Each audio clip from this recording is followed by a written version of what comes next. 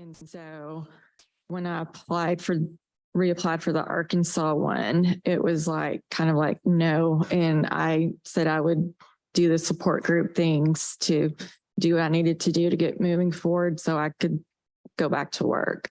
So I haven't worked in pharmacy.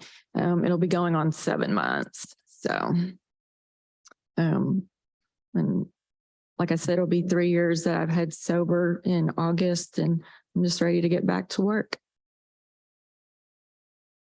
So what are you doing to fill in a time gap? I'm helping, of course, raise my kids, but my parents, they have chicken houses that they grow for Tyson. So I've been helping them. Oh, So they have a farm in Boonville. yeah, that's plenty busy there. That's a lot of work. Oh, yeah. Yeah.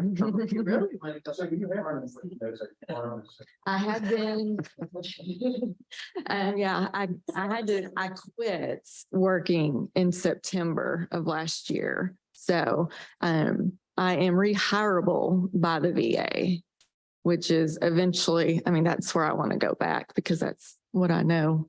So. As a VA.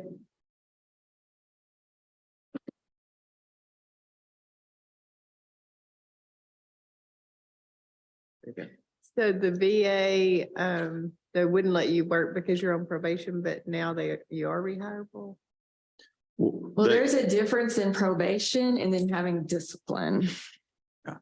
So I think some of the specific clauses that they had in her California order, which I mean, generally ours has you on probation as well. It's a suspension with a stay that would be probation. So it wasn't that they terminated her and said she's ineligible for rehire. She's eligible for rehire. Yeah. But the VA wants you to have an unencumbered license in some state.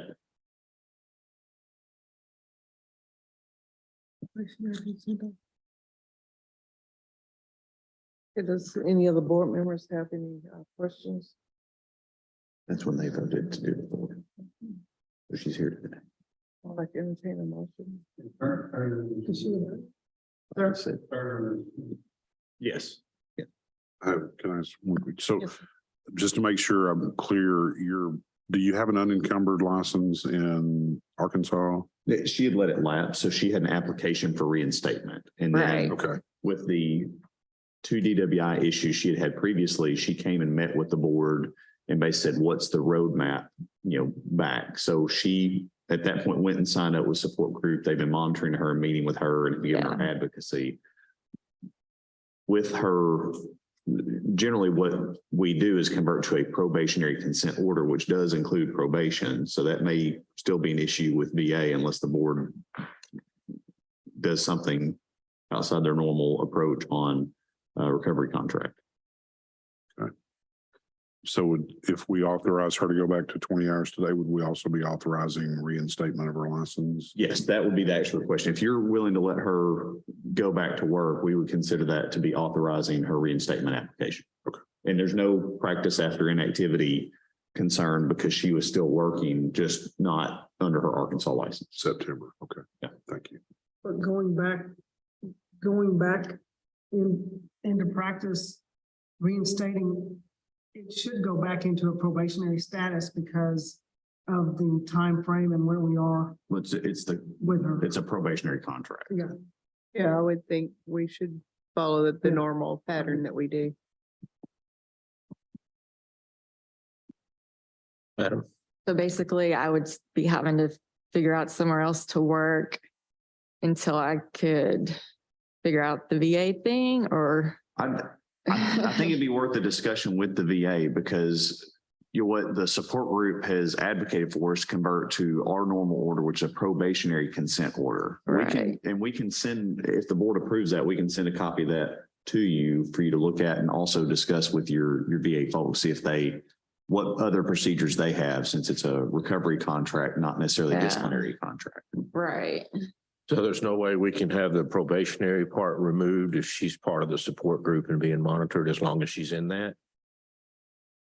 And with, my amount of time of being sober.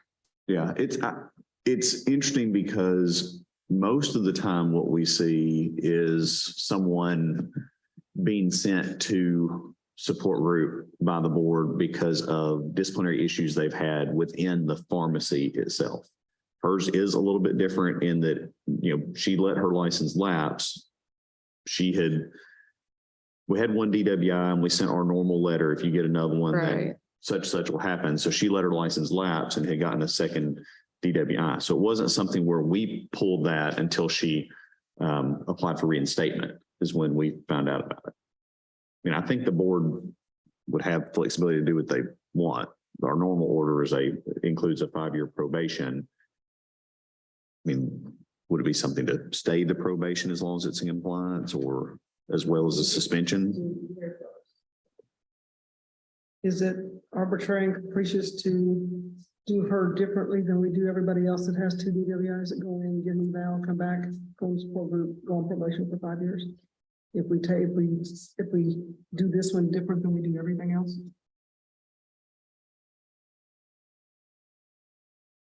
I think most people aren't going to be in my situation. Be surprised. It seems that it would be, Most people probably wouldn't be living in this state, working on an other state's license. I would, gosh, But yes, I was working full time up until I voluntarily quit because I had to. So, no firing or anything like that. I would like to go back to the VA because like I said, that's what I know. I just still think I'd we worked there for change 6 years. our program just based on where somebody wants to work. We have a program that works. Seems like we would stick with it. To me, I was going to echo the same thing. We stick with our protocol.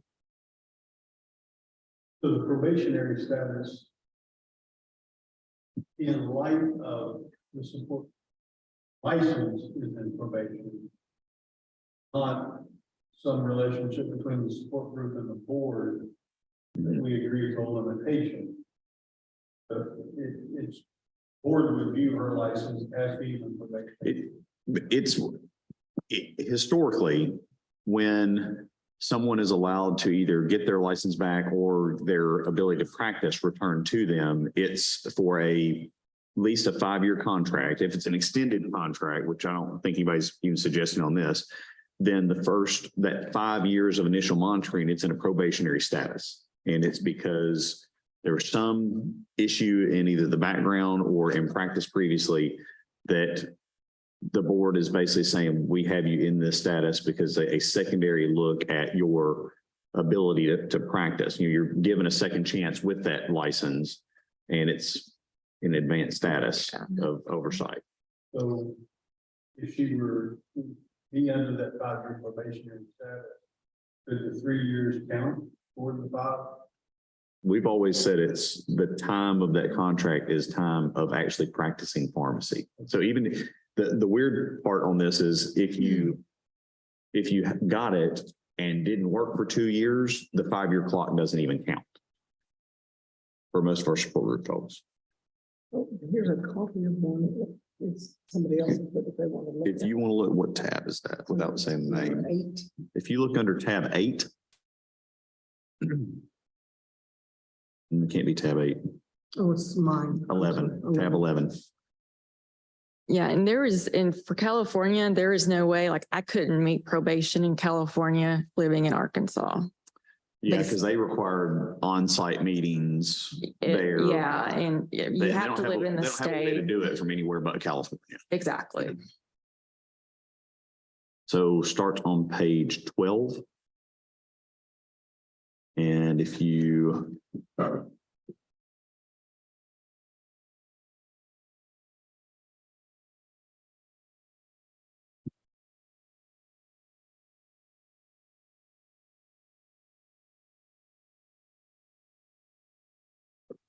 think I'm in the right spot.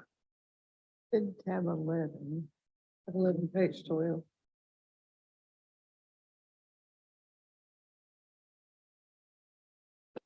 see it in there, find it in there. Mhm. What do you say, probation? Besides the title. Page 3.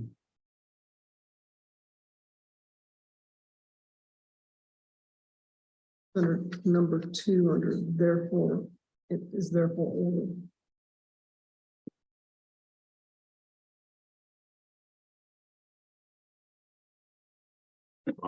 I'm sorry, I'm looking at the preliminary. It starts So on we'll go to page probation. 15, not page 12. Page 15. Yeah. And then under the order starts. Page 18 has number 2.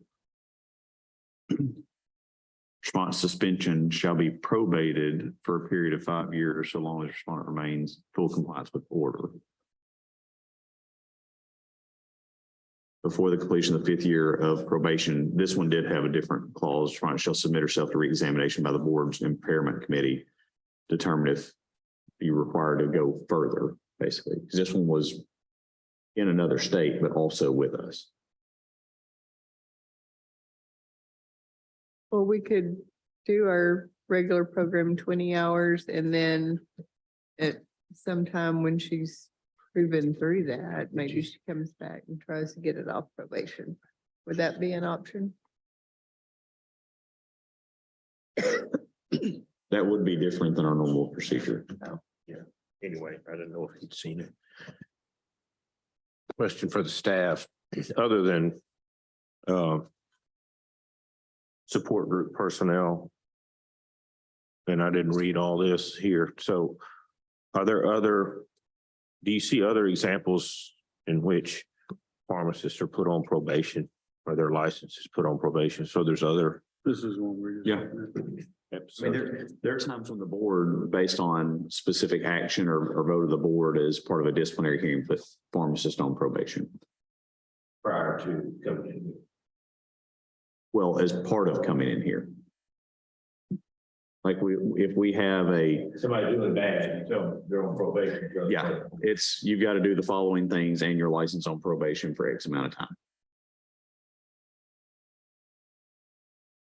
Like you've had things where, like support group, if you want to serve as a PIC, generally you want to see successful practice for about a year under this contract with advocacy from the support group to act as a PIC. The board has also told people that they could no longer act as a PIC and put them on probation separate from support group. And does that probation keep them from getting jobs at other places? Well, apparently the VA, which I was not acutely aware of until. Really, that's kind of, they rotate outside our school. Yeah. Have we ever had anybody? They We have. Today different than they did a year ago. Well, so. we have, but I don't know what their status was when they got the job. It may have been someone who had already completed their 5 years of probation with the support group. But we've taken people out of the VA into the support group. And if you're in the support group, are you automatically on probation? No, we have people with an extended contract that the probation expires after the first 5 years in general. So we've got people on lifetime or 10-year contracts that after 5 years, the probation part of it is pulled. Like, would you need to see like my most recent work evaluation, which was obviously like the past year, just, very good, obviously, to show, I mean, I was working full time and doing well. I think it's a separate issue on that. Yeah, we just have the program that we have followed with everybody else. I'm not sure why. I'm not sure if most people coming to you have had this much sober time. We were But aware of everybody that has come to us. yeah, but at the same time, if you would have come to us with DWI number 2, we would have started this whole thing back then, and there might have been a different conversation with the VA or something at that point, where you'd be 3 years into a contract instead of 3 months. So then how does the probation 20 hours a week work? So generally with support group, the clauses that are generally in there are that you have a 5-year contract while you're working. So once you start working, it starts that clock. The first introduction or reintroduction into practice is for 20 hours, where we do a couple things to help protect the pharmacist, you, as well as if you're working with, where they can't schedule you for more than 20 hours. And we want to be sure that there's another pharmacist there with you. A big part of that is, What about like remote work? well, I haven't had anybody do remote work because there's not a whole lot of remote work that is legal in Arkansas other than offsite order review for hospitals. Yeah. So what they do is 20 hours a week where there's some supervision that it makes sure that you are not left in a position where you're having to do something by yourself before you've had proper training or anything else on systems. Like, I mean, for me, when I got out of pharmacy school, the first day I was at work, I got abandoned for about 2 hours. No, yeah, sure. I And understand it that. happens Yeah. a lot. I And get then that. you discuss with the support group, trying to, after usually about a month of that, requesting an increase to 32. And then after about a month of that, requesting an increase to 40. Under the 20 hours a week, it's supervised. So you're with another pharmacist while you're practicing. After the 20, when it gets to 32 or 40, I say 40, but it's full time, which does have a time limitation also, then it doesn't have to be supervised. You don't have to be with another pharmacist, but you cannot act as a PIC until at a future date, the board approves you to be a PIC. That's just the standard procedure that, like your monitor can probably explain how it worked for them Yeah. as well. So you're saying that job that you do at the VA is non-dispensing, or are you, They have remote jobs available. and what are those jobs? What do you do with those jobs? I know most of them have been like phone pharmacist jobs, and that's where people call in like with their pharmacist questions, drug questions, that type of stuff. Need medicines overnighted, expedited.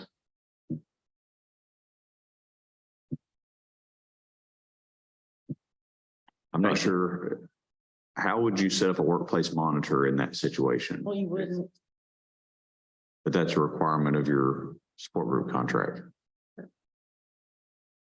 You have to have, I think it would be doable, but that's also something I'd be sure to discuss with support group, because whatever workplace you're in, there are, I think, quarterly reports that someone you work with has to do as a workplace monitor.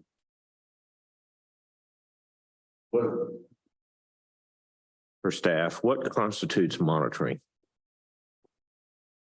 For that, it's We outlined, or is that already outlined? in the support group, they get monitoring from someone that is in a supervisory position to you at work about like, how's your performance? How's it going? I don't know exactly what all goes in that. I don't know. Do you ever done that? I've had to do. Okay.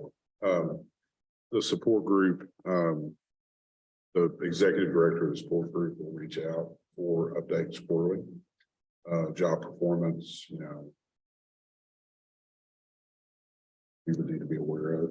So there's not a formal form that you fill out. It's really just like email correspondence. So you're not standing over that person all day? Is that what you're saying? Well, I think when we say supervision, we're talking about what we would like with the general accepted. Well, for this, it would be for the first 20 hours a week, it's making sure that you are not practicing alone By yourself. that there's another pharmacist present who's, back up, that it's, you're not abandoned. For the workplace monitoring, it's not that they are looking over your shoulder all the time, but it's someone who can speak to what your performance has been and if there are any concerns with. So they're not your like practice. checking their check prescriptions. No. I think most of what is being discussed now are issues with a potential specific job versus whether the board is willing to let her go back to practice and under what standard. She has advocacy from the support group. Generally, the board, if you're comfortable with it, would approve someone to go under the probationary consent order. This one's interesting because I think there's a request to not have the probation part of a probationary consent order, which would be outside what our board usually does.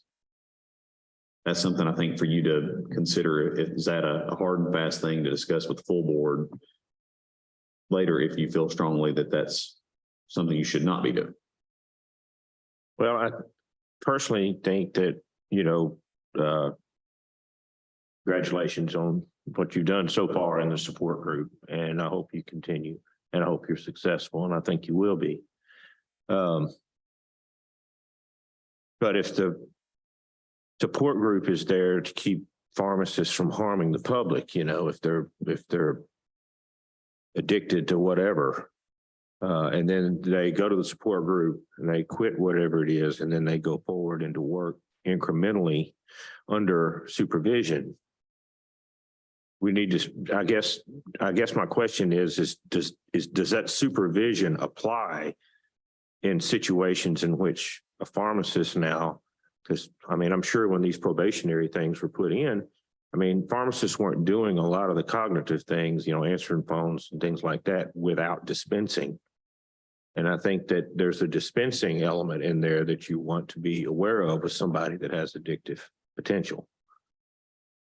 That's my crux in it. We've had that argument before where someone wanted to work in a non-dispensing role, and it's one of those where which is more important, the dispensing or the higher brain functions of giving people advice? And at that time, the board thought, well, they're equally important. One is handing the product in the traditional dispensing role that would include patient counseling. But you also have to be able to give legitimate patient counseling. If there was an issue with someone's capability, it could almost be worse without having other people checking a physical product versus what advice you're giving. It would seem that it would revolve around performance of pharmacist duties irrespective of what they are. Whether it's dispensing or not. Now, the dispensing and access to product may create a temptation for access to drug, but in this case, we're talking about alcohol. Yeah. So that's not typically going to be in a hospital pharmacy, although it might be. But it certainly could be available at home for somebody working remotely. I think my concern, if I'm understanding correctly, like the first approval for 20 hours has to be under supervision. But if she comes back and we approve 32, then that doesn't have to be under supervision. But so theoretically, the transition to a remote could potentially happen then. But I wonder how the supervising pharmacist is going to report job performance. That's on a quarterly basis without direct observation. That would be my concern. Wouldn't that be the same for anybody who's working remotely who's not being monitored?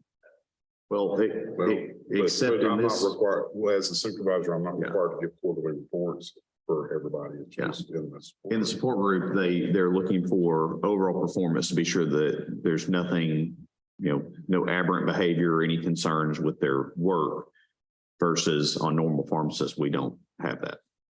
Not part What of we it. have in this situation is not somebody who we're afraid is going to dip into the till, so to speak, or, dip into the pharmacy stuff, but is fine as far as a pharmacist, but has a drinking problem. Well, the concern for impairment is equal either way. It's just one may involve potential diversion as well as impairment versus just more of a concern of impairment. But I think your base question is, if you're willing to let her go back to work, under what conditions? And at this time, are you willing to steer away from the normal conditions, or if you want to apply those? So did Brian just say that when she reaches 32 hours, the probation is over? No. Oh, okay. Supervision. The direct supervision, the requirement to be there with another, correct me if I'm wrong, licensed pharmacist. Yeah. I mean, and if she does good, hers could be pretty rapid from 20 to 32. Oh, yeah. Or even give us the chance to see it. We haven't seen anything so far. Yeah, and also this is part of the consequences of actions that was taken by her. Yeah. And you not guaranteed to get back to the same job. So start where you are. It may not, it's not gonna hurt you to work somewhere else in the area of pharmacy. And work yourself back to VA because it's something that happened because of your actions. And I don't think we have to circumvent our rules that we have in place just to get Sure. you back to a particular spot. As part of Well, your, that's why I was asking, like, work evaluations, because, my supervisor was a good judge of how I've worked the past year. yeah, but The past, yeah, And worried about the I future. voluntarily did this to get back into Arkansas. I mean, I didn't get fired. yeah, but I would that's, just like to go back to the VA. That's what I know. you'll get there, but it's gonna take some time. And like I said, this is all part of things that you got into, and you've got to work your way back. And if we provide their report to the VA, they may not have that same position. They Yeah. may let you come back in. I don't know what flexibility they have, but we'd be perfectly willing to discuss with them. Yeah, but you'll get back there eventually if that's where you're supposed to go back. It may be something different. But right now, just follow what we have now and get back there. I was just gonna quickly mention, on the remote thing, I don't think we have to make a decision on that today. No. Because the 20-hour, it's not applicable to what's being asked today, so just throwing that out there. But we don't feel like we have to make a decision around that today. I think the main thing is you guys have a motion and vote to let her go back to practice. We'll draw up the probationary consent order. She can review it. If there are conversations to be had with VA, I think staff's happy to engage on that. I'll make a motion. Go back to practice. Yeah, according to the support group's plan. Did I get a second to that I'll motion? second it for the 20 hours. Okay, we have a motion and a second. Any further discussion? All in favor of the motion, signify by saying aye. Any nays? The motion passes. Julie, what we'll do is we'll have council draw up a, proposed probationary consent order. You'll see the specific language. And then if you want to engage with VA also, like I said, we'll be happy to discuss with them as well. Okay. Thank you for coming in. Thank you.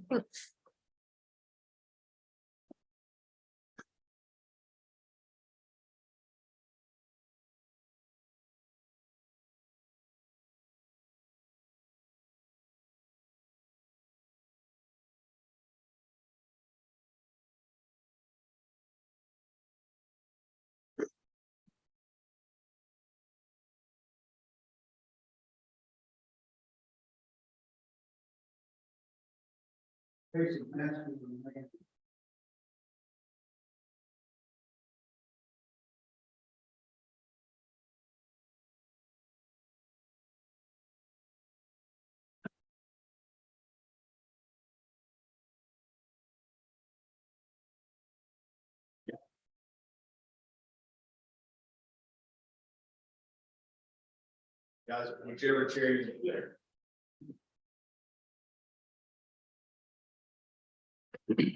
Morning. Good, how are you?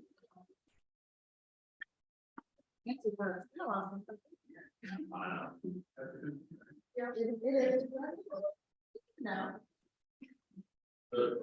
So a couple of things to orient everyone, including you, Counselor. We have brand new technology that we are testing, which we are back to where we have our microphones. So if you press the push button and release it, it'll turn green and it's going to pick up everything you say. If you need to have a sidebar with counsel, turn your microphone off because it'll pick up everything. Yeah. So, but for everybody in the audience, we call this a board informal conference, which I'm sure legal counsel has kind of explained to you is somewhat like mediation. What we do here today is, in just a moment, I'll turn it over to our staff after we do introductions and give an overview of just why we're here today. And what we hope is that this is kind of an open discussion back and forth across the table. With the cases we have here today, they're kind of similar in the reasons. that we have them, and the board has just been given the same information that you guys have on their tablets to look at. At the end of this discussion, the board members are going to come up with some proposed action. And the important thing is whatever their proposal is, you can either agree with it or disagree with it, and you don't have to do it sitting here right now either. So if they tell us, you know, this has been a great educational interaction, we're going to take no action, then we would probably just send you a letter that says no action was taken, but the board considered this. If they say some other type of action, we can put it into some sort of an agreement that would be typed up for you to then review and make sure that you agree with beforehand. If you agree with it, that's exactly how it works. If you disagree, it's basically your chance to say, you know what, I don't think I got a fair shake at the informal committee, and I would prefer to have a formal hearing with the full board at a later date. That's a little bit different in that we would have a court reporter, a hearing officer. We swear everybody in as witnesses, and it's a little bit more of a formal procedure, much more like you'd see in a court of law. So with that, do you want to tell us who all you've got with you today? Yes, thank you. We have here on the end, Dr. Wade Williams, and then we have Dr. Tanyan Reeves. And I think I know all of you except one, Mr. Simpson. I'm Erica G. I'm here representing both of these gentlemen here today. And I do have one question. I see the screen up there. Are you recording all of it now? We're recording and it's on YouTube. Oh, okay. So All right. Good to know. it's a Remember, you're public on meeting. YouTube. Yeah. All right. Thank you very much. Sure. Yes, sir. Before we go forward, I should acknowledge Wade's wife, Kim, is a student. And she happened to stop by the office the other day and she said, I hear that you'll be meeting with my husband. And I really didn't know what she was talking about. And then she made aware that he would be here because of a dispensing error, but that's as far as we went. But I just, it won't in any way impede my ability to hear what's going on. No details of the case or anything. No. Any concerns, Counselor? No objections. I'm just going to leave it up. All right. That means your battery's dead. Here you go. I'll switch quickly. But that is all we have at this point. It's okay. I'll turn it over to staff. I'm going to switch back with our new. All right. Thank you. You can, yeah. Good morning. We had a complaint come in that a prescription was filled incorrectly. The prescription was written for Abilify 2 milligrams. It was a prescription that the patient had before. They're actually in a assisted living or some facility. Prescription was filled for Abilify 20. It goes out to another location, is my understanding, and you can correct me if I'm wrong, to be packed, unit dose pack type thing. But that pharmacy receives the information, the package all ready to go. So we did not bring the other pharmacy in. We brought the two pharmacists in. Even though the Board of Pharmacy rules and regulations say that if a prescription, if you can delineate the activity throughout the prescription and the person that completed that activity is the one that is responsible for it. In this case, the prescription was entered. There's a copy of an audit trail. It says it was entered by Dr. Williams, and then it was reviewed by Dr. Williams, it was filled by the technician, and then there was a product review by Dr. Reeves. And although Dr. Williams did enter the prescription information, it shows that Dr. Reeves did the consultation completion, and it says that the consultation was not accepted, which means the patient was not counseled on the medication. And that's why we brought both pharmacists in. There was a DUR override that showed that there was a duplication of therapy. The 2 milligram and the 20 milligram appeared to contain the same ingredients. That was overridden by Dr. Williams, and the patient subsequently received the medication and ingested the medication, went to the emergency room and had some follow-up treatment that lasted about 8 days. And I'll turn it over to Ashley. I just want to add, I've under tab, I think 2, I've done orders and notices of hearings for both individuals that sort of delineate their roles individually in this.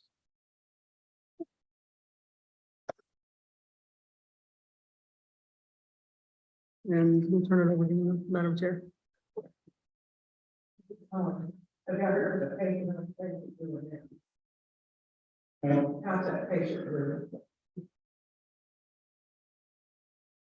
did hit the green button. It said, yeah, how's the patient doing? Have you heard it follow up?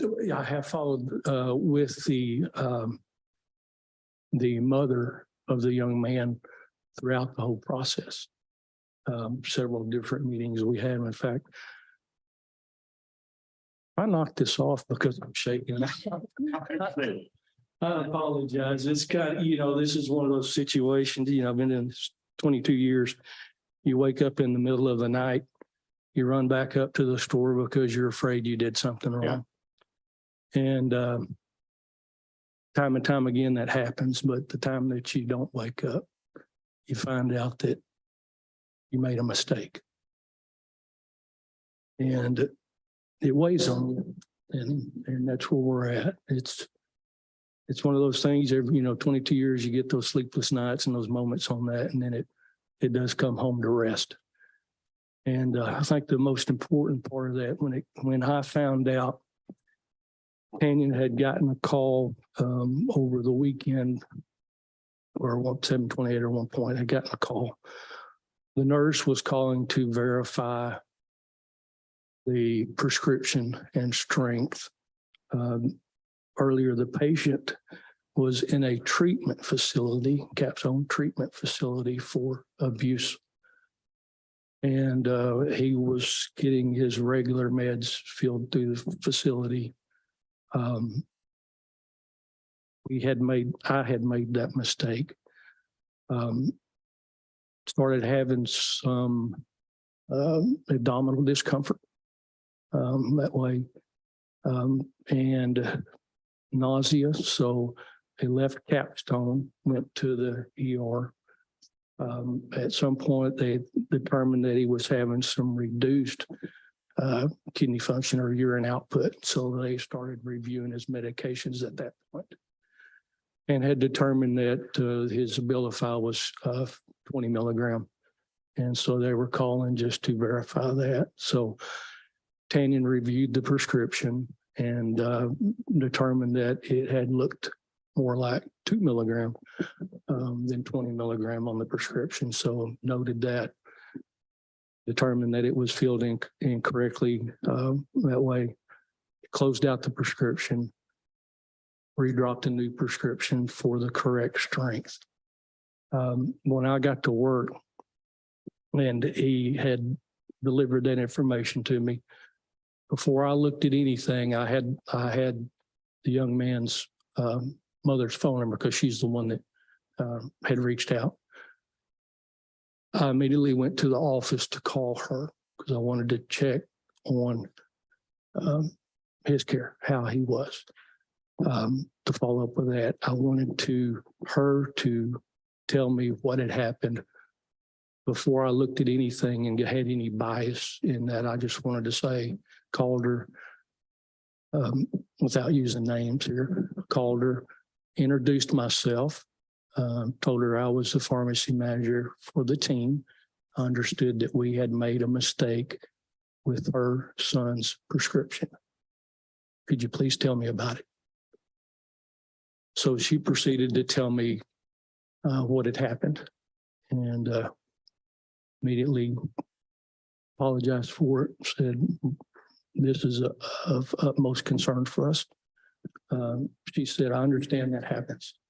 She said, I am out some expense. I would just like to be covered for that. I said, yes, ma'am, I understand. And we're going to make sure that happens.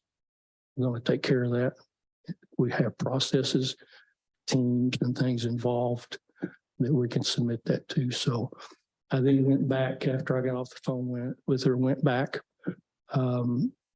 reported that through our STAR system, reporting system, and then I reported that into our customer liability intake team. I had told her that they should be reaching out to her at some point. And anyway, she had called me back in a couple of weeks and said, hey, Wait, I haven't heard from anybody. I said, okay, give me a minute or two, a little bit of time. I'm going to research this. I'm going to get you a phone number and I'm going to get you a case number. I'll call you back. So I got that information, called her back. Of course, the first part of the conversation, how is he doing? Always that way. We want to know is how he's doing at that point. He was at this was in probably September, August or September, because it's 8/2. So it's probably right at the 1st of September, the end of August. And he was, she said he was doing well, he was recovering. Things were coming back to normal. I gave her that information. And just a short conversation with that information, gave her that information, went on about. So I contacted her back probably a month and a half. I said, I'm just following up. Just want to know how your son's doing. Just want to know how things are going. And they were really optimistic with him. Everything was good. She did say that she had gotten partial payment, but not all payment. And I said, well, don't give up. Let's see what's going on here. I didn't have any details with that. I said, I'll reach out and see what we can do. I said, but don't give up on that yet. She was kind of concerned about that at that point. And she said, well, hadn't gotten that. I know it's not a lot, but I need it. And I said, I perfectly understand. She said, I'm just going to reach out to the board at this point and let them know. I said, I understand, I understand. And so we went from that point. When I got the notification from Brenda at the board, I said, and through that, I said, well, I'm just going to reach out one last time just to follow up. I reached out via text message this time and just sent her a text message. Hey, how's it going? How's he doing? Did you have any follow-up from the company with that? And she texts back, and this is what she said. Hi, Wade. Thank you for the update. The claims department did finally reimburse us fully about a month ago. It was much tougher than it should have been, but I was persistent. I'll pray for you, because I told her that we were meeting with the board. She says, I'll pray for it to go well at the board's appearance. Sincere regards. And so we had been throughout that process in communication. He's made full recovery that way. And is shortly after that, I think he went back home. I think he was a student here. I don't know, at the local university, but he's back home in Florida. So that was that component of it. So yes, we had been in contact continuously throughout that process. Thank you. That's very thorough. I have a question. Okay, Dr. Oh, Jolly, then go ahead. we'll get to Dr. Krause. I'm just curious what the percentage of prescriptions you get that are e-prescribed versus handwritten, just roughly. Do you still receive, are the majority of the RXs you receive handwritten, or? I don't know if I've ever looked at an exact percentage in that, Dr. Jolly. What's it feel like? Have access Yeah, what's to it that? feel like? You feel like you get one for every 5? You get one a hard copy for every 5, or one e-script for every 5? Yeah, it's probably e-scripted. No, it's probably three hard copies to an e-script. Okay, thanks.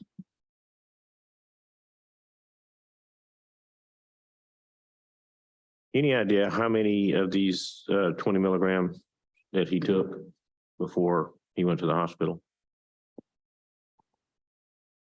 So the prescription was written for 30. It was picked up on 7/15. The incident was discovered on 7/28, so maybe 13. Dr. Richard? Dr. Williams, I just kind of like to walk through this. And I mean, we have redundant systems in place for a reason. I mean, the prescription is not illegible. And so at what first point do you think that the error might have occurred?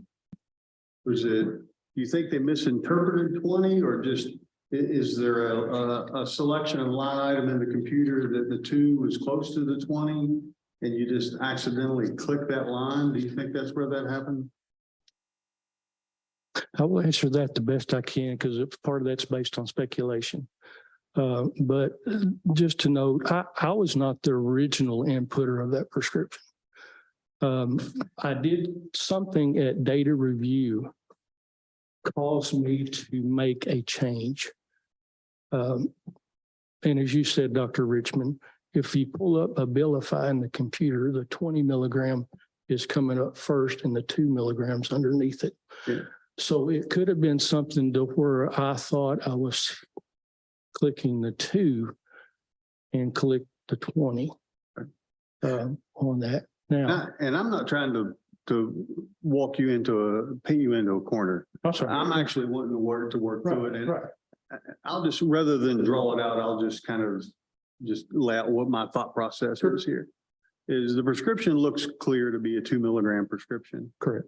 Knowing where those 2 may fall in the menu, that it could be easy to pick one versus another accidentally, and that no amount of hard work is going to change the potential for that error. It also looks like that from the time that the data product was reviewed at 130742, and at the time that the DUR was overridden at 130820, so that's about 38 seconds later. So it went from entry to product review to review of the DUR. Dr. Richmond, can you hang on just one second so I can show him what you're looking at? I've got it somewhere in this, I guess. I've got it right there. So looking at the type of DUR, it's duplicate therapy. Now, frankly, for me, that is not going to get my attention that there's a difference in the milligram strength. That just tells me that there's another Abilify prescription on file. So I'm not sure that the DUR type of alert, I mean, that's what the computer generated. These algorithms are important tools for us, but that's not going to catch that. And then the final product review, which Dr. Reeves, I think you did that. I mean, at that point, I mean, that's a hard and fast stop. 20 is not 2, and you're comparing the final product to the final prescription. And it should be not comparing it to the electronic entry, but comparing it to the prescription itself, the actual scan prescription itself. Well, that product review, we do not have an image of the prescription. So and this is an internal conversation we've had where I think Dr. McCready and I would both agree that that is the way we would think of it. But in instances for many pharmacies, after you do that initial review, you no longer look at the original prescription. So the final product review is everything that will come out on the label has been reviewed, and now you have a label. So that final product review that was done by Dr. Reeves was the label says this, and that is the product. It's literally a product review to the label, not to the original prescription. So, but we have both of them here today understanding that different stores and different companies do that differently. And in many, we will see where the final product in the bottle is a comparison to the original prescription, which most of us would think is a better way to probably do it. But as Dr. McCready said earlier, when we have every step delineated, you can tell what every step is, but you do have to have the explanation of exactly what that means on their sheet of paper. And in this instance, Dr. Reeves was comparing a pre-approved label that was said to be correct compared to the original script. well, So- the problem with that would be that once you've made a mistake, you just perpetuate that mistake. That's and then exactly you right. could further compound it. Yep. And the prescription is not unavailable, right? I mean, it's still somehow available. I think you have to go manually back to a computer. It is and three what a- clicks or key Well, could punches. you not, I away. mean, the hard copy is still available. I mean, this was not a refill, this was. No, a About passing it down. Yeah, With it, yeah, so that it's in the basket, and they can pick it up and look at the two, put the prescription back down, move on. It's- Even though it's not on the screen, they can still have a hard copy. I think it's a different workflow for this pharmacy company, at least, where once you scan it and everything else, unless the scan is not clear, everything else goes off the scan at that point. It's automatically stuck in like a California file. So in just the way their workflow is, it doesn't travel with the basket, even though my practice, your practice, it would travel with the basket. Well, this may serve as a way to enhance that practice then, because I can see how there's no amount of extra diligence that you're going to exact that would cause you to not accidentally pick the wrong string. I mean, when you pick that from a menu, it's just unfortunate. It's not like you did something purposefully wrong or you weren't paying attention. You go to click it and you click the one before. The DUR alert, in my opinion, would not necessarily get my attention that this is a wrong dose. It just tells me there's another Abilify prescription or even another antipsychotic prescription on file. And so it underscores the importance that when you get to that final product review, that you're actually comparing the final product, especially on a new prescription, because even if refills, then it perpetuates the problem if they come and get it refilled without realizing that it's wrong. And so what I'm saying is I understand where this, how this could happen, and it's unfortunate, but I think it's an opportunity to help fix the workflow if that's what it is, because in the end, you're not doing a true final product review. You're just checking the step that was immediately prior to that. May I make one clarification if I could? That's all right. In this particular case, as Dr. Williams said, he actually changed something about the prescription that was entered by somebody else. So there was initially a technician who entered the prescription from the hard copy, and then he did the data review, which would have been checking the correctness of that entry by the technician, but in the process changed something. So then he became, on the audit report that y'all have in front of you, Dr. Williams became the person who entered it because he changed it. And so the way that the process is supposed to work is that it would be entered, somebody else would check that and make sure that it was entered correctly, a different person. And then a different person again would make sure that what was entered is actually what is being provided to the patient. So I understand what you're saying, I do, and that is that I've just outlined is not what happened in this particular case, but that's how it's intended to work. Is that correct, Dr. Williams? That's correct. Well, and I think that, I mean, that's important from deciding on who made the mistake. I'm less focused on who made the mistake and the fact that the system in the pharmacy allowed it to work its way through, because in the end, we know it was an error. Absolutely. Can I just piggyback on that, maybe in a little bit of a different light, but along the same lines of what Rodney was saying. So when I look at medication errors here and even in the workplace, one of the things I try to determine is this at-risk behavior? Are you being reckless, or is it just a slip? I think in this situation, it was a slip. Just a slip that's kind of the process of human error.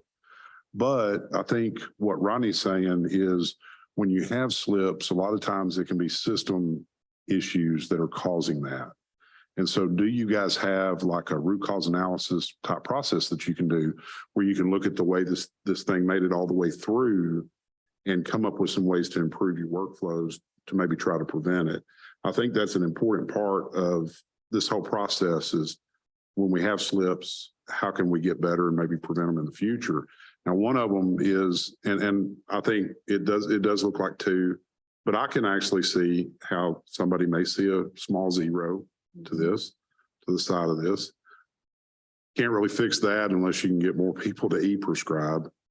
But the fact that the 20 shows up above the 2, is there something that Walgreens can do in their system to fix that. I mean, that would be something that's kind of glaring to me. And then your more specific workflows. So I just wanted to add and agree with what Dr. Richmond is saying as far as it's an opportunity to look at the process and see if you can try to prevent it in the future. I think both Dr. Williams and Dr. Reeves have looked at their roles in this situation and have come up with some improvements to their processes that they could both talk about. I just wanted to ask a question. If I'm hearing what you're saying, Dr. Jolly and Dr. Richmond on that, is that we have SOPs in place on that being a company, mass chain company. And sometimes what we're suggesting is can we alter or change the SOP to accommodate those That's a circumstances? Walgreens question for you working there. It's not a Board of Pharmacy issue. No, but my question is in part of what we're learning, and then as far as we were doing a root cause analysis, and we're looking at maybe this is a perfect, I mean, almost the perfect Swiss cheese effect. When you go down from thinking about, okay, it went to be blister packed. And so it was blister packed, and then it went into the treatment facility, but you would think, how did it not get caught? We made the arrow, but even in the treatment facility, would they be checking that blister pack against the medication list? And noticed, hey, he's supposed to be on a 2 milligram, but we have 20 milligram here on the label. That's what I'm saying, Swiss cheese effect.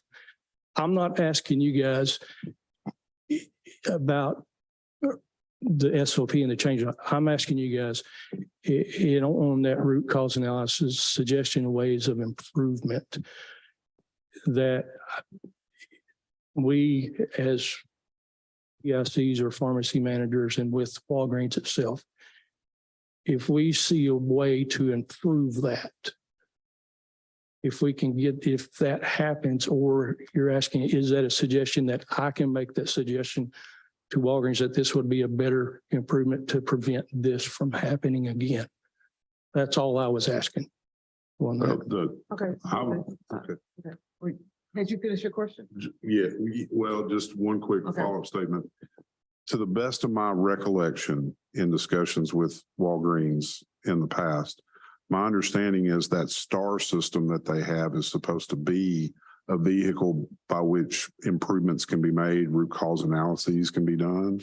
So I guess I would put it back on that process that, again, to the best of my recollection, we were told was in place with the company to examine these areas and then try to address things at the more system-wide standpoint, because I understand you have system-wide SOPs that you're probably following. Yeah. And like I said, just from Tanner's perspective on that, he performed his duty to the exact purpose that he was to identify that the product on the label matched the product in the bottle. And that product there was matched the leaflet. So he did his performance. He did that correctly. But there might be a better way or a different way or something else. Dr. Mack, Dr. Kraus, and Dr. Richmond. So, And Dr. Simpson. both of you are pharmacists, correct? And so Dr. Richmond, I'm not saying it's right or wrong, but a lot of companies have it set up where one pharmacist doesn't do the exact same process that the other pharmacist does. He had one function and did it. You had Understand. one function and did it. I get it. You can catch more things, but if two pharmacists did every single function, you can imagine what that is. But a lot of the systems do have the ability to see this script. If you had any question, in their case, it sounds like it's 3 clicks instead of 1 click. But so I mean, all the systems are not set up to have two pharmacists do every single thing. So they did what they were supposed to do. I'm not saying that there isn't a better way to do it, but I just wanted to kind of clarify that. Well, we're getting caught up in the process that is and not the process that should be. Now, you have a system that's set up. If it works, you can rely on the previous step to be correct so that you can move your next step. What we find from this is that's not the case. And if we know that there was either a misinterpretation of the prescription or you just picked it from the long line item. I tend to think it's the latter, but like Dr. Williams said, we don't know one way or the other exactly what happened, but we can definitely narrow it down to probably one of those two things. And that had the prior step been done correctly, then the subsequent steps could be compared to that. But yet we know that an error occurred. Now, as a result of this, we can look back and say that if there had been a final check comparing the final product to the original prescription, at that point, there should have been a hard cop or a hard stop in catching that. And so I'm not faulting them individually. I'm just saying that this is an opportunity where something made its way through. And particularly for this pharmacy, because it's one of the busiest Walgreens, to my understanding. And so what a great opportunity from one of the busiest stores to be able to exact a potential change in the way that we do things. Just because it doesn't exist in an SOP doesn't mean you can't do it.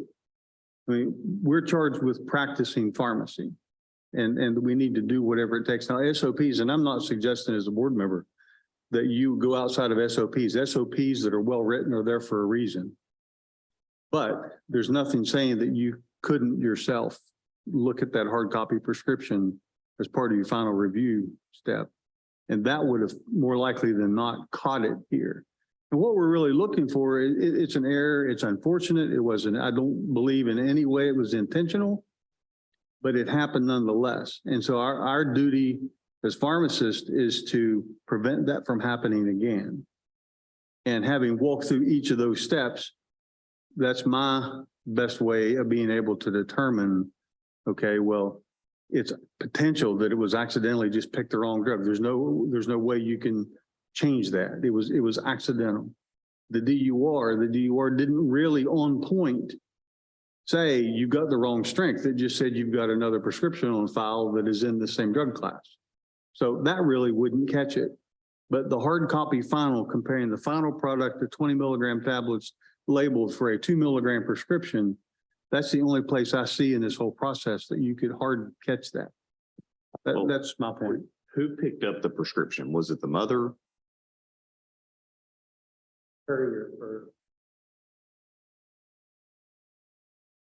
It was from my understanding, courier for the treatment facility that picked it up. And the reason I ask that, if someone who's a caregiver for the patient picks it up, then counseling might have caught it, which is why he's actually here. But if it's a courier picking it up, in my practice, I did not counsel couriers because they didn't necessarily have the right to know. This one is even more convoluted because someone took it to another place to have them repackage it, which I think compounds the overall issue. But we're only dealing with the parts where the mistake happened. Last thing I'll add is, having been here for a long time, our rules used to not have the clause about, or the consideration of where you could delineate the steps. Because when I started in pharmacy, there's one initial on the whole thing and it was whoever checked it. Yeah. And you had to check everything. Right. So now it's when we delineate it. So if a technician enters it wrong and the pharmacist checks it wrong, that's on the pharmacist as the supervising person. But to your point, it's everything, it's wherever that break is, that's where we look at actionability under, just like Dr. Jolly saying, just culture. Is this risky behavior, at-risk behavior? Is it just a human error? Sounds like this one is just a human error. We're not hearing that they were overworked that day. We're not hearing they were understaffed.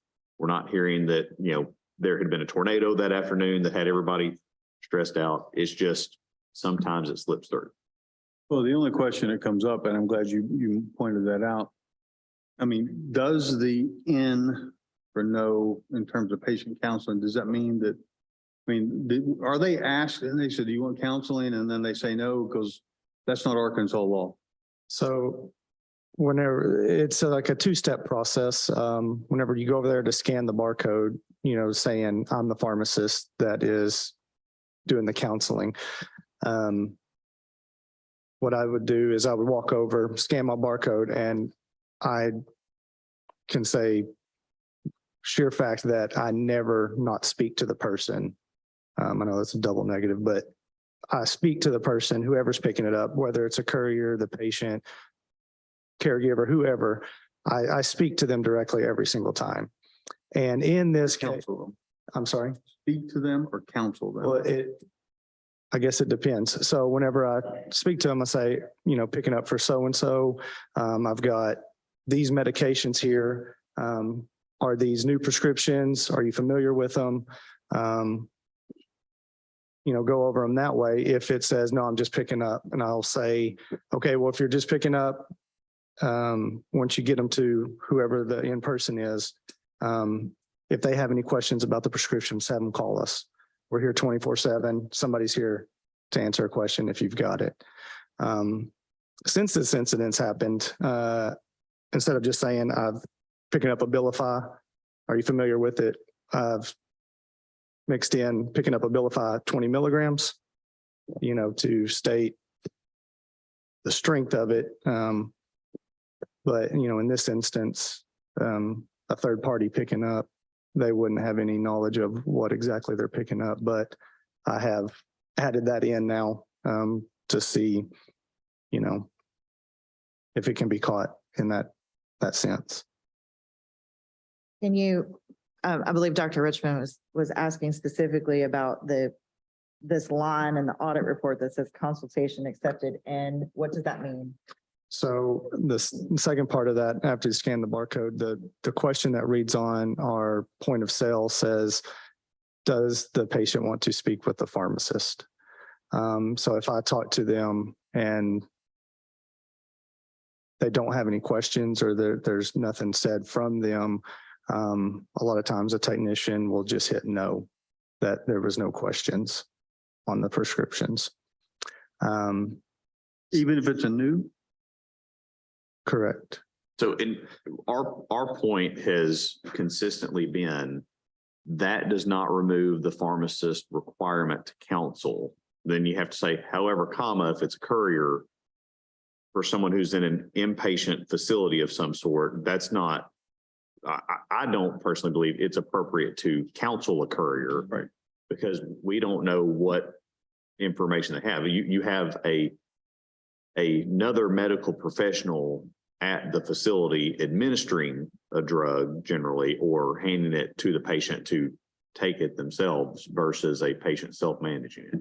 So this one is weird on a whole lot of fronts, because if it was the patient that picked it up and, he did not counsel, then the board would dole out punishment of some sort, or maybe it's not punishment, but educational or something to where there's an approach for that. When you're faced with someone who you cannot counsel, because when we have people in recovery facilities here, like I have to set up a call if I want to talk to them about something. It's very difficult to get them because they don't have phone privileges. They don't have just open phone privileges for me to be able to counsel them as a pharmacist or anything else, but they're in other people's care, much like long-term care, hospice, other things. Okay, Dr. Mack, have a follow-up question? I just had one. Do you know what you changed? You said that you made a change. Do you know what it was? Did it show in your system? It does not show what I changed. That would just be speculation. Dr. Kraus, did you have a question a while ago? No, Okay, Mr. Simpson? I want to follow up with you if I can on this overriding the DUR. As I understand it, it was your job, Dr. Williams, to review the prescription to see it was entered correct, right? That is correct. I did do that upon review. And at that point of review, the initial review, and the time frame stamp, it's apparent that I saw something on the prescription that was either not correct or different or something.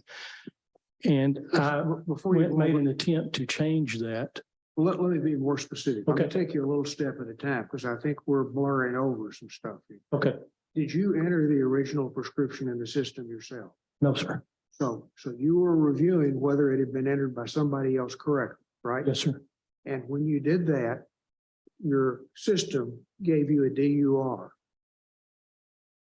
It popped up a DUR saying there was something wrong with the prescription. It did give me a DUR after I made the change on the prescription. Say that again.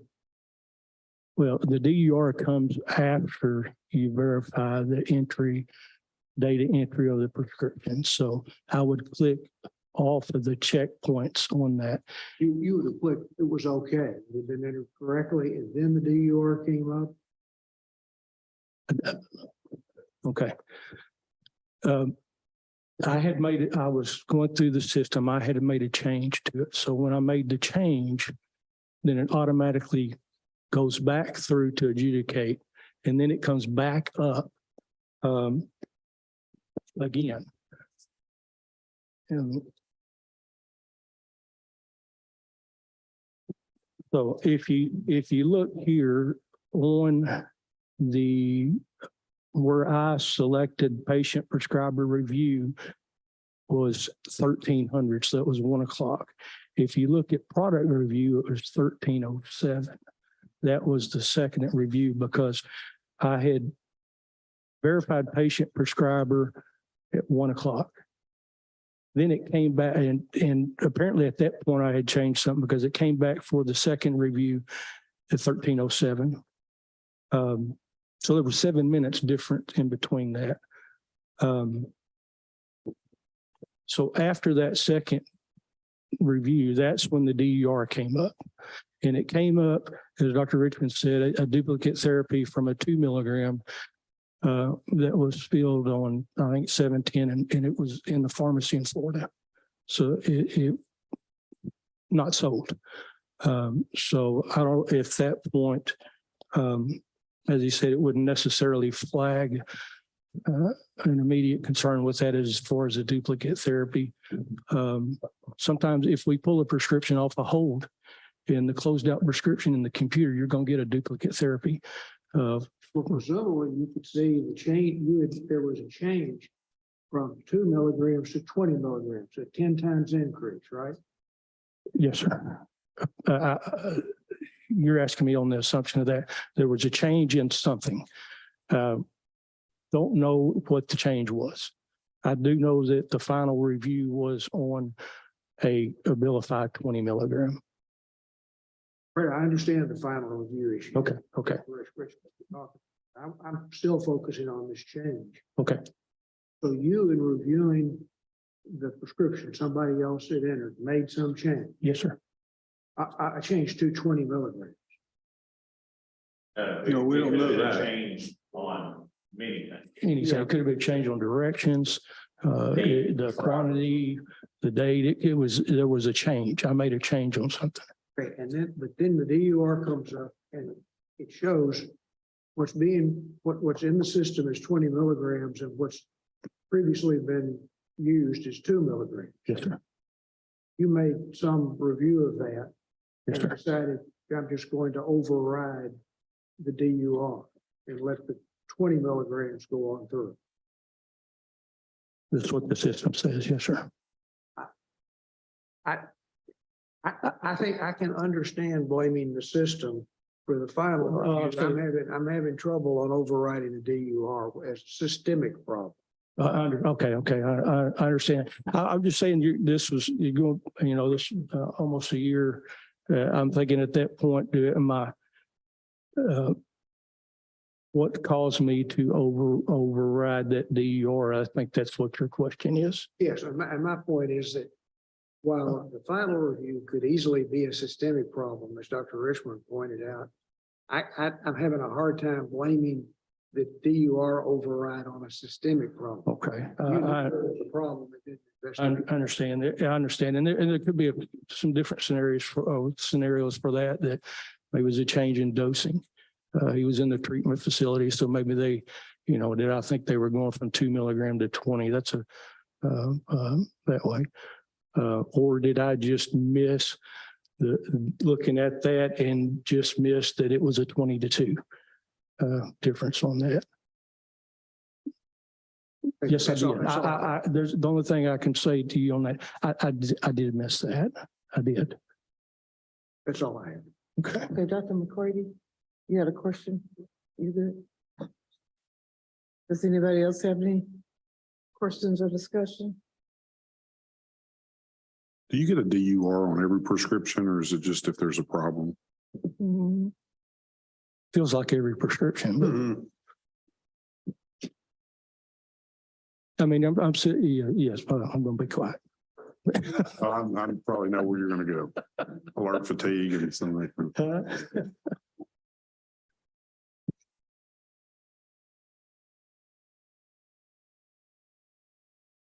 Everybody ready to deliberate?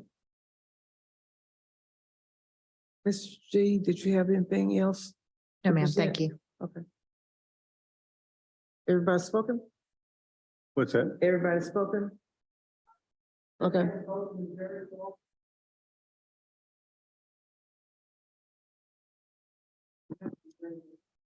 Thank you.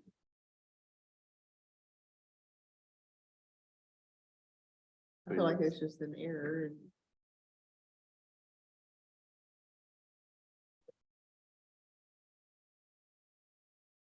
very surprised Walgreens system can't say what he did. I think that would be key to this.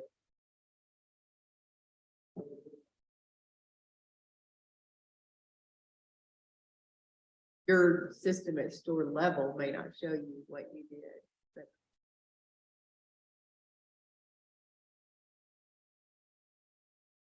which might have answered a whole lot of this, but unrelated to that, I feel like I don't think this individual made an error in this case.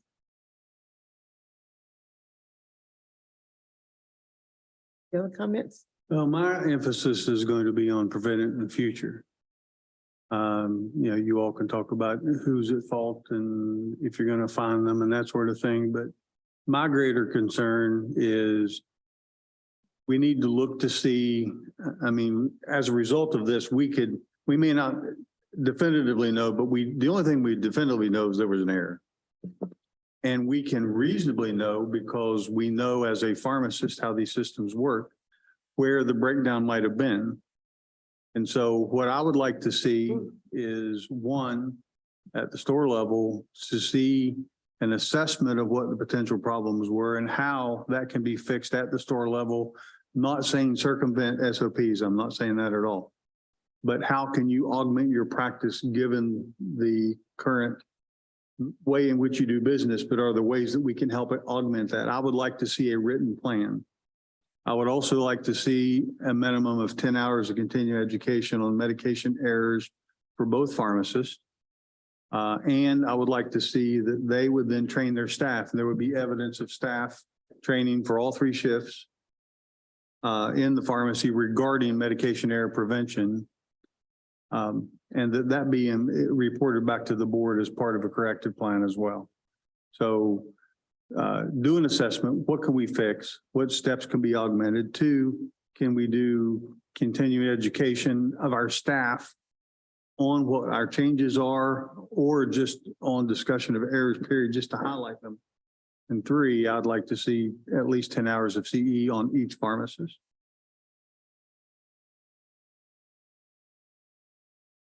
Okay. And I think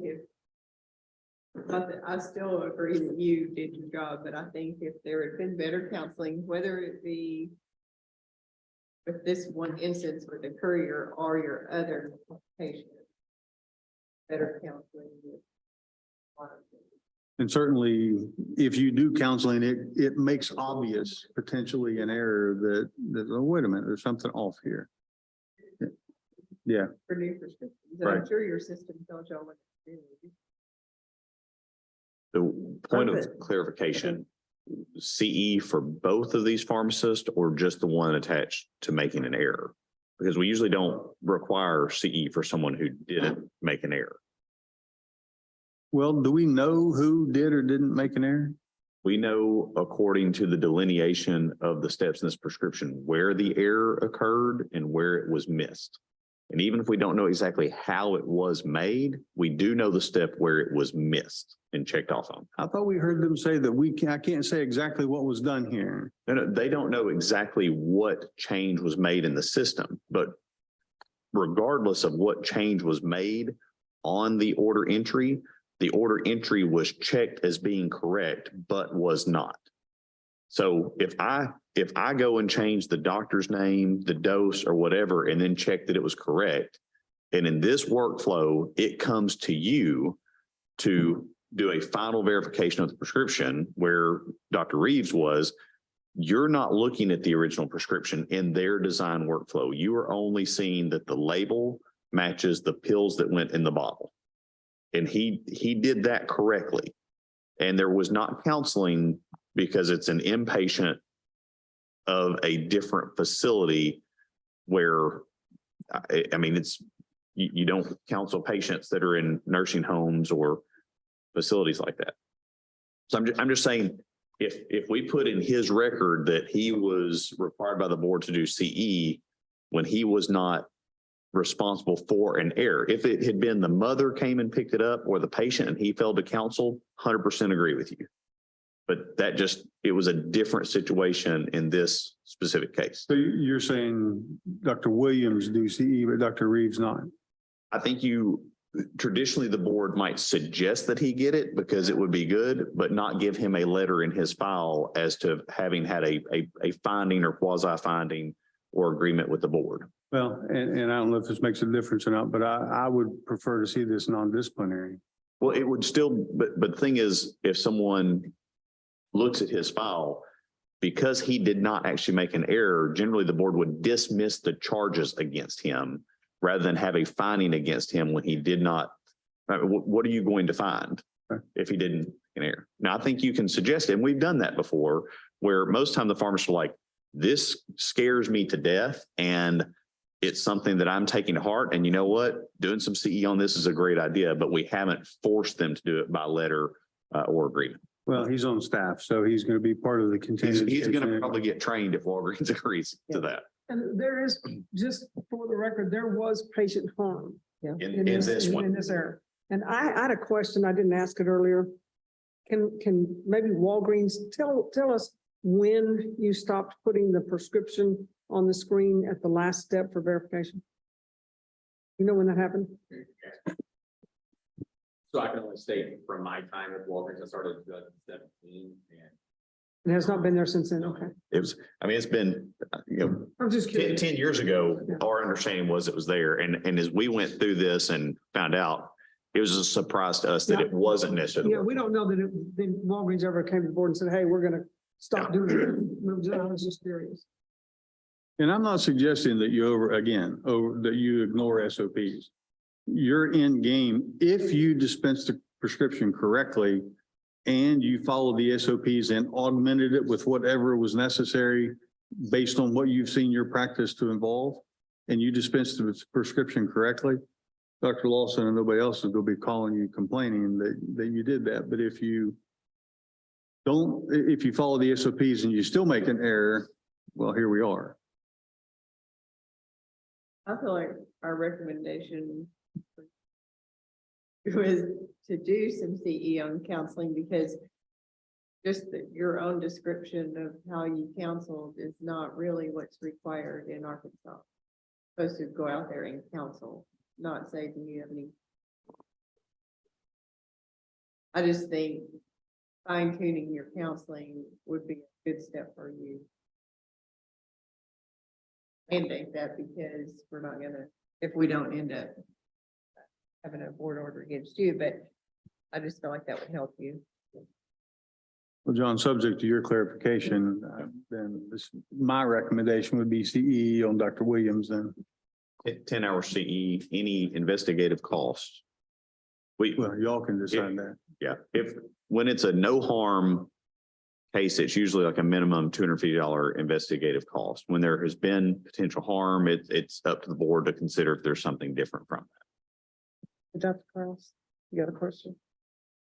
I guess more of a comment than a question. I just want Dr. Williams and staff to remember that, you know, you practice because you have a license, and you have a license basically because you don't put the wrong pills in the wrong bottle. So I'd make sure that regardless of what your SOPs say, you can always find another job.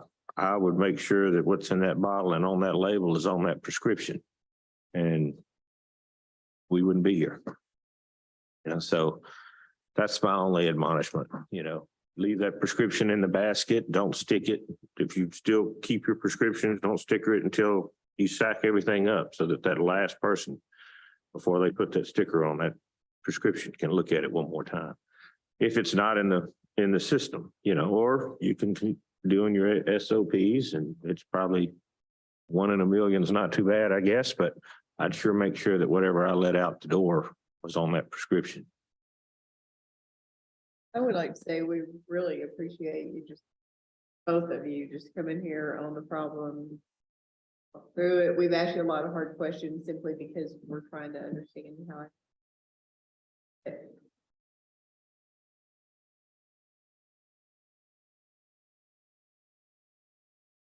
it, which is all good pharmacists should be upset when they make it, but we're also all human. So I would.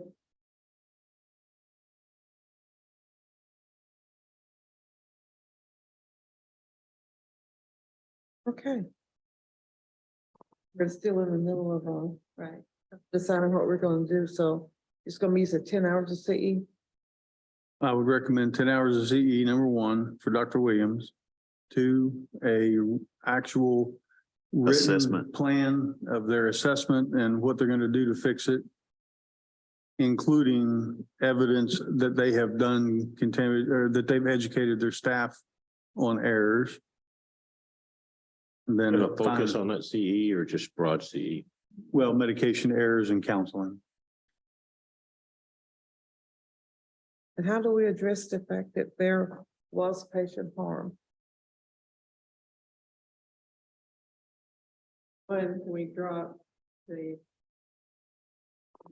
You could dismiss it as part of your Okay. motion as well. Yeah. That'd be part of it. Oh, I don't, if you all We can think do there's a separate. fine, then fine. I Yeah. don't have a problem. We can do that separately.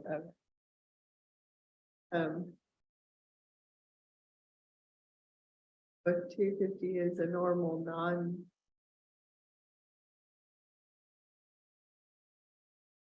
That'd be 500 with harm. I mean, I don't think we're trying to. I think that's your minimal level of whenever you've seen harm. And you're realizing this one was, you know, just like just culture approach was just a human error without at-risk behavior, then it would be a minimal investigative cost. I mean, we, Non-disciplinary. yeah. Investigative, not discipline. Yeah. Okay.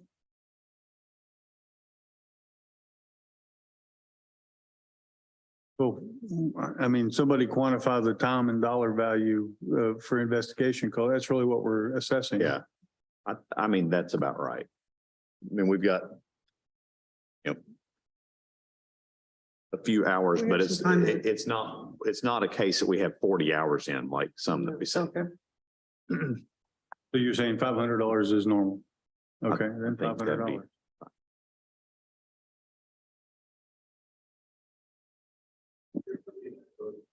How about I tell you what I have? Okay. And I'm gonna start it backwards. A $500 investigative cost, non-disciplinary, and 10 hours of CE on Dr. Williams. Dismiss the charges against Dr. Reeves.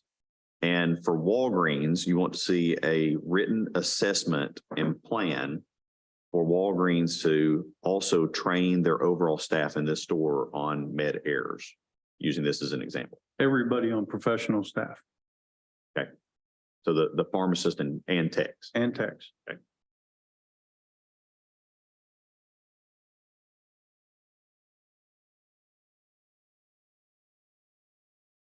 And did you say the CE? 10 hours 10 hours. for Okay. Dr. Williams. And training the staff on errors, which Okay. would be a CE, but it probably is not gonna be an accredited CE. No, Dr. just Crowe? the It's gonna be educational. education. Yeah. Mayors and councilmen. Okay.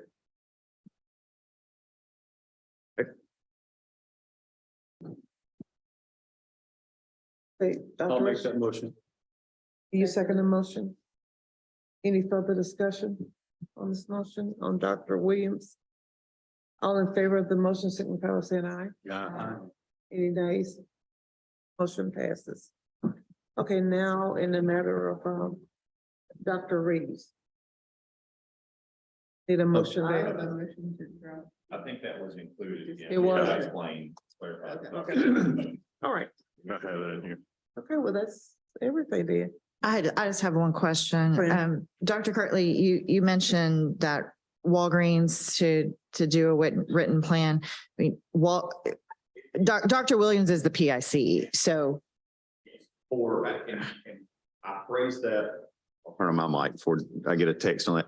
I phrase that because it should be him in his capacity, but I'm sure the corporate, side would want to be involved so that Just making sure I understand. we've seen issues where you could have a pharmacist that does something, the corporation goes, no, we don't want to do that because that could actually lead to more errors. So I Right. think it's trying to do it together rather than Well, separately. I'm sure Dr. Lawson would have some input into that you go. situation. I just wanted to make sure I understood. I do have one more thing. He has already completed 7 hours of CE on medication errors. Dr. Williams has.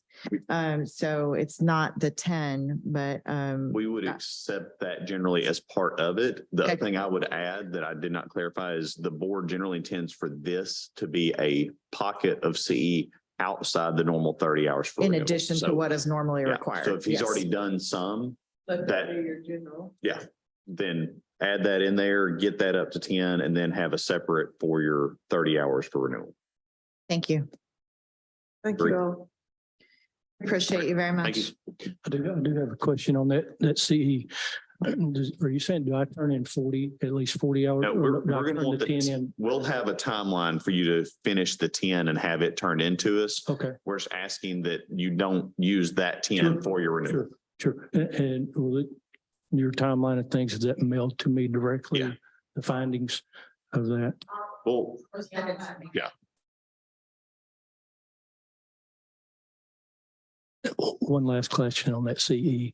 So I've got freece.com, Power Pack CE, Pharmacy Time CE, RX If it's CE. accredited, And I've accumulated 7. Do y'all have a recommendation that of a company that might have more specifics on medication error CE? there's a specific ACPE designator, as I recall, on med error reduction that you could search for CE on that. American Pharmacists Association has a ton of CE Okay, available on their website as well.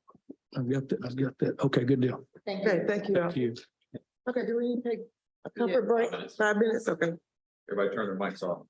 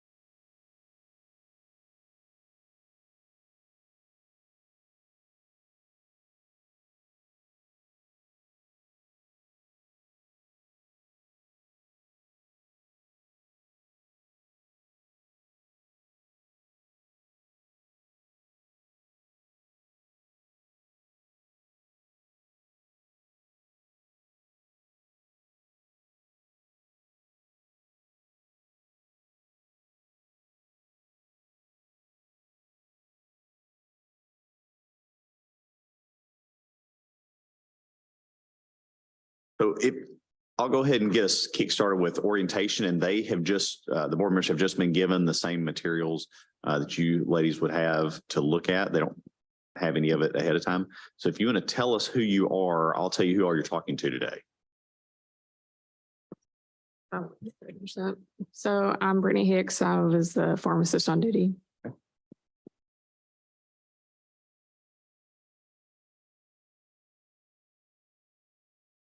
There it goes.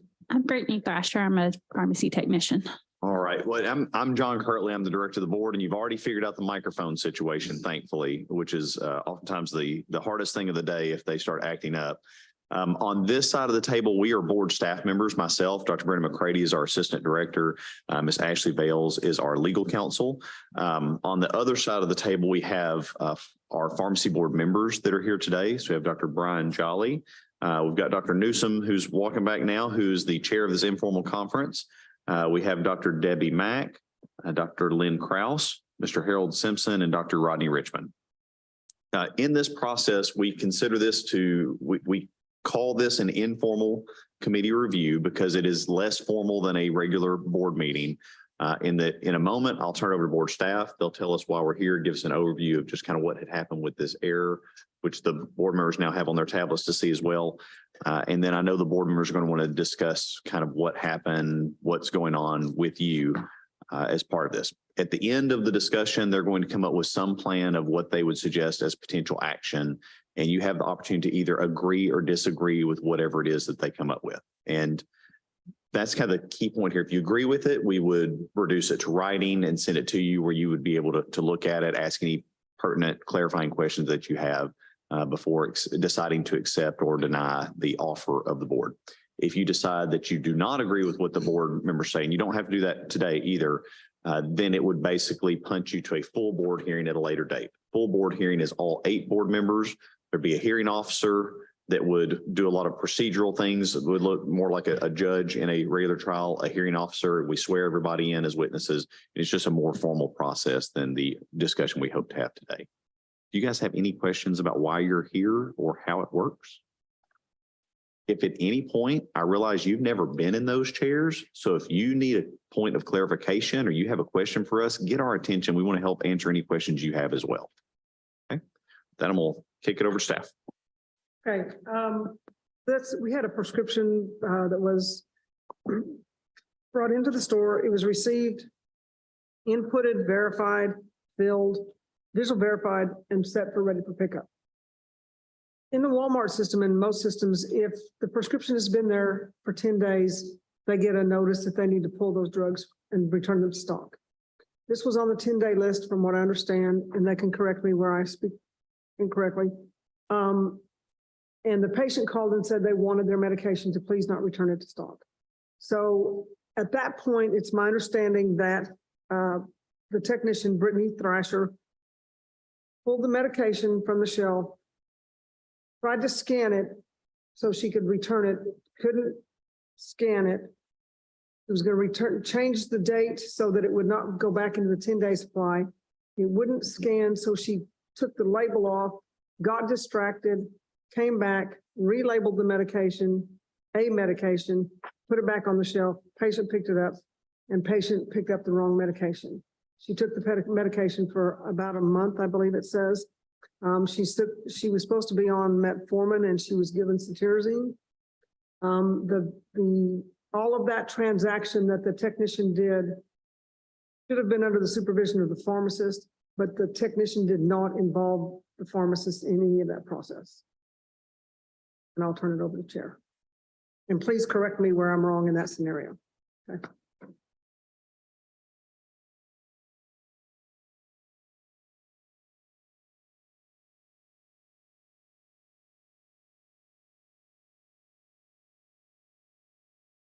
Okay. Brittany, the pharmacist, now tell us what happened.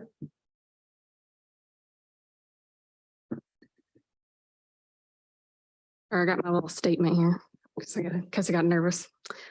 So on January 21st, I was the pharmacist on duty. Upon review of the cameras, it appears the technician was working on returning day 10 medications to the shelf and stopped to receive a phone call, presumably with the patient that we're speaking about. with a return bag in her hand.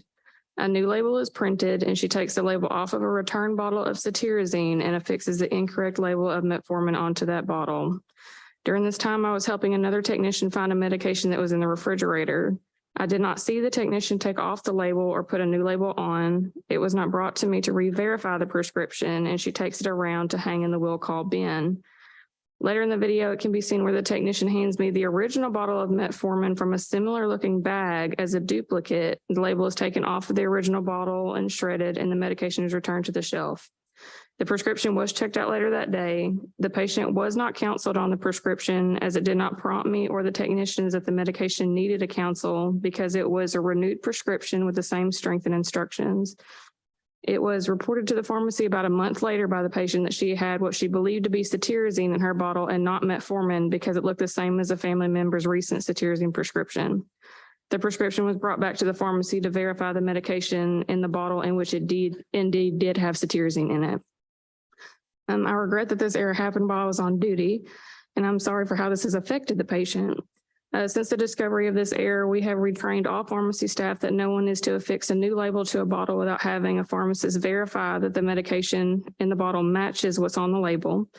I've also completed 2 hours of CE on preventing medication errors, and we have had conversations with pharmacy staff about ways to handle medication errors if they do occur in a timely and professional manner in order to minimize patient harm.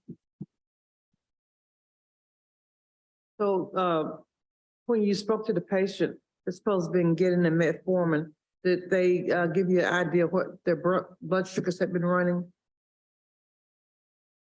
Sorry, I never spoke to the patient. I wasn't on duty whenever the discovery was found, and I honestly didn't even know I was involved until after the complaint had already been filed.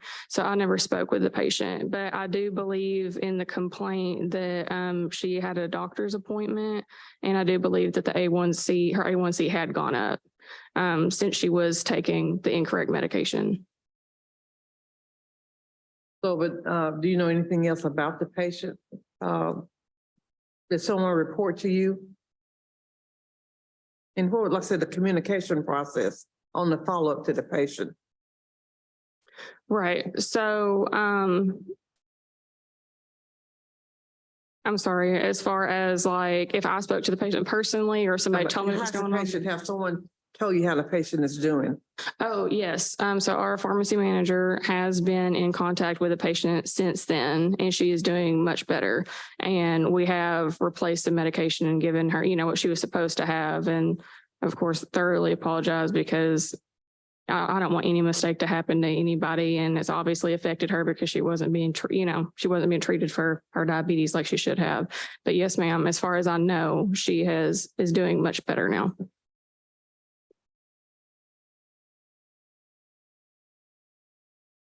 Could you go back to the sentence, you said the staff was retrained. Could you read that back to me or just tell me? I mean, either one's fine. Yeah, so it is part of our regular daily practice that the technician should be bringing us something if they change it to begin with. Like this was a one-off situation, and I feel like she just got distracted, as she said, in the situation. But normally they do always bring them to us for us to verify what medication is in the bottle for patient safety. So we've just, retrained them that this has to happen every single time because they are under our supervision and we, are ultimately responsible for it. So we need to see all the prescriptions that they are altering in any way. So just the confirmation, that process was already in place that they should be bringing it to you anyway. And you just retrained them as a reminder, this is what we are supposed to be doing. This is what we have been doing. But in this particular case, it occurred without your knowledge. Correct.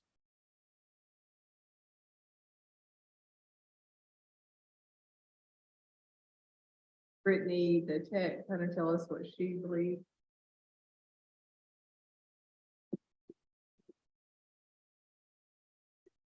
Good morning. Before I explain, I want to take the time to apologize. I'm aware because of my actions, I put the patient's health in jeopardy. I am very grateful that the circumstances are not different. but nonetheless, I gave the patient the wrong medication. I go through the events of the day and I beat myself up because I was so careless. My number one priority is to take care of the patient and their safety. I have taken the steps to make sure this doesn't happen again. I have researched and completed a CE course on medication errors. I have taken it upon myself to make sure I know and follow through in safer ways to make sure this doesn't happen.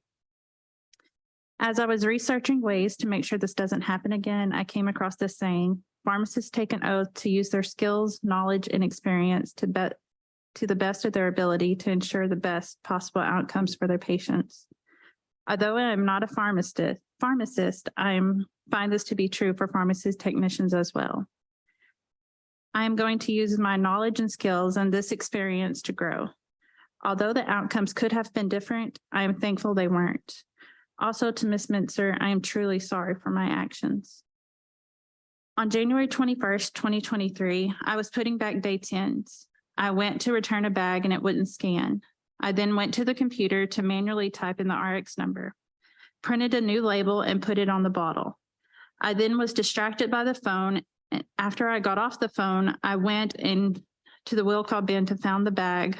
It had a metformin stock bottle in it. I thought this was a duplicate, so I handed the stock bottle to my pharmacist and the amber vial in the bag and put the amber vial in the bag. When I take off labels from bottles, I always let the pharmacist see. This one time, I was distracted by the phone and did not do that. Again, I want to apologize for my actions.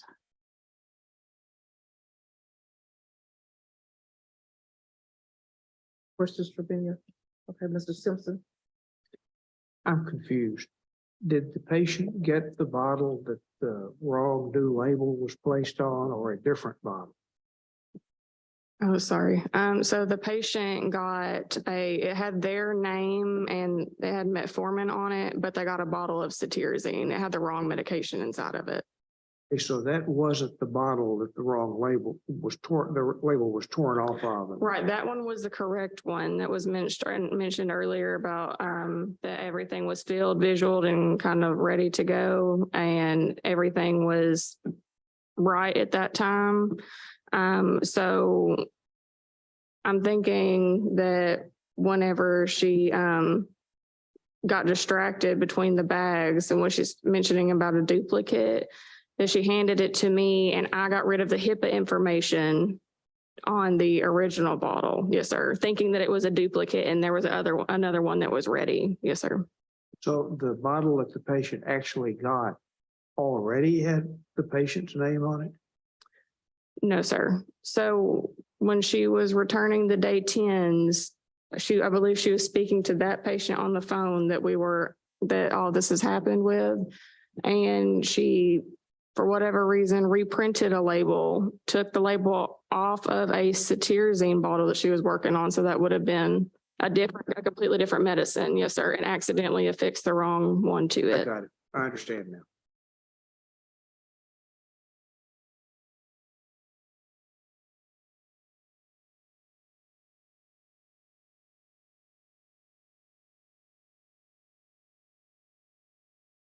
Do you all want to do? It seemed in this case that, pharmacist had no knowledge and, while she's responsible for supervising her technician, that doesn't mean watch every move, every minute of every day. That means earshot, mouth shot to supervise their work. I don't think there was any covert effort by the technician to do this. It just wasn't done. But I don't see that being a fault of the pharmacist. I think the error unfortunately falls to the technician. That is staff's read on it as well. And similarly, as the other case we heard, I'd like to see the same sort of thing. I mean, I don't think there's anything intentional here, obviously, or anybody just not doing their job. But they've already gone through and assessed a plan. I'd like to see that written and put in writing. I'd like to see continuing education on behalf 10 hours, not just a couple, but 10 hours on behalf of the technician and training for the staff. You've already kind of documented that you've done that anyway.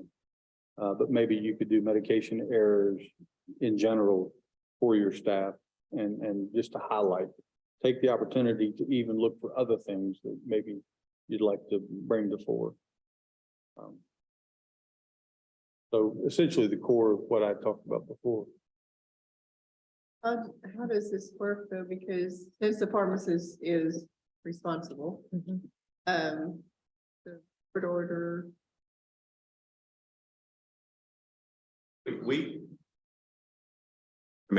have cases at times where technicians do something that they are not supposed to do, that if the pharmacist has no knowledge of it and it's not, if it's something the pharmacist has allowed them to do, we charge the pharmacist. But I mean, the technician has already told you that they knew that it's just, I forgot to do this one time. The pharmacist has trained their staff and they have very clear policies on that within that corporation. So it's just, how do you deal with the human error of, you know what, the one time I got distracted and forgot to have the pharmacist check it, I put a label for a different drug on the wrong bottle and wound up the patient got it. I think it's just another example of an unfortunate event that evolved. So in the sense of just culture, I would want to see this non-disciplinary, but it still needs to be handled.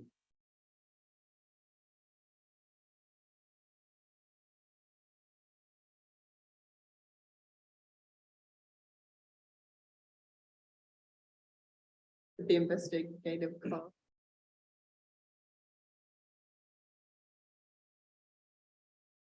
And we see instances where employers pay that, and we see instances where individuals pay that. Well, that can be between the employer and the employee. Yeah. I think any fine has to go to her. They can handle it from there. But yeah, because it was, I mean, in this instance, the corporation has clear policy that is not an appropriate procedure. So it was a policy violation. If the pharmacist allowed this to happen, and it's like, oh, the policy says this, but it's fine if you do that. That's when corporations like tell you can go home and not come back. I should have asked this earlier, but why did the metformin have to be relabeled in the first place?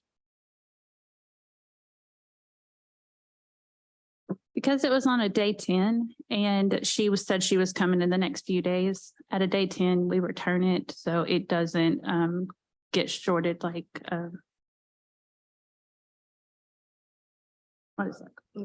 I think the short answer is they basically re-up the date of the dispensing so that it wouldn't flag in the system of something that should be returned to stock. So by doing that, it gave it a new dispense date of today versus 10 days ago. And they were going to relabel it so that it would be consistent with what it said in the computer. So it redoes insurance and everything else. It's been on the shelf at Walmart for 10 days is returned to stock. Because it's not picked up. And so that was to be returned to stock that day. But she said it wouldn't scan. So I was trying to figure out, like, does the system deactivate the barcode? You're scanning trying to scan the wrong label. She had somebody else's prescription in her hand. She was speaking to the lady, this is my understanding, speaking to the woman on the phone, ran it back through the system. It printed, you ripped that one off and put the new one on, correct? Okay. It's like she had the cetirizine bottle trying to scan in, it wouldn't scan. Oh, okay. I misinterpreted. So it says it appears the technician attempted to return a medication to stock and it would not scan correctly to process the return. So I was just curious if like the metformin wouldn't scan and that's why you had to relabel it, but It wasn't sounds like you metformin. were. Yeah, Yeah. something else. Okay.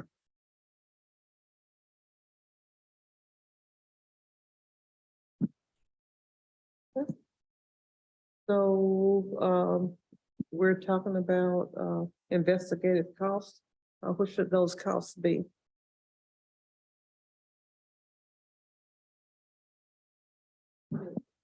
For something?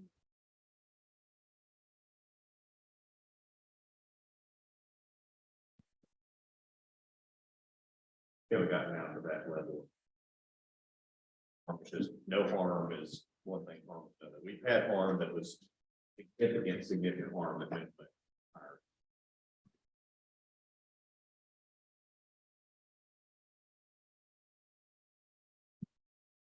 How much time did we spend investigating this? Was it consistent with the last case? They're consistent, yeah. Okay, then similar time.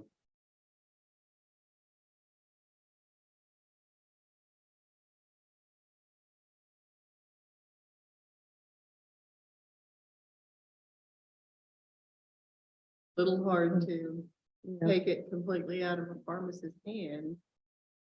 I don't blame her because she didn't know it happened, but I'm just saying. All know the saying is, and it's a fact, the pharmacist is responsible for everything. Doesn't matter if you saw it or not, you're responsible. Our rule used to say. There's shared responsibility between corporations, the PIC and the pharmacist. Recognize that if individual takes an action of their purview, without someone else knowing it, there's or to hold the PIC guilty when you have a technician that's saying, I'm sorry, I can't believe this happened. And I forget my microphone too. I'm sorry, I forget this happened, but at the same time, this is, not her fault. I didn't follow the known procedure. Yeah, and to me, if this was like normalized behavior and the pharmacist knew it was going on and was okay with it, and it was just kind of ingrained in the workflow, to me, that would be one thing, but it sounds like this was like a deviation from accepted workflow. Adam. Go ahead. So who did the final check on that prescription before it went out?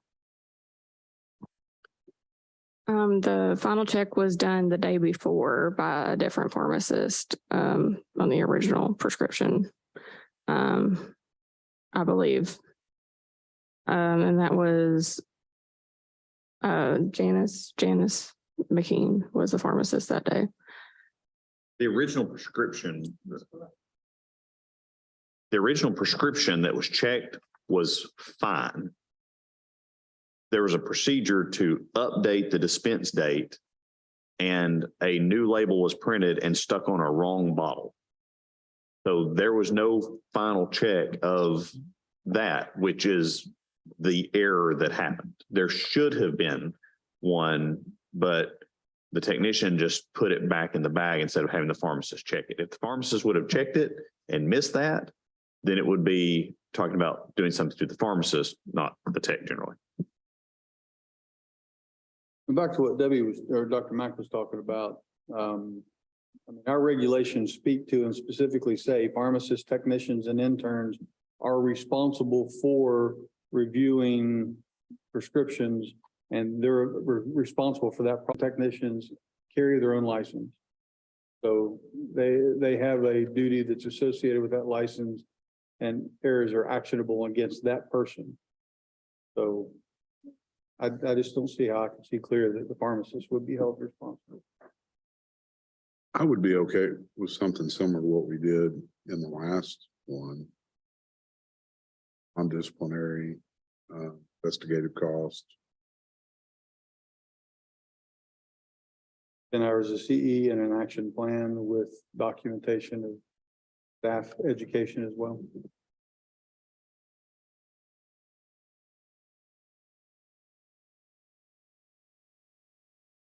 Okay, I'm ready to entertain a motion. Well, one clarification, I don't know that we can ask Brittany, the technician, that it be incumbent on her to do continuing education for the pharmacy. Some's already been done. I think you can ask the pharmacist if they'd be willing to do it because she's not in a position to make that decision. Is there any way that we need to alter that motion to make that happen? I think you would say the investigative cost and CE requirement for the technician in a non-disciplinary manner is what I'm hearing. Dismiss the charges against the PIC, but request that she do staff training on med errors.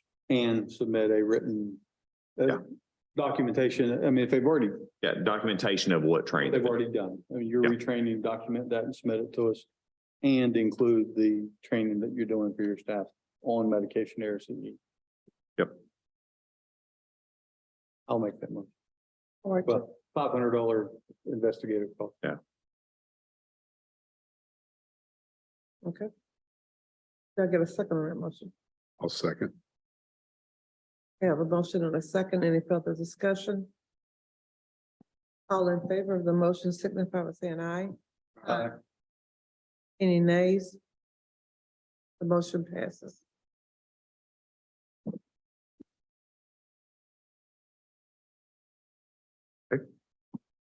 That'll be reduced to writing and sent to you for review. And that way, if you've got any questions or anything for consideration, Ms. Bales will send that to you. Thank you.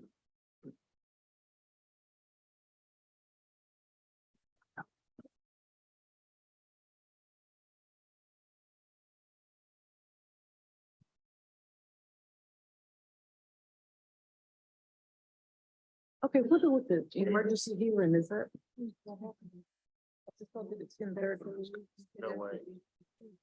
Oh, No way, okay. it needs to give time on that. All right, because I don't know if it's Yeah. specific, to that specific time or what. But But we don't have. not in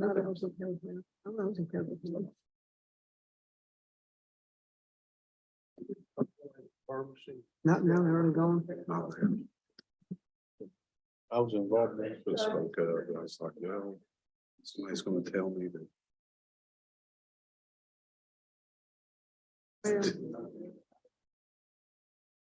Yeah, oh, I, So I realize that.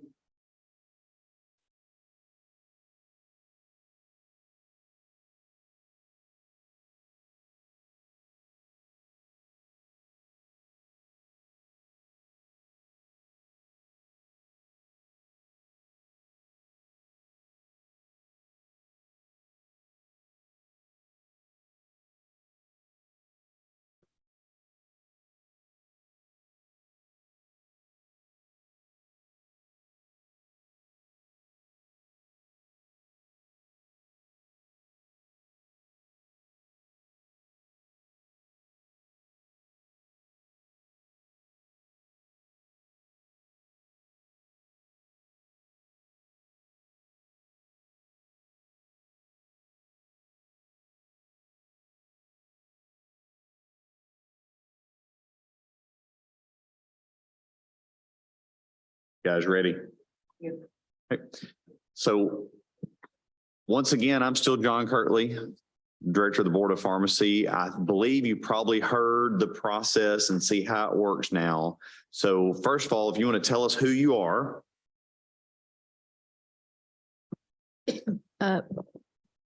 Sorry, my name is Lisa Armstrong. I'm a pharmacist.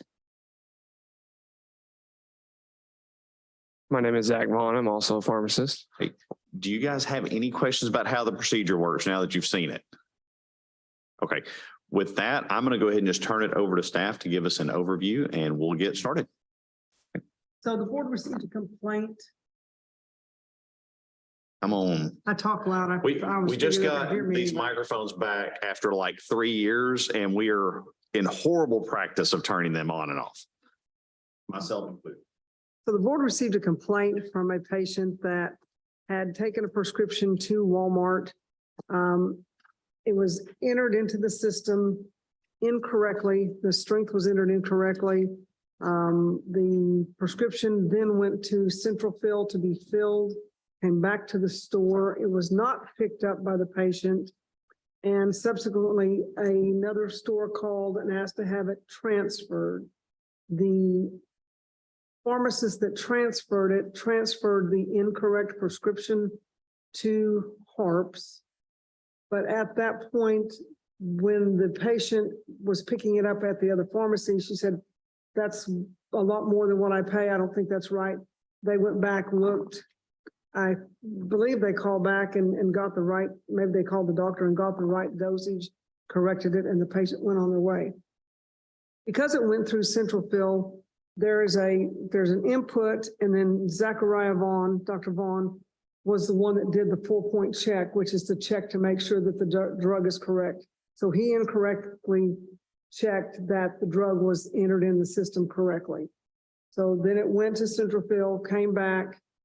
When it was transferred, Dr. Armstrong is the pharmacist that pulled the prescription up gave the information to Harps, gave them the incorrect information by reading it off what had been keyed in rather than what was on the prescription copy. And it subsequently went to them incorrectly. So because we didn't know exactly what the process is on the transfer, I believe they see the prescription on the screen. I'm not positive. We called in both the inputting or the verifying pharmacist and the transferring pharmacist. Okay, you all want to tell us in your own words what happened here? I'll go ahead and go first here. On January 11th, the patient came by the pharmacy, dropped off a hard copy prescription. The prescription was then dropped and inputted by one of my technicians as low estrin FE, when it should have been just low estrin FE, so without the low. As the verifying pharmacist, I then verified it incorrectly and sent it through. The prescription was then sent to our central fill facility where it was filled. However, the patient did not pick up the medication at our pharmacy the next day. So that was on the 11th. Then the following day, the prescription was transferred to Harps Pharmacy. And it is to my knowledge that the prescription was also not picked up at Harps because of the pricing issue. As a pharmacist, I do not like making mistakes. I'm a firm believer that we should always learn from our mistakes. I apply this not only to my pharmacy career, but just to my life in general. For me, this situation has been both eye-opening. It's also been a great learning experience for me. I absolutely do not take my job as a pharmacist lightly. As a pharmacist, we have a tremendous amount of responsibility, and our patients, they put a tremendous amount of trust in us. I have sought additional training through CE. I've spoke with numerous coworkers and other pharmacists to seek their input for helpful pointers. And I will apply all that I have learned to my personal skills. I truly believe this will help me to become a better pharmacist going forward and help me to prevent similar errors from happening in the future. But ultimately, I'm just thankful that the patient did not receive the medication just because it was a lower dose than what she was prescribed to be taking. And so I'm very grateful for that and grateful that there was no harm that took place. So, thank you. Thank you. Yes, ma'am. Hold it down for a bit and let go. There you go. I was like, I did it before, I can do it again. Hi, I'm here to discuss the events that took place on January 12th and to answer any questions you may have. The day in question, a technician asked me to complete a transfer from the Walmart store in Fayetteville to the Harps across the street. I pulled up the patient's profile and then the transfer screen for the medication requested. I called Harps and verbally transferred what was typed into the computer. Before this event, it was my norm to look at the typed information versus the image of the handwritten prescription, since I knew at that point another pharmacist had verified it. In the entire process of transferring the prescription, I glanced at the image of the written prescription once and thought it was a match for what was input into the system. Sometime after the transfer was completed, I had a technician ask me to speak to the patient about a prescription that had been transferred to Harps. I picked up the phone, stated my name and title. As I pulled up her information from the name and date of birth she gave me, she said that I'd sent them the wrong medication and that I needed to send them the correct prescription. I told the patient I remember talking to Harps and if she'd give me a second, I'd look into it. When the patient heard that, she let out a huff and hung up on me. I didn't hear from the patient again until I got the notice of the complaint via email. From my understanding in that complaint and from what we've learned, the patient did not receive the medication, and I'm so grateful for that. So after we looked at all the requested documents, I had total hindsight vision. Since then, I've completely changed my established processes as a pharmacist. This included making changes in my workflow and has completely changed how I do transfers. Now, when I transfer a prescription, I make sure the written prescription and the input prescription match completely on the transfer screen. I no longer assume, since a pharmacist has viewed it before me, that it is correct. If I have a question about it, I look at the patient has gotten in the past if necessary, and sometimes I even contact the patient just to make sure we're having the right prescription filled for them. I take time to make sure I'm giving a prescription a full run through at each step of my workflow, like it's my first time seeing it, even if it is my fourth time. I've also independently completed 10 hours of CEs on how to prevent med errors, the importance of med safety, preventing med errors in special populations, women's health, and how to effectively communicate with my patients. I did this because I want to know what to look for, ways that I can change how I work through my day and know when I'm in danger of making a mistake. I took from those CEs that I'm prone to human error, but I can prevent mistakes by removing at-risk behaviors. This includes me slowing down, multitasking less so that my full attention is given to each prescription. I also keep with me a close reference of oral contraceptives to make sure I have that reference with me at any time I have a question. This process made me realize that a mistake could happen to any other pharmacist or technician, so I decided to be vocal about it and let others know about the similarities between the two, because when handwritten, these two can be easily confused for each other. I did all of my independent learning because I truly hate making mistakes, and I understand the value of learning from them so that it doesn't happen again. I believe that pharmacists are the last line of safety for patients, and I'm responsible for preventing med errors. And I do actively try to make myself a better pharmacist each day. Thank you. Does anyone have any questions of these two pharmacists?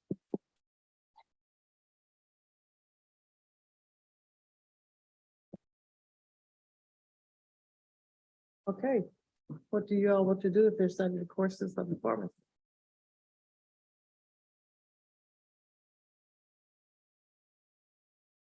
Follow company standard operating procedures, yet still augment your practice as a pharmacist. Make sure that you're doing. In that regard, I applaud what she. I think you wrote that outside, you heard it. It looks from here like it's typed, so she came in here with it. But that was very good. What y'all done, very good.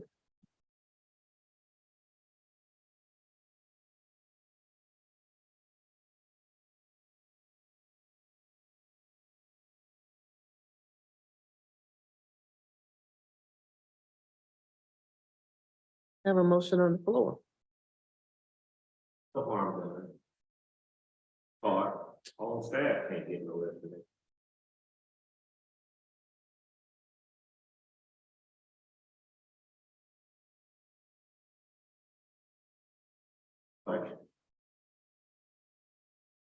Okay, do I get a second to that? So let's assume that that was Coumadin 2 versus Coumadin 1.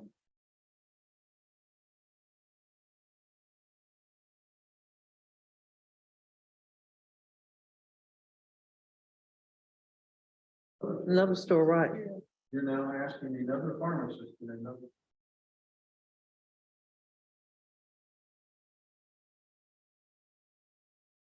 Okay. Both of y'all, neither one of you have your mics on. Any harm done? Different question. That's right. That's question 2. First one was, Okay, no harm, so therefore there's. law wasn't broken. Nobody was hurt. What you want to do?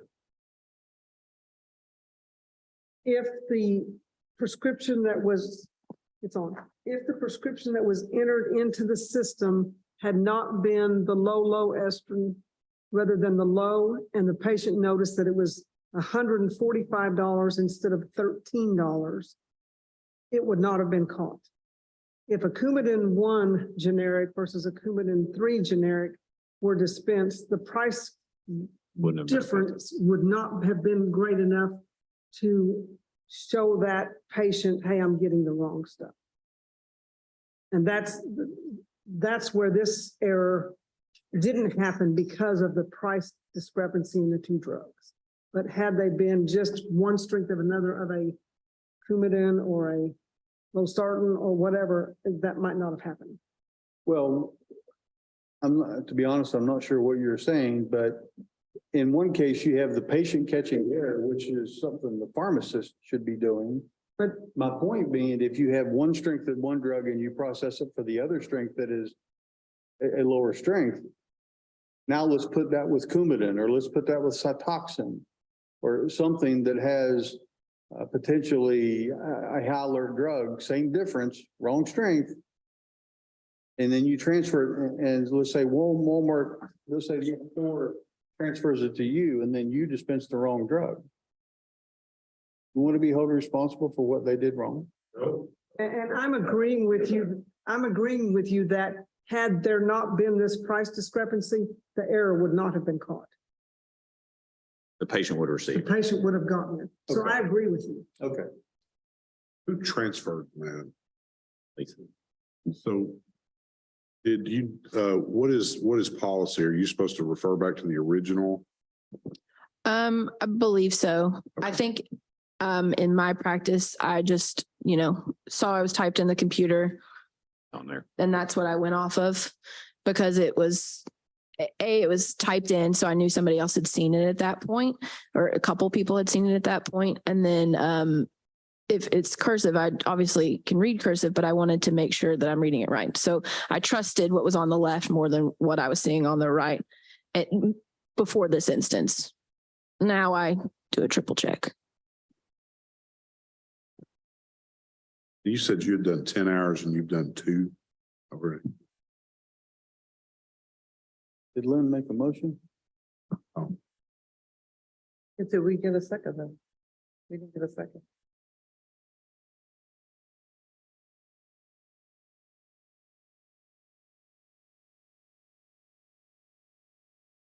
Did you want to repeat what you said or not? It probably came across on that. No, I had it on. You had it on? Yeah, I had it on. Okay.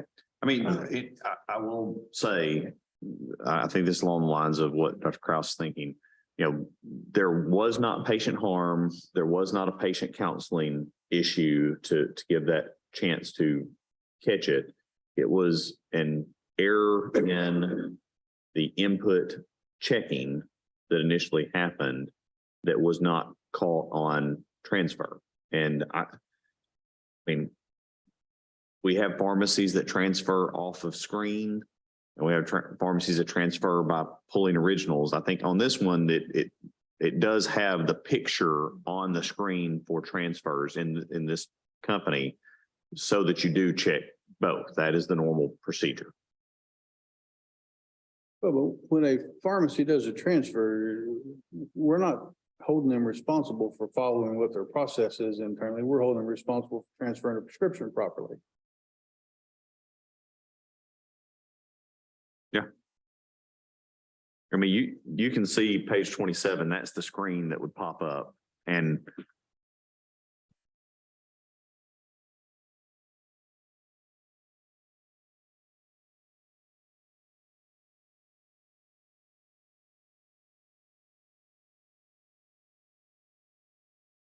page 24 is a better scan of the original prescription. Yeah. I mean, the thing is, you can tell the handwriting on the prescription is not great.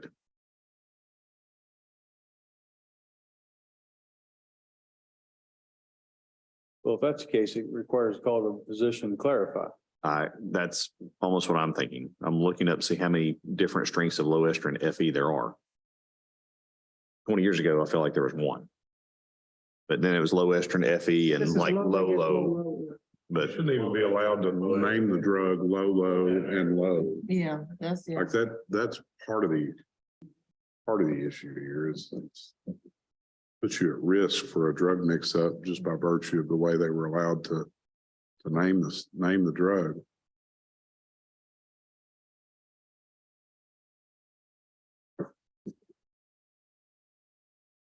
Okay, but going back to the facts that we have here today. I would like to entertain a motion based on these facts. So is Dr. Krause's motion off the floor? Right, because we didn't get a second, Okay. so it dies. So I would propose consistency. And I'm okay with Dr. Armstrong already having completed 10 hours. I'd like to see Dr. Vaughn complete an additional 8. Since there was no patient harm, again, I'd like to be consistent with what we've done in the past and 250 apiece, non-investigative, non-discipline, or investigative, non-disciplinary. I would open it up for other feedback. Is there anything that The anyone only else other would like thing I would to add is to get a written feedback of they've already done it. The assessment and plan of what they were going to do to prevent this. And then I would ask that they educate their staff on medication errors. And if you're doing a transfer, the importance of looking at it, since in this system specifically, it's in front of you. Yeah. Looking at the original rather than just the computer. If it was a system that did not have the original on it, it's different. I mean, the system I worked with was before we had scanning availability, or at least in that store. So you'd have to go back into the Baker files and fish it out. Write it on the hard copy. That'd be a different issue. Yeah. So in that scenario, I would say, like, Dr. Armstrong probably would not have been responsible if it wasn't a readily retrievable document, but it was in front of her and has policy to use it in this instance. Just for clarification, I don't want to get caught up in the tail wagging the dog. Where, okay, their system provides for this, so therefore they didn't do anything wrong. When in the end, we're expecting them to properly transfer a prescription, period. By whatever process necessary, that there can be assured that they've transferred it correctly. It doesn't much matter to me what the process is, as long as you make sure the process is complete and correct. I would agree, except that if in the system that a lot of pharmacies are in, where there is no scan, it's not necessarily readily at hand. It's not 2 clicks away. It's in a box in storage or something like that. So I agree. Probably will be in a folder in a drawer in front of them. I mean, if it happened last week, sure. Depends on how many they got running through before they put them in the baker's box. Since this was a new prescription that was coming in and not been yet filled. Yeah, I agree. In this scenario, it was new. Okay, get it back to our motion. So I would amend my motion to add Dr. Richmond's additions. All For right. staff training. For staff training and to share back, I think you wanted them to share back their. Yeah, documentation, and letter back to us what they've done. Yeah. Which could be in essence what you read. Yeah, investigative. Okay, do I get a second to that motion? I'll second. Have a motion and a second. Any further discussion? All in favor of the motion signify by saying aye. Aye. Any nays? We have 1 nay. The motion passes. So we will put these in the form of a letter, I believe, or consent agreement, and send them to you for you guys to both take a look at them and see if you've got any questions before considering whether or not to agree. But they would be deemed non-disciplinary, meaning we are asking for investigative costs and basically an overview that you've done some med air CE in that training. So we do not kick that as a report to the National Data Bank. If you're asked if you've had disciplinary action by the board, that answer is no. All right. Thank y'all. Thank you, guys. Be safe traveling back.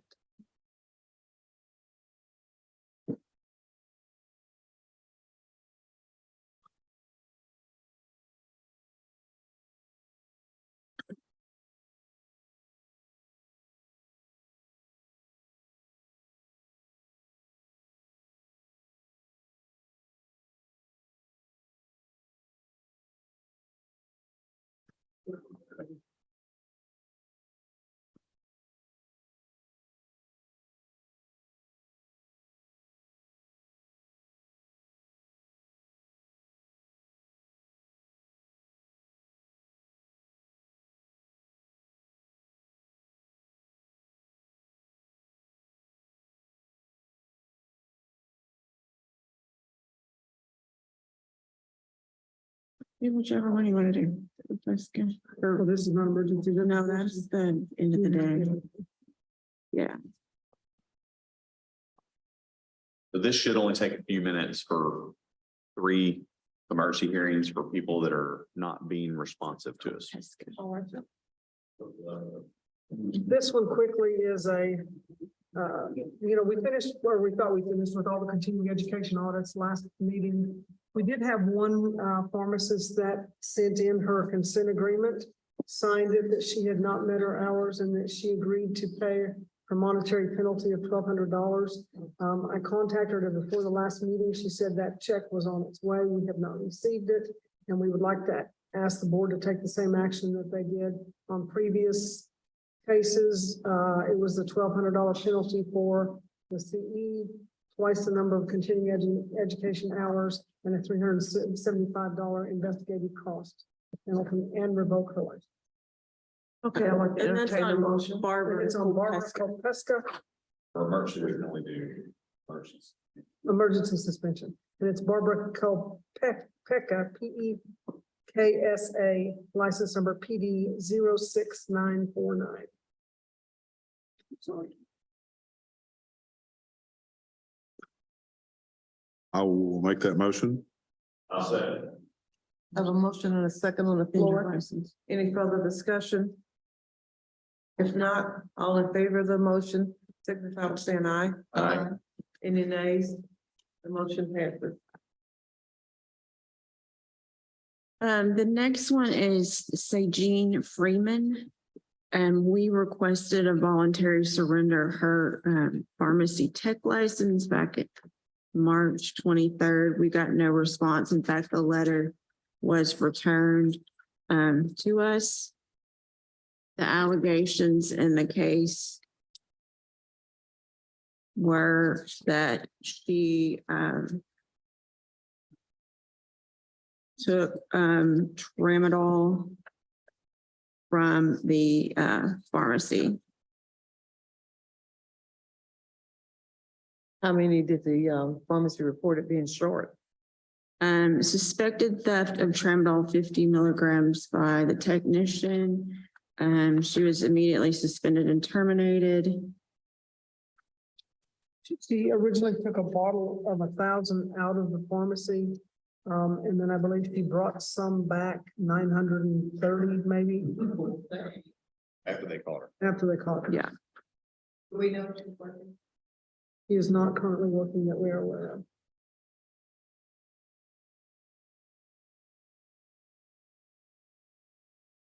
You need a motion? Yes.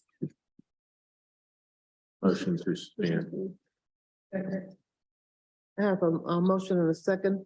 Any further discussion? All in favor, signify by saying aye. Aye. Any nays? The motion passes. And the third one is Loretta Marie Strickland. Again, in March, we asked for a voluntary surrender. She is also a technician. The allegations were that she in February stole money from her place of employment, which was the outpatient pharmacy at UAMS. It was determined by video evidence that she stole $2,538 between the months of October 22nd and January, or October 2022 and January of 2023. I need to recuse. I can recuse for the record. They know she's working. She's not currently working. Got a motion and a second. All in favor of the motion, signify by saying aye. Any nays?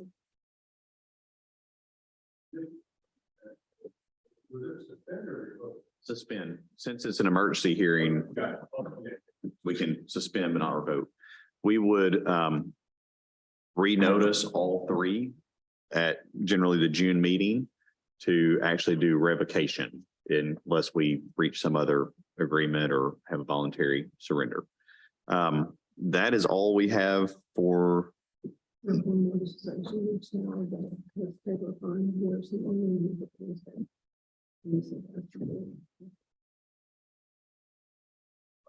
But it's not an emergency hearing. Okay, that's all the emergency hearings we have. Okay. So we have one pharmacist that had not been responsive to our audit, and therefore the board took action. And I guess once they received that their license had been revoked, woke up and decided, oh my gosh, I don't know how this happened, and wants to reactivate their license so they don't have a revoked license. She has paid the $950 penalty. She has paid the $950 penalty. She has made up twice the hours that she's missing. And then, of course, has the hours that she'll have to reinstate. The question the board has, or staff has for the board is, do you want her to come before the board in order to reinstate, or do you want staff to have the authority to remove that revocation or reinstate since she's met all the requirements of the board hearing? Was there a reason? She was pregnant and she just didn't get, I believe she just didn't get it done. Procedures have her to come back and ask. So, We schedule her for next meeting to come in and explain. let's do that. I mean, that's what I would like. What would the rest of you all, what is your will? And she is actually currently pregnant and can't travel at this time. We So can, we can but we'll just set her schedule her for when she can. a future meeting when she can come then.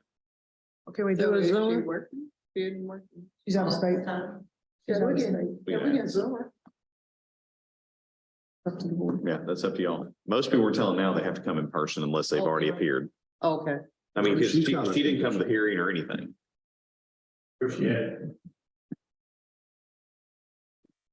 Missouri City, Texas. That's quite a ways. Yeah.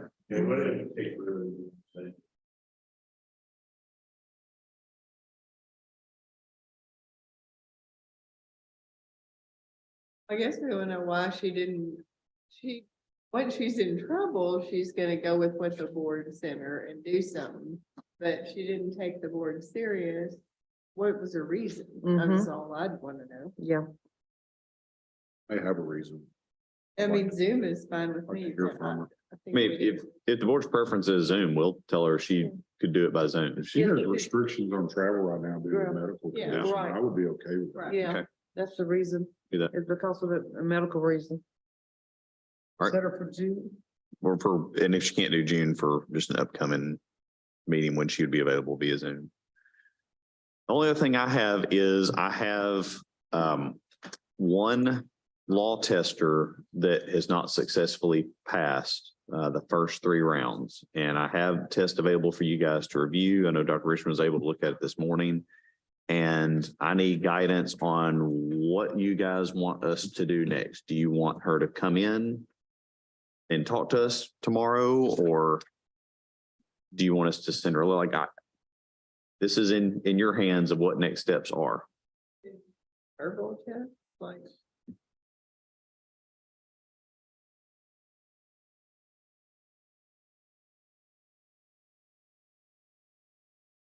Pharmacy school.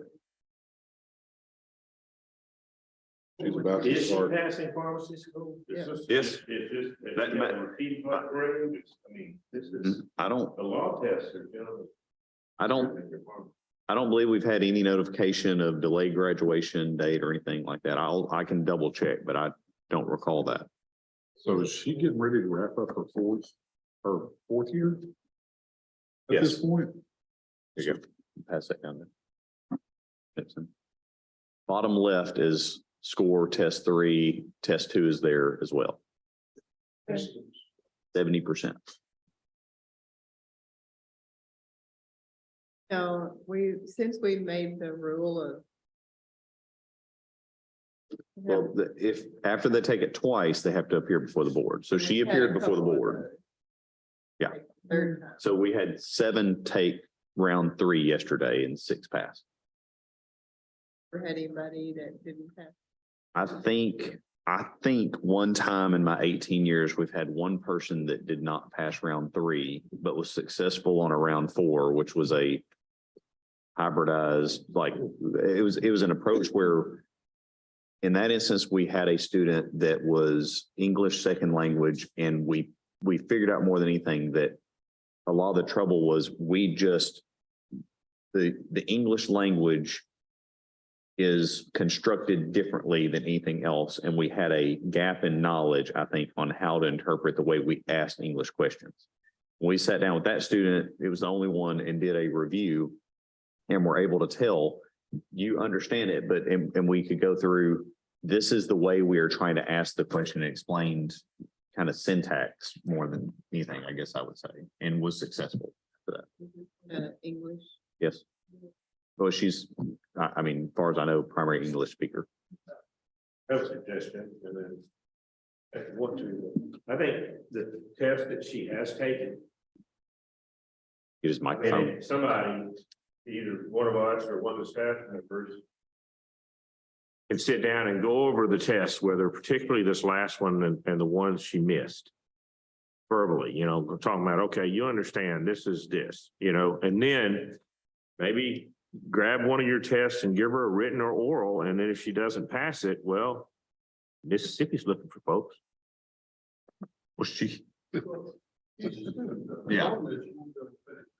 I mean, if you try to get a license in Mississippi as a pharmacist and fail their test, you don't get to practice it.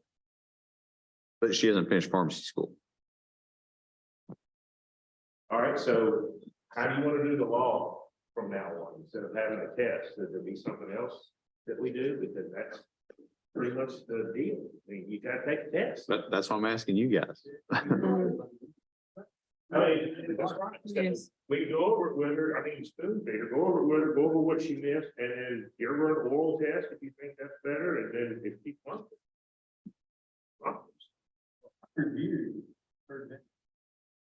And the questions that you missed there. There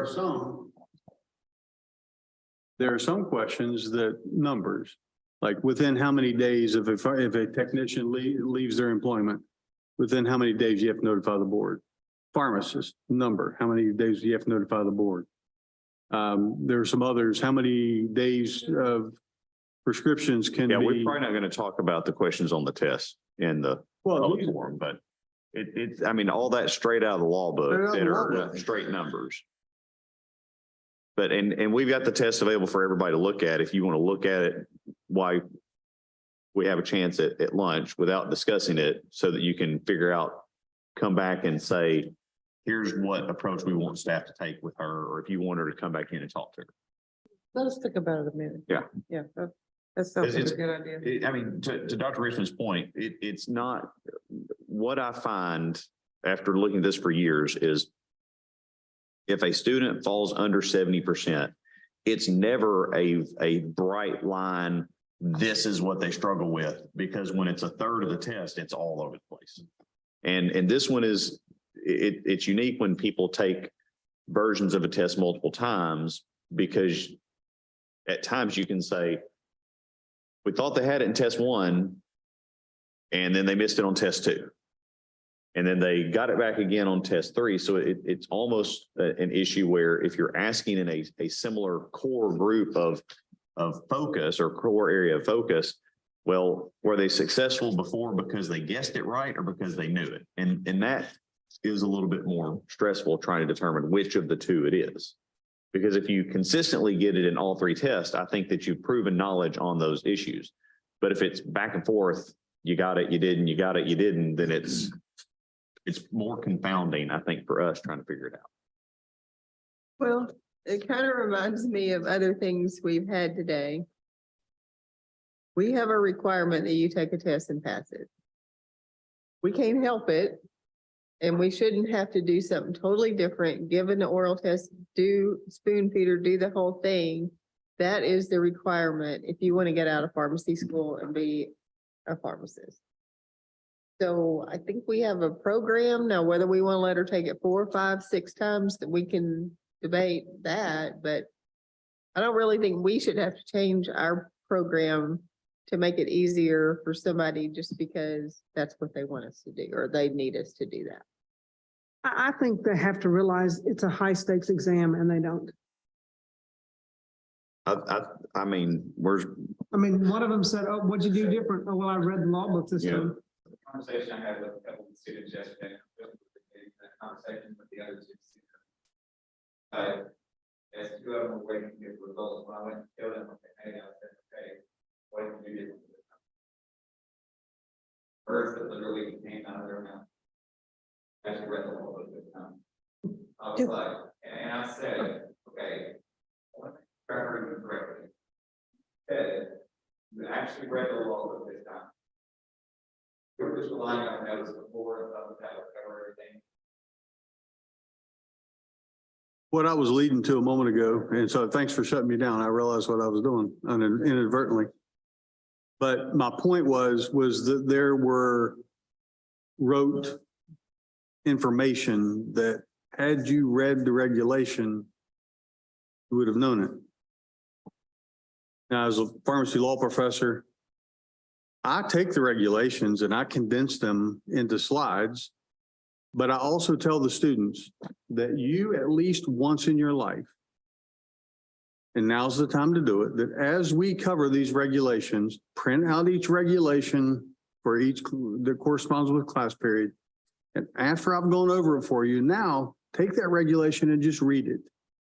If you read it, you will see it in context and it will help reinforce in your mind where that information come from. And now you can say, in my mind's eye, I can see on the third page on the paragraph on the right-hand side, this information, rather than simply relying upon my condensation. And I mean, and this is not a problem unique. I mean, I've had Harding students do the same thing where, well, you know, they didn't do it until I told them to. And so my point is as we look at the things that were missed, they were straight out of the regulation. All you needed to do was know that they're there. So it's just like in treatment guidelines, you can summarize them for a student, but there's no substitute for reading them. I mean, the law review is literally me going through rule by rule and telling you where you should and should not concentrate. When Dr. Holland told me that yesterday, I was dumbfounded because I don't know how you use the review, because it's not, I'm not saying here's the excerpt given, it is on screen, but I'm like, hey, you do need to know this area and how all this works, but reading in context is different. Where's the student working? Do they work in pharmacy? They work in a community pharmacy. I mean, and getting classes wrong and things like that. And I think part of it's saying, I mean, I'm sure there's test anxiety going with this, knowing it's high stakes, but I mean, I have said, and we've discussed internally that oftentimes, I don't think this was the case yesterday, but oftentimes we see people that come in to our office take the exam, and if you tell them they have an hour and a half, they're going to use an hour and 29 minutes and 59 seconds, and they go back and they agonize over stuff. Whereas, whereas the quizzes that I think are happening in the law classes are, you know, Kahoot quizzes, and it's, here's a question, answer it. There's no going back, you know, NAPLEX computerized test, MPJ for other states. When you answer a question, you can only move forward. Like you cannot move forward until you answer that question, and there's no going back to back up and revisit it. So we've discussed that, I mean, staff really thinks that the initial test, it shouldn't even be an hour and a half. It's 76 multiple choice questions. An hour is more than enough time to do that. So we're looking at potentially changing the way we give the test that we actually think will help a lot of people understand. In pharmacy, you have to look at it, move on, look at it, move on, look at it, move on. So our question is, do we want? Which I think you guys can, you know, individually look at what's on the test before you make that final decision. If you can just tell me something about this afternoon, I can let the student know if they need to come in or if we have a different plan. Because they need to come in. I mean, they know that the board is meeting today and tomorrow, and if they need to come in, I'll let them know. We can find out why. Yeah, I don't know if it's a him or her. If we let them come in. Ask them, what do you feel like you're struggling with? I mean, I'm okay with that. But we've already talked to this individual. Yeah. They're already here. I don't know what we're gonna add, but we can bring them back in. I mean. And the thing that I think about is one is an onerous on us now. I mean, you feel bad. I mean, when you feel bad and that, all right, so it's a student. What are you gonna do? It's a student. It's a student. Well, maybe that student doesn't go on in getting their hours or whatever until they pass the test, No, that's part of it. you know? They have to pass the test. Under our agreement that we've had, we don't allow APP rotations without passing of our jurisprudence exam. We're unusual in that, but for the most part, people really like that. Because as a rotation supervisor, I know that my student pharmacist has already passed our jurisprudence exam. Like they already have shown operational knowledge of it. But is she wrapping up her fourth year? No, she's wrapping up her third year. Wrapping up her third year? Yeah. Thank you. And that way, when they graduate, they don't have another jurisprudence exam in our state like they do in others, which is a scheduling issue and a cost. Rotations start in 5 days. Yeah. That's their problem, not our. Gotta figure out, he or she has to figure out how to pass it. So tell me this afternoon what y'all want us to do. I would suggest break until 1.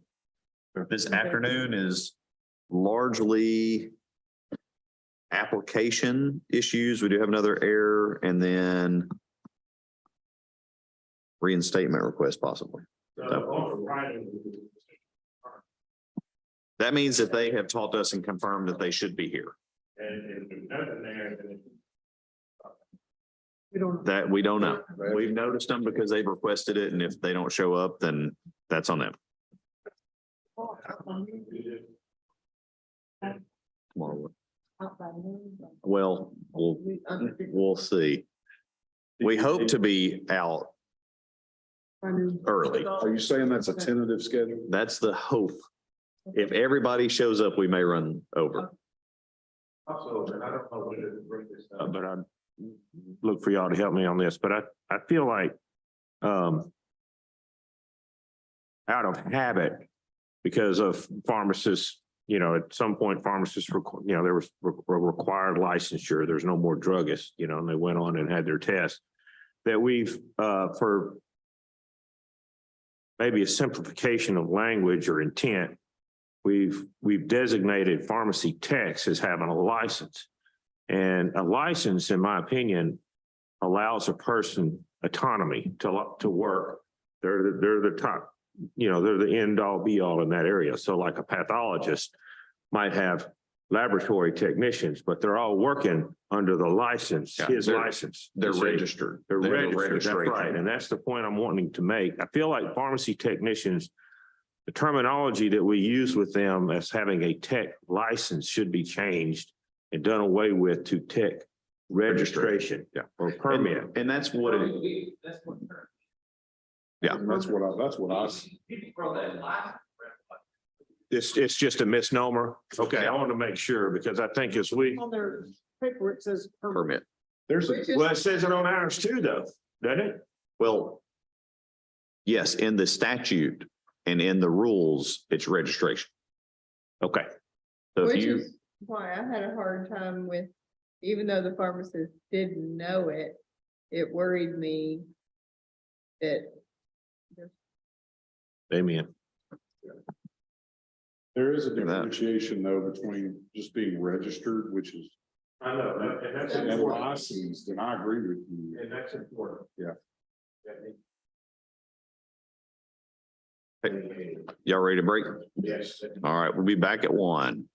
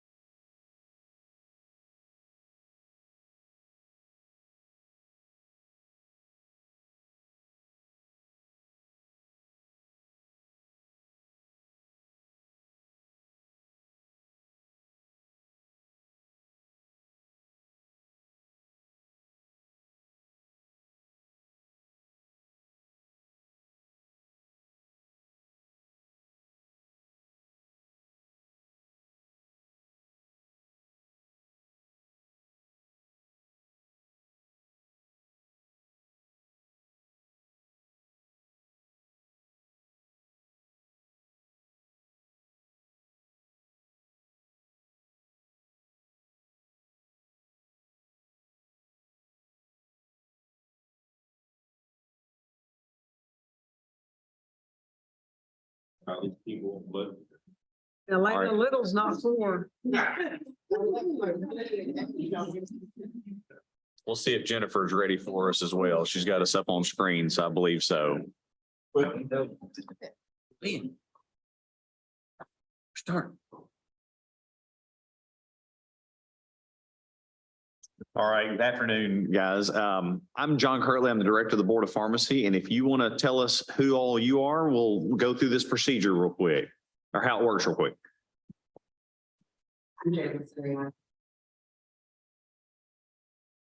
Okay.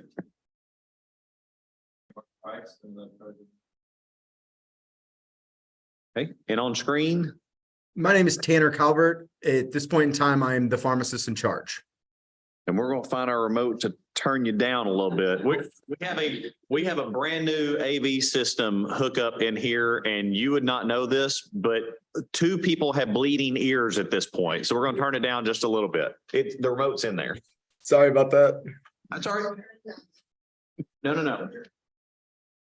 The remote's in there. Welcome back.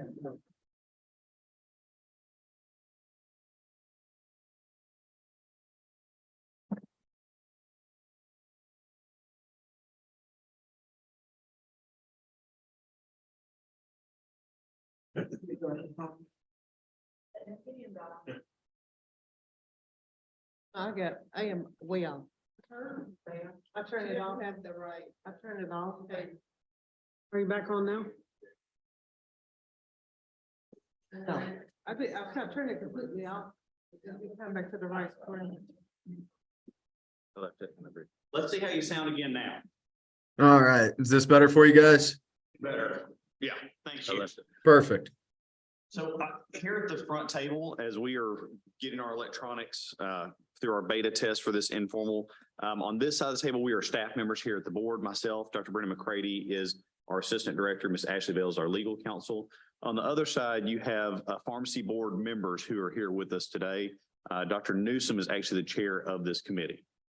With this one, you guys have an application for an Arkansas pharmacy, seen as it has a couple things as in long-term care and had a couple things on previous inspection the board wants to talk to you about. Just because long-term care is overall a bit different anyway for us. But at the end of the discussion, the board members will make a decision or come up with a suggested action. The big thing for you is you could either agree with it or disagree with it. So if you agree with it, we go forth with whatever action they ask us to do. If you disagree, it's a chance to either say, kind of forget this and walk away from it, or to ask for a hearing before the full board at a later date as part of an appeal process. Do you guys have any questions on how it works? We call it informal because it really is meant to be more like a discussion.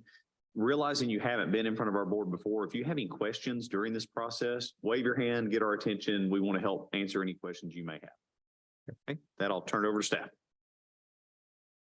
Staff received an We received an application for a permit to operate as an out-of-state pharmacy on January 6th. The application was complete. We received the inspection information with it. Had a couple of questions because on the front page of the application under type of pharmacy, it just lists other, and we took that as a long-term care facility. However, when we look into the inspection, it shows that you do some non-sterile compounding, some other things like that. That's not marked on here, so we didn't have any information regarding the compounding that you do. So we really like kind of an overview of that, whether it's non-sterile, sterile, what type of facility you're using to do that, what your plans are for USP 800, if you have any hazardous, that type of thing. And then we'll move into the issues with long-term care.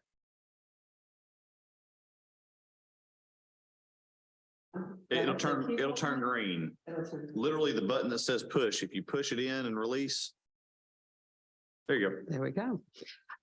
We do handle non-sterile compounding as well as sterile compounding. The non-sterile compounding is very traditional. Non-sterile compounding, not complicated, nothing complicated, no hazardous. Compounding is done for non-sterile or sterile compounding. We do have a full sterile Clean room. clean room, Mhm. clean room, at the pharmacy and, it goes through twice a year testing certification, by an outside, company to do that certification. One thing I would add on the non-sterile, it is by prescription only from the physician. We don't do bulk compounding of any sort at the pharmacy. All patient specific. It's all patient specific. Office stock. Correct. No office stock. What about the sterile? No bulk compounding there either. Only patient specific. Is that mainly IV therapy for inpatient, for long-term care use? It's all Yes. inpatient. No other, no compounding from bulk powders or anything? No.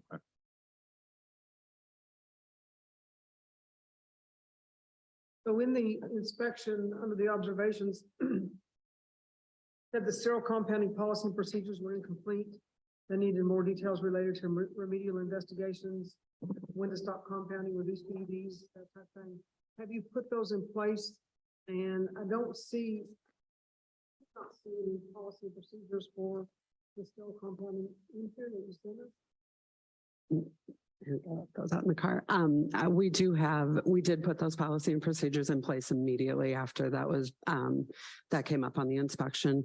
We actually just had an inspection by the Board of Pharmacy, the Missouri Board of Pharmacy 3 weeks ago, that there were no concerns whatsoever. And it was a complete sterile compounding inspection. So you can provide us with a copy of that, Yes, I can. policies and procedures, all of that. Yes.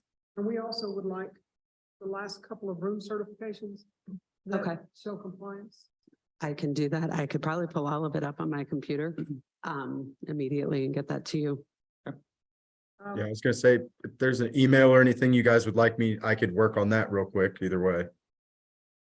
Yeah, if you via email could pull up your last inspection and your room certification, really the last one, and shoot that to us. Okay. That'd be great. If you send it to ASBP, which is our acronym for Arkansas State Board Pharmacy, Yes, sir.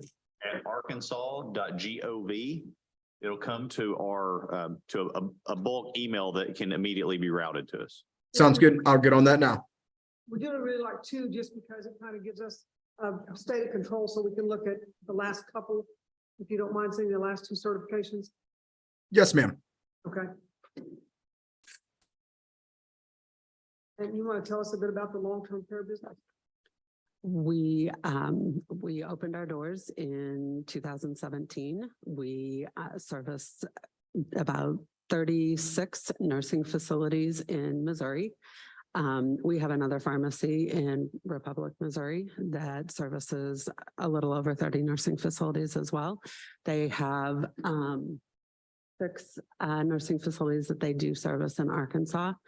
And they do not have a sterile IV room, which is why we are requesting the Arkansas license.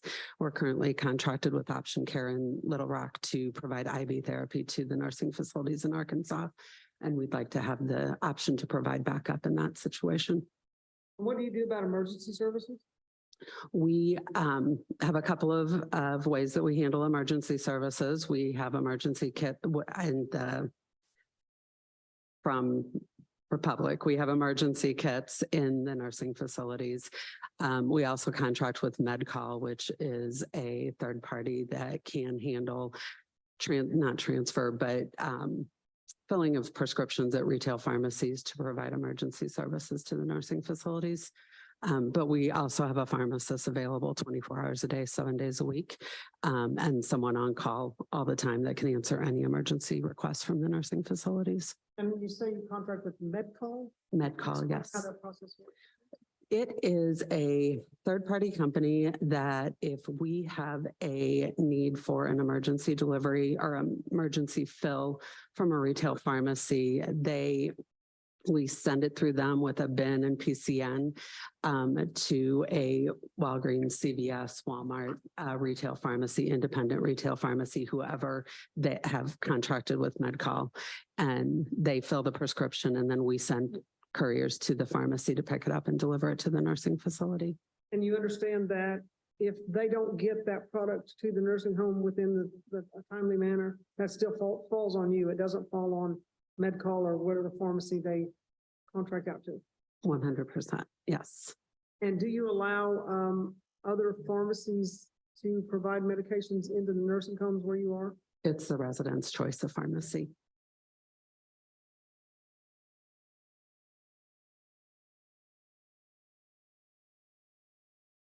Yeah, I think at this point, from the staff perspective, I can see that Tanner's emailing us some of it. I don't have. Yeah, they're in different things. I'm gonna say I got the last inspection and I'm working on those 2 certificates now for the clean rooms and all that good stuff. Ever been inspected by the FDA? No. I think at this point, our request would just be consideration pending acceptance and favorable review of those documents. So I've got the inspection. I'm able to pull it up at least. I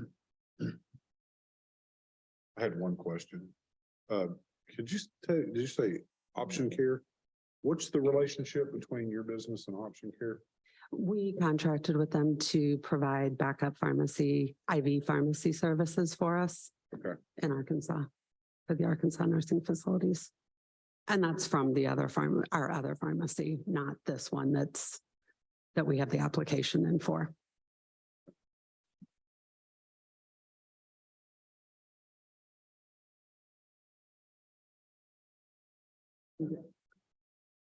That it would be approval after staff has a chance to review the inspection. Motion and a second. Any further discussion? All in favor of the motion, signify by saying aye. Aye. Any nays?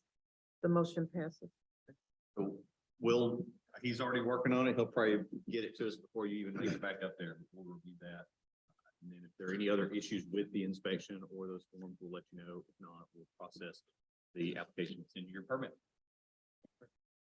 And those should be emailed to you guys now as well. Thank you. We got meetings today and tomorrow. As soon as we get done with that, we'll take a look. Sounds good. Tanner.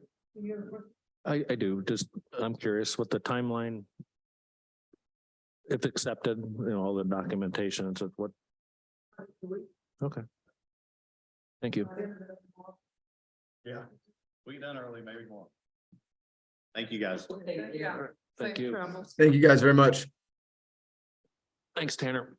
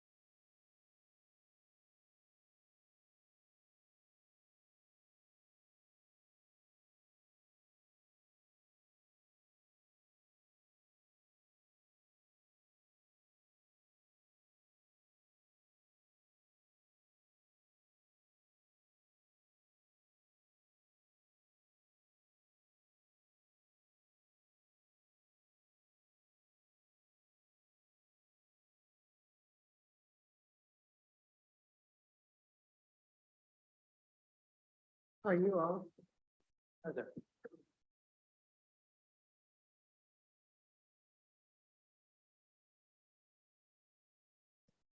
On tab 10.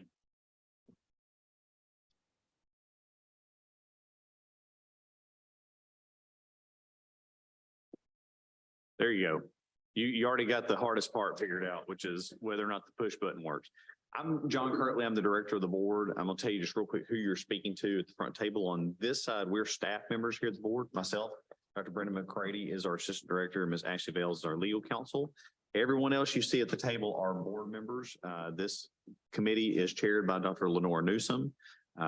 And we call this an informal conference, much like some people would call mediation and other legal matters, where we try to have an informal conversation back and forth across the table. Generally, the board members have just gotten these tablets this morning to see the information that you guys would have in or on file with the board regarding, in this case, I believe it was a potential med error. In this process, the board members are going to hear from our staff while we're here, and then they'll have some questions back and forth for you guys about that. And at some point, they're going to come up with some proposed decision that you can either agree or disagree with. You do not have to make that decision right here sitting at the table today. It's something that whatever direction they give us, we can reduce to writing, and that way give it back to you guys in case there are any questions or clarifications needed before that decision. If you agree with them, we go forth with whatever we agree to in that document. If you decide that you do not agree to it, it would be your chance to request a hearing before the full board at a later date. That's just a little bit more of a formal process with a hearing officer and a court reporter and swearing all witnesses in. It's a little bit more like a court of law, so to speak. Do you guys want to introduce yourselves for us? I neglected to ask that first. I'm Scott Blankenship. I'm the pharmacy manager, site manager for General Healthcare in Springdale. Okay. And I'm Alex Cooper. I'm attorney with the law firm Close and Brady, representing Dr. Blankenship. Good deal. Do you guys, realizing neither of you have been in front of the board before, have any questions about how this works? I don't think so. I watched some of the videos of past proceedings. So I don't know if you want to kind of prompt specific information or if you just want to let Dr. Blankenship go or. Sure. What we generally do is I'll turn it over to Dr. McCray to give us a quick overview of why we're here. Just the board members have kind of the 30,000 foot level. And then usually they jump right in to see if they want to hear just an overall explanation or if they have specific questions. Perfect. Thank you. The board received a complaint regarding a patient's warfarin 7.5 milligrams. It's dosed every other day. General Healthcare fills these prescriptions for this gentleman, and they actually put them in a pill pack so that he can actually dose his medications. When the prescription came in, I believe it was a transferred prescription in. Right. The directions said take one tablet every other day. When it was processed through the system, it was processed correctly until it got to the fill station. And at that point, there were 30 tablets placed in that pill card instead of 15. Instead of doing one tablet every other day, they were placed one daily for 30 days. Although the dosing on the card did say one every other day, the patient took them every day because the card was full and he took them every day. He subsequently had some issues and was hospitalized for a couple of days.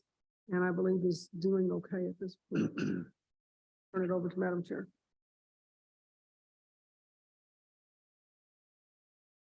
You want to tell us what happened, sir? Just the patient and his wife brought in the medications, saying that there may have been an issue with them because they had been in the hospital. Their INR was a little bit off. So she wanted me to look at it. She had a question about the Coumadin and then question about the furosemide. So I looked at the packaging that was brought back to me. It was the last week of our disbill card. So he'd taken it pretty much the whole month. I looked at the prescription, make sure that it was inputted correctly, which it had been, as she stated, every other day.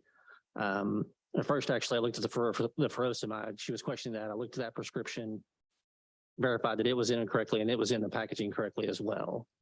So she was okay with that. Went to the warfarin then. Again, verified with the script that had been transferred in and put it in. Everything was correct on that. Looked at the card. The top part of it did say every other day. But then looking at the last part of the pill pack that was brought back to us, it was noticeable that it was in every day at that point. And she had stated that they had been to the emergency room hospital. I made sure, I asked her if we need to call a doctor. Obviously, since she'd been in the hospital, that they'd already been notified. He said that there was supposed to be a new prescription for the warfarin sent to us so we could put in the packaging correctly. You know, his new dose now, I had not received that. So she took what she had brought back. I repackaged it correctly minus the warfarin. She said she had some to take care of that. So I didn't know if that meant a hospital discharge med or something like that they gave her. And then we would wait because his next packaging was actually ready to go for him to pick up, which I verified that was correct that time. But she said she was going to wait till that new script was sent in and then we would do that new dose in there. I never received that script. She took what we had ready up minus the warfarin. She wanted us to take that out and just fill the rest of his medications. And she took his next month's meds a few days subsequent. So. Okay, have you done any follow-up on the patient to see how? We've seen him, he's picked up his month's meds for the next 2 or 3 months. There was no comments that there was any other issues. No, there was nothing. I didn't see him personally, but there was nothing brought to my attention that he was, had any other issues. Everything was fine then because, as far as I knew. Okay, was this self-reported by you or did the patient report this to us? She had brought, I guess they'd filed a complaint with you. I mean, I'd reported it to my compliance team as far as a med error. But she had. 7 has the complaint form. Yeah, she had complained to y'all and that started the process. Have you made any changes in your practice mode at your pharmacy? Yeah, we started with two main things that we think would help or will help. The first is that anything that has a kind of an unusual, we consider unusual directions is not daily, twice a day, 3 times a day. If it's every other day, a once a week dose, twice a week dose, we flag those in the computer on the script and in the patient's profile. That way, whenever it's flagged in their profile, it will show up whenever we print these new dispill labels. For the compliance packaging, it will show up on that. And that way we'll know right then to, be heads up that this is a different dosing than what you may be normal. And then secondly, we make sure that we have 2 sets of eyes always on the dispill now, or any packaging. I mean, like we do with just a regular script, tech's going to enter it, fill it. Pharmacist is going to visual verify, make sure that we do the same thing with the dispill now. The tech is the one that pulls the medications. They're the ones that fill the medications in the dispill, and they initial it to make sure we know which technician did it. And then I will come behind them, verify it, seal it up, and then initial it myself. So that's the 2 main things we've done. We started at every month we have a quality assurance meeting basically with the staff, all of me and the 3 technicians that I have. We have a monthly meeting and we go over if there's any issues from the previous month. And this following this incident, we went over that in pretty good detail of how we're going to start moving forward to try to avoid any issue like this again. Thank you. Hmm? Yeah, the question. Well, I just wondered, so on the every other where it wasn't supposed to be, was there furosemide in there too? So since there was 2 pills, they took them all? It's in a multi-dose package. Multi-dose pack, yeah. So they're used to just grabbing whatever that day's pack is. It could have 4 pills in today and 3 tomorrow. But they all had 4, so they took them all, or however. They all had warfarin in it. In the warfarin, yes, there was, yeah. Thank you. I have a procedure.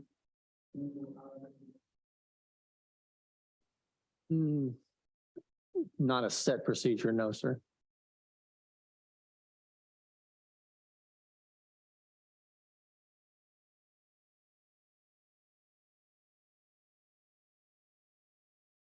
Well, anyone else have any questions? Do you routinely put warfarin in those packs or do you have very many patients that are taking it? We have very few patients that take it. I think I could probably less than a handful that we have taken warfarin. I know at least some facilities that do multi-dose, they will not put drugs you're considered to be, high risk drugs in the multi packs because there are oftentimes dose changes. Yes. I mean, if someone's been stable on warfarin for a period of time, that's not as big of an issue, but a lot of people are fairly difficult to manage with that drug.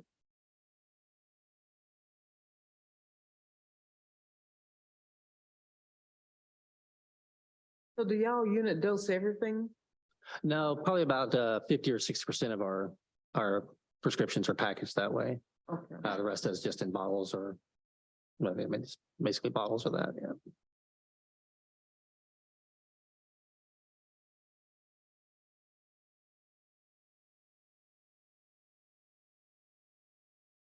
And on your packaging, it's all manual check. You don't have the video checking on yours. It's just me. Yeah. Some programs have a video check as well, or a camera that will help check and identify potentially problematic spots in field process, but most of them we see are full manual process like this.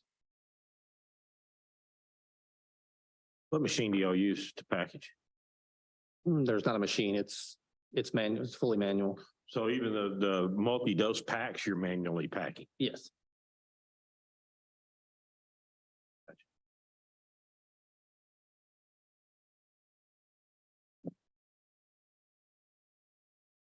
Anyone else have any questions? I don't. What do you all want to do? Richard, you're.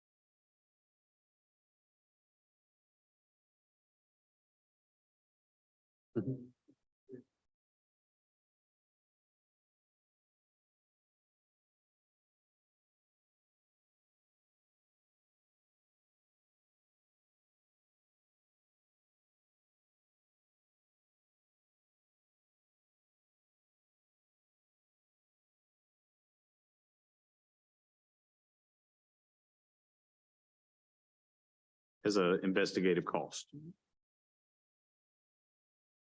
That's your motion. Second. Okay, got a motion and a second. Any further discussion?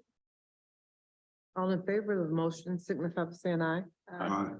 Any nays? The motion passes. So go ahead. Oh, I just had a question. You said non-disciplinary. I'm assuming this is, not public, not reportable to. It's public because just like it's on YouTube, but what the board is saying is rather than take discipline on him, they are going to basically offer a consent agreement in a non-disciplinary manner to collect investigative cost of $500 and to then resolve the complaint, have him do 10 hours of CE related med errors, as well as some retraining of staff with a focus on high alert procedures for when they're doing packaging. But so we will put all that in a consent agreement that we would offer and can send to you. Do you have his contact? Okay. To be sure that if there's any questions, we resolve those. Thank you. Make sure that they give us written feedback. And so that like the 10 hours of CE would be in addition to like the 30 hours for renewal. It'd be a separate package and we would give a period of time to actually obtain that as well. Understood. But it's not the sort of thing that would appear when searching We're the not license. reporting it to the data bank. Got it. We have that fight with them from time to time, but it's up to the board to determine if they're taking disciplinary action, not the data bank. Understood. I imagine you see that in a lot of states. Yeah, we deal, our firm, we deal with all 50 states. We've seen how different states handle it different ways, what the states consider to be reportable and disciplinary. And it's one of those things where if it's at-risk behavior, purely negligent behavior, that's not just a human issue, then it's oftentimes seen as non-disciplinary. But if it's not at-risk behavior, if it is at-risk behavior purposefully in a environment that could lead to harm, it's looked at differently. Yeah, understood. Looking at process as opposed to one particular. It was subject to FOIA that the interaction would be on there and then this will be on YouTube. So it's not secretive, but it's. Yeah, but it's not disciplinary. I would consider taking that Coumadin out of those packs though. Yeah. Yeah, a lot of people won't even put it in there just because, so many people, I ate leafy greens today, and so I need to probably double up. I mean, they'll have these weird, Well, I think Xarelto and Eliquis tell you to leave it in, even if you send it to the nursing home, or something, to leave it in the pack. I would probably follow suit with the Coumadin, just because you don't want to rub it off on anything else anyway. Right. Gotcha. Yep. Okay, did y'all have any more questions of us? I think I'm good.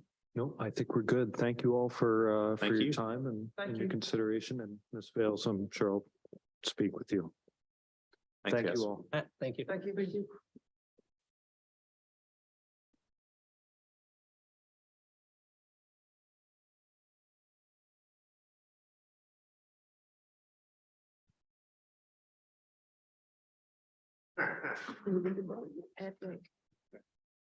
Come on up, guys.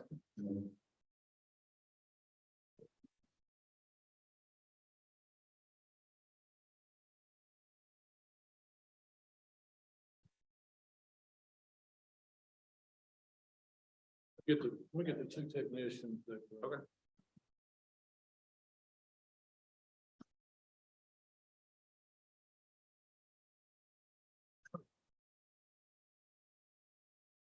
Yeah, absolutely.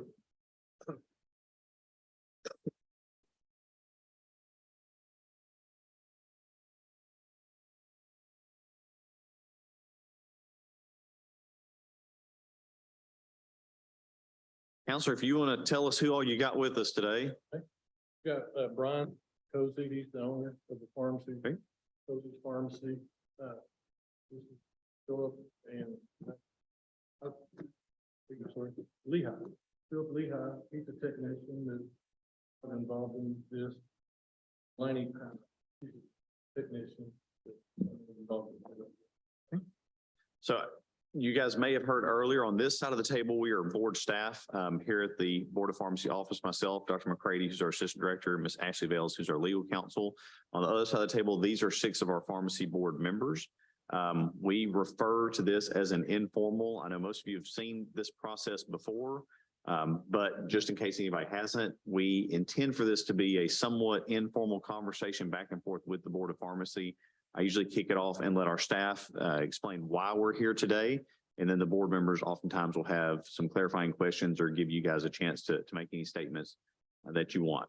At the end of this interaction, the board members will come up with some proposed action. And whatever that is, you can either agree or disagree with.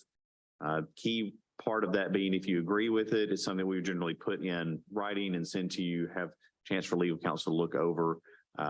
If you disagree with it, it's basically a chance to say that you would prefer to go to a full hearing at a later date with the full board where we swear all the witnesses in, have a court reporter and a hearing officer, and it's just a little bit more of a formal procedure. Do you guys have any questions before we start? And I'll tell you, Darren, we are back with a new AV system as of yesterday. That the microphones, I see you've got yours on green. They are very sensitive. If you need to have a sidebar with your client, turn your microphones off because it will pick up whispers at this point. Yeah, okay. Okay. Ready? We received a complaint on Brian's Pharmacy. Patient received a medication. She's been taking estradiol 1 milligram, 2 tablets a day for some time. The prescription was written for 2 milligrams of estradiol, 1 tablet once a day for 30 days. The prescription was filled as written. The complaint alleges that she was not counseled by the pharmacist at the time that the medication was dispensed as required on a new prescription. Although she had been taking estradiol, this was a dosage change, so that would constitute a new prescription from the doctor. She had some complaints in there about some rudeness and that type of thing. This board doesn't govern that, so I'm not really going to go through that much. I will tell you that we sent a notice to the pharmacy and asked them for a response. Dr. Cozy said he denied the allegations that they do in fact counsel based on Arkansas rules and regulations. His technician, who is the one that they go to the cash register, they wait on the customers, see if they need counseling. His statement is that, and I'm going to quote, "It is company policy and a well-developed habit of each member of our team to ask every patient if they would like a consultation on their medications. This occurs each and every time we sell any prescriptions, regardless if the patient is in our lobby or comes to the drive-through. I am confident that she was given that question and the opportunity to receive consultation on any and all of her prescriptions. Whether or not she capitalized on that opportunity for consultation, I cannot say. I do not recall if she accepted or declined her consultation on that February for her hormone medication." So basically his statement is that it is policy to ask if they need to be counseled, which is not in compliance with Arkansas law. Madam Chair? Dr. Colsey, you want to tell us what happened here? Well, that was pretty clear as to what happened. I mean, she came in on March 6th, 5:52 in the evening. She had called and complained from the drive-through that we were taking too long. We were dealing with a reconstitution issue before that, and when she came through, I'm sure she was in a hurry, whatever. And when we offered counseling, she declined. We offer, as a policy, we offer counseling to every patient on every prescription, whether it's drive-through and I'm always 3 steps away, either from the drive-through window or from the cash register. So I don't know exactly. I mean, I can't comment on her state of mind, but that's what happened. And then Go through. she had called on, let me give you some background on the April 3rd complaint. She had called and spoke with Delaney because she was running out of her estradiol that she had picked up on March 6th. And Delaney was conversing with her. And I was had walked by and was going to the back room to make myself a cup of coffee. And the call ended. And then Philip came and got me and said that KM is on the phone and wants to speak to me. And she really let me have it over the phone. That she's not effing C word, and she dropped that one 3 or 4 times on me, and this is not acceptable. And she demanded that I fire Delaney immediately. And I said, well, I need to address that, but she wouldn't be placated on that. I mean, she said, well, I'm going to move my business and call the board. And I said, well, I wish you wouldn't do that. I mean, I was at this point still seeking to make things right, but she wasn't in the mood for that. So, it was a stressful day because that was the first Monday after the tornado hit in our neighborhood, and a lot of people were on edge. So we make allowances for that. What am I missing? Go through the dosage. If she got it 30 tablets on 3/6 and she was taking 2 a day, like she was taking her 1 milligram. Right. And she's calling on April the 4th. She's making the complaint saying she was almost out. Some 30 days later, go through the math on that for the board. Okay.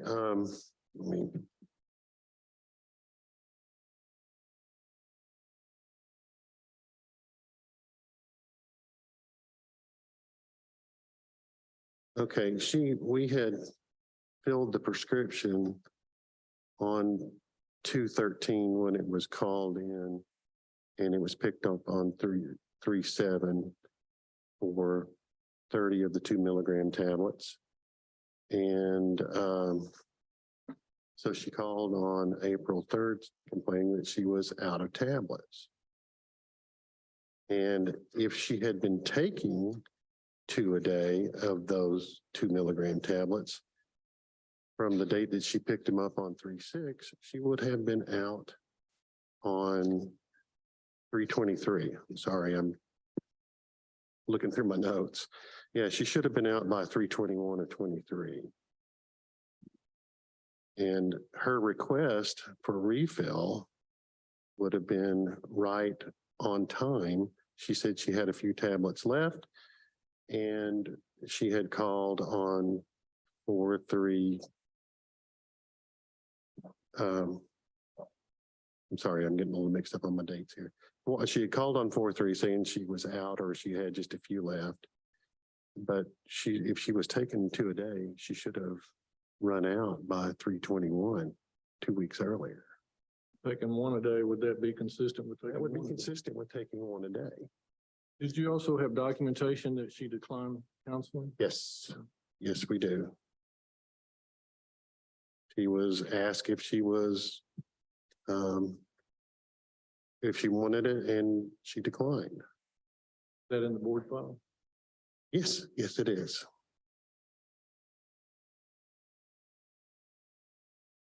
So what are you asking the board to do? Well, I think this is I think she's mad because she felt insulted by the dirty language that she claimed we used, but Did you investigate that with Delaney? yes, I investigated it. Delaney right here? Yeah. What'd you find out? The look on their faces was just shock. It was, no, we didn't say anything. Brian, did you hear something like this? No, I'm sorry. I refer to Philip as Brian. His first name is Brian. So that's why he goes by Philip, because it prevents confusion. Yes. Big Brian. Yeah. Yeah. And they look shocked. They just, what? They didn't say it. She claimed, Delaney claims she didn't say it. Brian says she didn't say it. And I don't know what else to tell you. She was so mad on the phone, just so super stressed out on the phone. She had recently lost her husband to a drunk driver. Yes, So she's stripped, yeah. Yeah, she's been under an inordinate amount of stress over the last couple of years. Her husband was riding his bicycle up on 107 and got run over by a drunk driver. She's been dealing with the courts with that, and he was given 10 years, and she thought that was not acceptable. And in her neighborhood got hit by the tornado. I don't know if her house was exactly hit, but it was within a block. And that happened on Friday, and this was Monday. So I think she was probably pretty stressed. I would be stressed out. I mean, it was 300 yards from my house, and I was stressed out on Monday. Other than the complaint from the lady that filed the complaint, what evidence did you have that she? She actually, according to the printout from Brian's Pharmacy, received estradiol 1 milligram on 2/6/2023. And then she received the estradiol 2 milligram on 2/13/2023. That's when it was filled. She didn't pick it up till 3/6, according to Brian. He can explain it. I'm going by just the files here. We didn't go into April. But if I go back and calculate from 1/18/2022 forward, it looks like she might have got it a few days early, a few days late, a few days early. I know with my medications, I still have some even at the end of the month, depending on when you get them filled. I'm not arguing that she did or didn't have any. The complaint says she took 2 of these a day and was not counseled. And you have admitted that she was not counseled today. And it is by Arkansas law. You offered to counsel, offering to counsel and shall counsel are 2 entirely different things.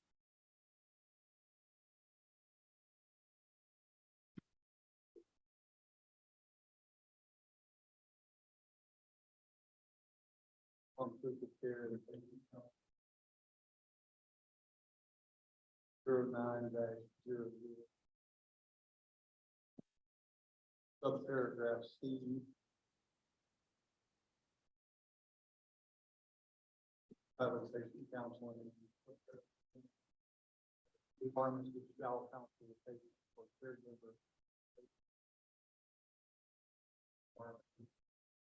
Departments that shall make it. That's the whole point. Obviously, the description is still Most of that change had counseling been offered as required.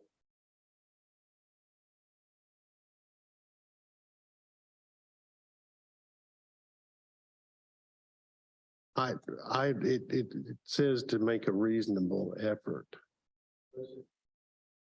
Okay, It says if not, meaning like if they are not face to face. What if they refuse to talk to you or listen to you? Who do you counsel then? You don't give them the medication until you counsel them. You have the medication in your hand. The risk is the rule says you shall counsel. If they refuse to listen, it's still a requirement. It's, the board has long held it's not a requirement that basically is waived. They have to do it different. They're not. They can still dispense it without. No, well, at this point, under our rule 7, they have to talk to the patient to even get approval to bill it, set up a plan for how they're mailing it. And if it's a new prescription, they're going to counsel as part of that. So they have to have a direct interaction with the patient to even be able to bill it. Don't necessarily have to do that in your pharmacy, but they would on mail it. We're just stating the rule doesn't say you need to ask if you need counseling. The rule says you have to counsel. Shall counsel. Not a question. It's a.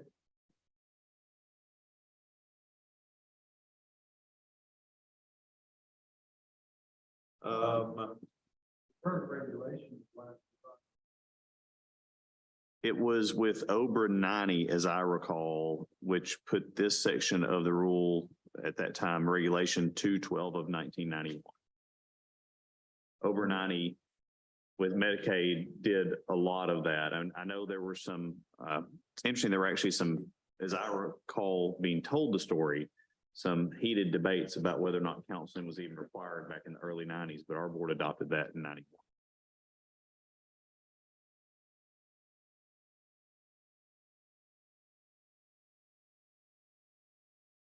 The reason I asked that question is I don't think I've ever received counseling for a single prescription ever. We can call them in, Harold. So whether we take jurisdiction is based on a complaint. We do not look at that unless we get a complaint, other than on inspection, our inspectors do observe whether or not people are counseling and reiterate those requirements. We teach it in our law course, have for years. Well, I've got to say, if the regulation really is shall in every instance It without is exception, on new prescriptions. that's a bad regulation because that doesn't take place Well, and it's not appropriate. yeah. I don't see what a pharmacist can do. Do you tie the patient up and counsel them in their ear against their will? Are you refusing counseling and refusing to be talked to by the pharmacist, Harold? Or I you? think if you ask, would you like to be counseled? And then the patient says, no, I don't want to be counseled. I think that ought to be adequate. Or if you say, hold on just a minute, I want to counsel you on that prescription, and they leave with the prescription. I mean, you tried.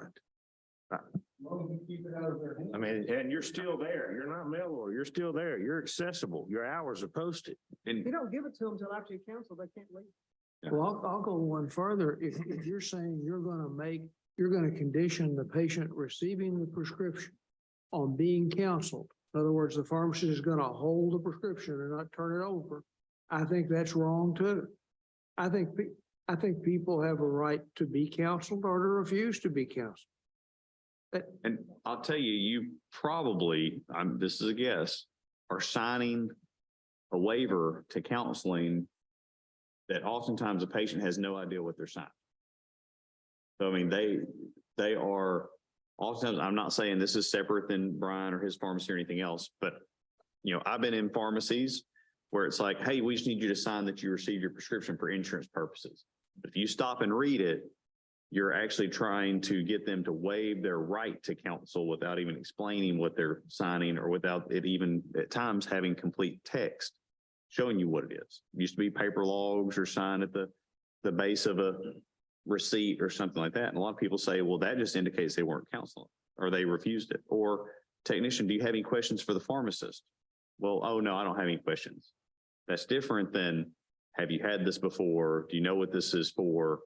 How have you taken it in the past? All that. I mean, we look at it from a complaint-driven process. And in this instance, the patient isn't claiming she refused to be counseled.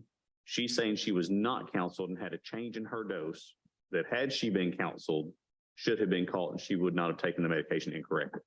Did she try to call back and even find out, or did she just call us immediately? Oh, no, she called and found out once she realized she was taking it wrong because she wasn't told up front. But if you look, she didn't take it wrong. The prescription was filled, the new prescription for 2 milligrams was filled on 2/13, and then it was picked up on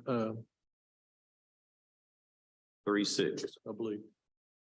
And if she was taking 2 a day, she'd been out by 3/21, but she didn't call until April the 5th or 6th and say she was about out even then. She would have been taking it once a day, and that was consistent with her refilling her prescription almost every 30 days, every month, and the profile's in there. But she usually got 60. And we don't know if she got 30 or 60 this time. When we talked about it, we thought, I wonder if she actually got 60 because that's what she was used to getting. If she only got 30, then we don't know how many she would have had left over, but she should have run out faster. If she got 60, it would have lasted a month. It was a different color. One was, Brian can explain it, but they used Yeah, consistently. it's a different pill. Yeah, one's a blue and one's a green. Sort of like, Harold, if I disagree with the speed limit and I choose to go faster, if I choose to break the law, I did it. But if I get caught, then I got caught. I understand. I understand what the rule says. I think you've got a rule that can't be enforced and isn't being enforced except in very limited circumstances, and I can't support that. I for one would vote to dismiss the charges that are brought here. Well, I think you have a law on the books, and I'm not sure that every pharmacist would agree with you that they're not counseling. I'm a licensed pharmacist. When I pick up my medication, I get counseled. I just picked up medications last week. I was counseled on those medications. I know you're a pharmacist, but I have to do this by law. It's okay. But I don't get counseled. I'm asked, do I want counsel? Do you want to see the pharmacist, kind of like what John said? But teaching pharmacy law, you know they have an obligation to You do know it. they do. I should have called them out on it, but Yeah. I I don't mean, want if the you're I don't the, want I to mean, see the they're, I'm a you're the pharmacist. professor of it for many years. Like, if you're letting them get away with it, that's way worse than us letting them get away with it. It's about law. It needs to be changed, but that doesn't affect that it's still law today. I think even if it is the law, I think a patient has the right to refuse it. But she didn't refuse it. The woman has filed a complaint with the board because she says, the pharmacy did not inform me that the filling process had changed and did not tell me I needed to take one tablet. Exactly. And the reason they didn't do that is because she said she didn't want to Didn't say. be counseled. How do you know? But the paperwork says she declined counseling. Says decline. What is your screen? Is it a checkbox on a screen? It's like, it's got to be an affirmative. It's not, she was in the drive-through, so she didn't, this has to be done inside the pharmacy by the, So the pharmacy staff checked off that she didn't want counseling. yes, is my So understanding. she did not actively check it off. Right. I'll let. I Yeah, should. that's correct. That's correct. We had, for the time being of COVID, we had stopped using our iPad. Yeah. Passing it back and forth. But if they don't decline it, then it stops the transaction right there, and the pharmacist has to come out there to complete it. At your store, you have to go out there before. I mean, you have to prove that decision. What happens at your location if I came to pick up a prescription? And then how would that play out? What would the text do and what would you? Well, we would offer you counseling at the register or at the drive-through. You would be asked, do you want to speak to Ryan? Do you want to do do you have any questions for us? Brian is right here. I'm never more than 3 steps away from the window or the drive. I'm super accessible. And I would go to the window and talk with them about it. Sometimes when we have people drive up, they don't want to talk to us. They say, I'll read it on the label. And I mean, I don't physically hold back the medication. I do ask them, if you have any questions to come up, please call me. We don't make any kind of a negative connotation towards or make it put up any barriers to communication with me. I'm there. I want to talk to them. If they want to talk to me, I want to talk to them. And if it's something that is a known, like a warfarin we were talking about earlier, or you were talking about earlier, that's something that, high risk medications, you would certainly talk to. But these were essentially refills. She had been on estradiol for the 2 years that she had been with us.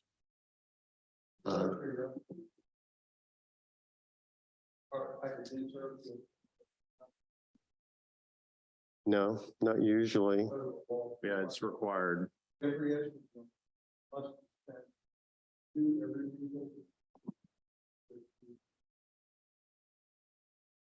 why like all the birth controls have a dozen packs of it in a pack of 12 birth controls, or 5 and 5 or 10 and 10.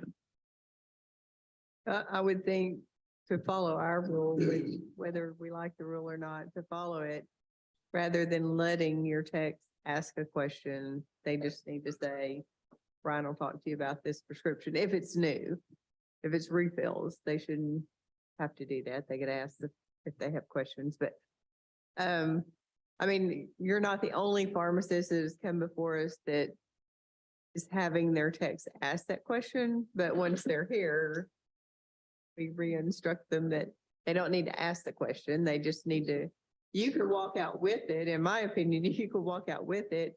And I mean, if she's screaming and yelling, I don't want to talk to you, I don't think you would still keep talking to her, but you would at least need, it's not make the offer, it's shall counsel. So that means you shall go out there and counsel her or him. That wouldn't be a huge change in what you're doing to make. So in this one, I mean, we would point out the prescription was filled accurately as described. The patient's gripe is that there was a change in it that they were not notified of, other than it was on the label itself. We don't know how many pills she had left over for sure that she took 2 a day or not. We just know that's what we were told by the patient. Do you think the doctor went up on her estradiol because she was having less hot flashes? Didn't go up on it, just changed it. Changed it where it's Changed it. She went in with a complaint and they changed her estrogen. 1 milligram, 2 tablets a day to 2 milligrams, 1 tablet a day. Yeah. They changed the dose strength, but the amount she took per day was the same. And they said that she refused counseling. In his statement, Brian Phillip says, I cannot say, I do not recall if she accepted or declined her consultation that day. That's in his writing, and he was the technician that was at the window with her, based on this. He wasn't at the window. But this is his statement. Beth Gleason was the technician that was actually at the window filling the net. I don't have a statement from her, but I do have his that says we don't know whether she was accepted or declined.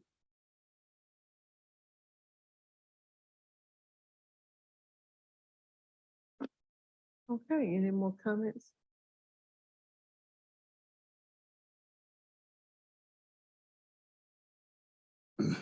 Well, let's start talking about a motion then. Do we want to put her off? We can talk about it, like, whatever you want. Oh, I don't know if we were just having. No, we're fixing to go into like deliberations and decide what to do. I make a motion, we dismiss it.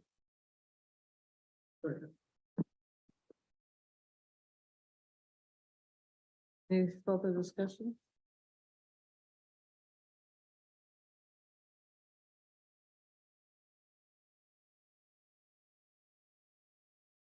All in favor of that motion, signify by saying aye. Any nays? Aye. Okay, we got 3 nays to 2 yeas. So the motion does not pass.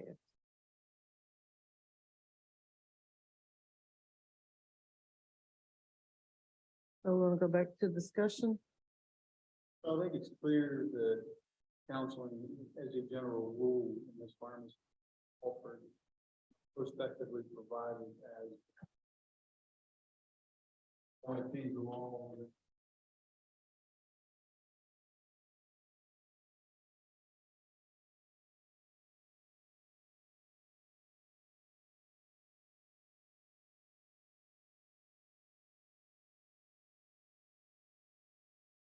Non-disciplinary. non-disciplinary. Frankly, I'm not.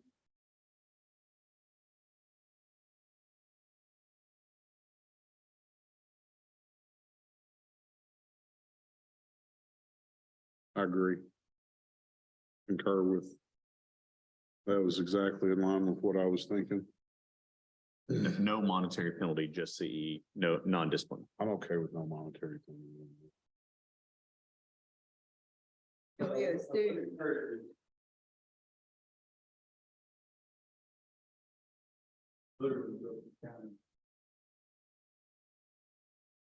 Do, but it's something they've been on. That's easy.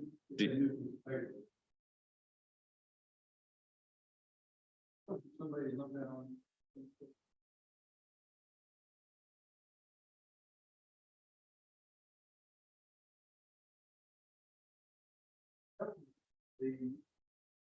What are the most common side effects?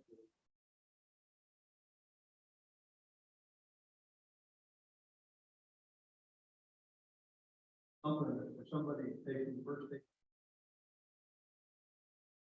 Hey, your dose changed. It's just 1 now instead of 2, but it's the same amount of medicine. And it'd be done.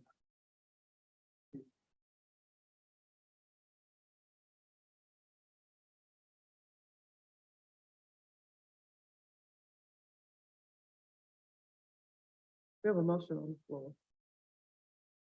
Okay, Second. got a motion and a second. Any further discussion? All in favor of the motion, signify by saying aye. Aye. Any nays? Okay. I got 3 yeas, 1 nay, and 1 abstain. The motion passes.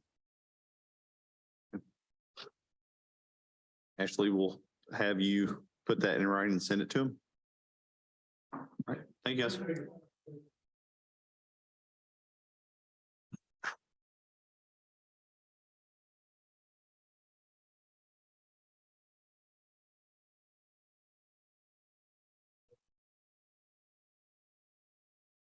I would like to ask,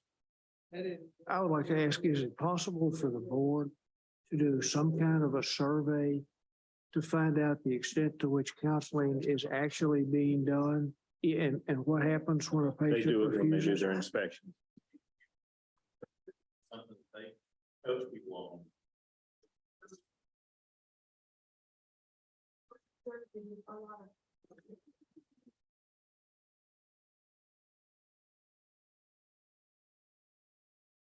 So Brian and I were discussing that during our inspections, we were seeing a lot of text, at the register saying, do you have any questions for the pharmacist?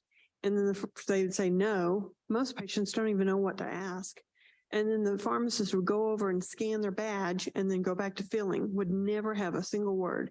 And so our focus this year, 2023, we are asking as part of our every inspection, what's your process to make sure that patients are counseled on all new prescriptions?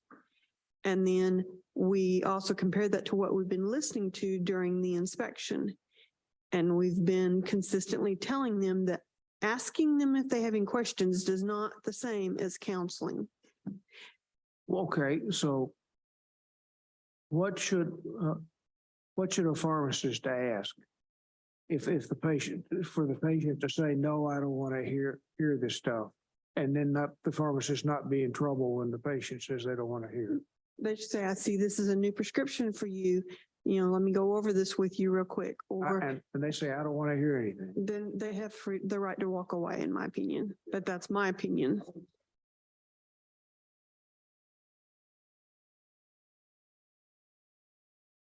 No, you're not.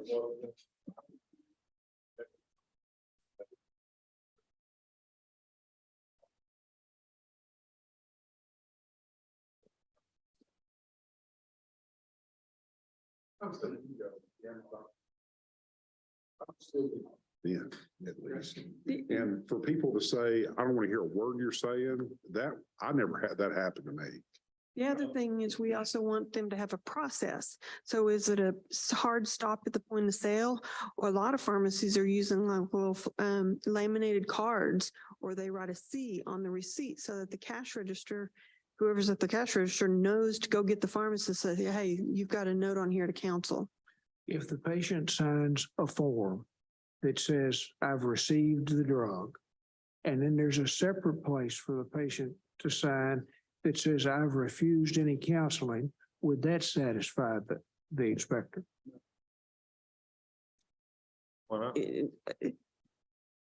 Says shall, I mean, the problem is, That's not what the statute says. it's not a negotiation. Be done because nobody's paying for it and you're gonna fill more prescriptions in a shorter amount of time, but you're making less money. I mean, you still gotta meet an overhead. I can tell you that in every Walmart that I have ever been in, instead of working for, the pharmacist comes up and counts it, period. Come up and she says, here, I see this is new prescription. Is this something you've ever taken before? If the answer is yes, then she'll say, well, okay, do you have any additional questions about this then since you've been on it? No. But if I come up, have you taken this before? No. Well, let me tell you how to take it. And she holds it, she'll pull the bottle out of the bag and play it to me. And then she'll give it to the clerk to cash me out. Not that word. No, and I'm not saying that we don't counsel, and I don't, but the point is the shall. But you said you weren't. The shall in there is what drives me. But it's been there. I know, when used to, Lester said, just ask. Lester used to say, just ask him.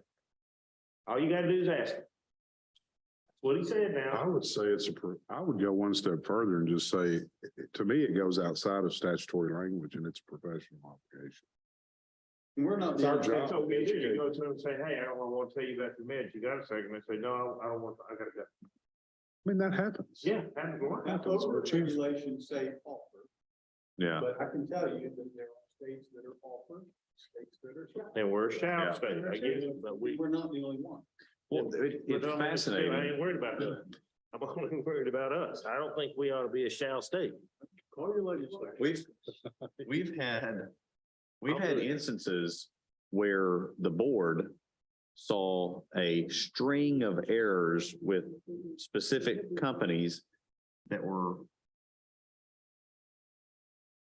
of enough volume that the board reached an agreement that for that company, you could not let a new prescription go out without the pharmacist coming over to the point of sale and scanning their badge to acknowledge that they were counseling that patient. And when that went into place and the pharmacist had to go over there and have a verbal interaction with the patient, we went from 2 complaints, I almost want to say a month, to like none in a year. I mean, it changed the interaction. And even if the counseling was poor, having that interaction reduced the number of complaints we'd get, even if there was an issue. And if you come before the board and you say, I counseled the patient, but we still messed up whatever, it was almost like that was the green flag as opposed to the red flag. Well, and it stops numerous errors. Yeah. It's just not, yeah, that's your. That error might get stopped right there. And the board has had in the past, I mean, I can think of a case where it was a nurse that got a prescription for a child and was mad that it wasn't right, or they assumed it wasn't right.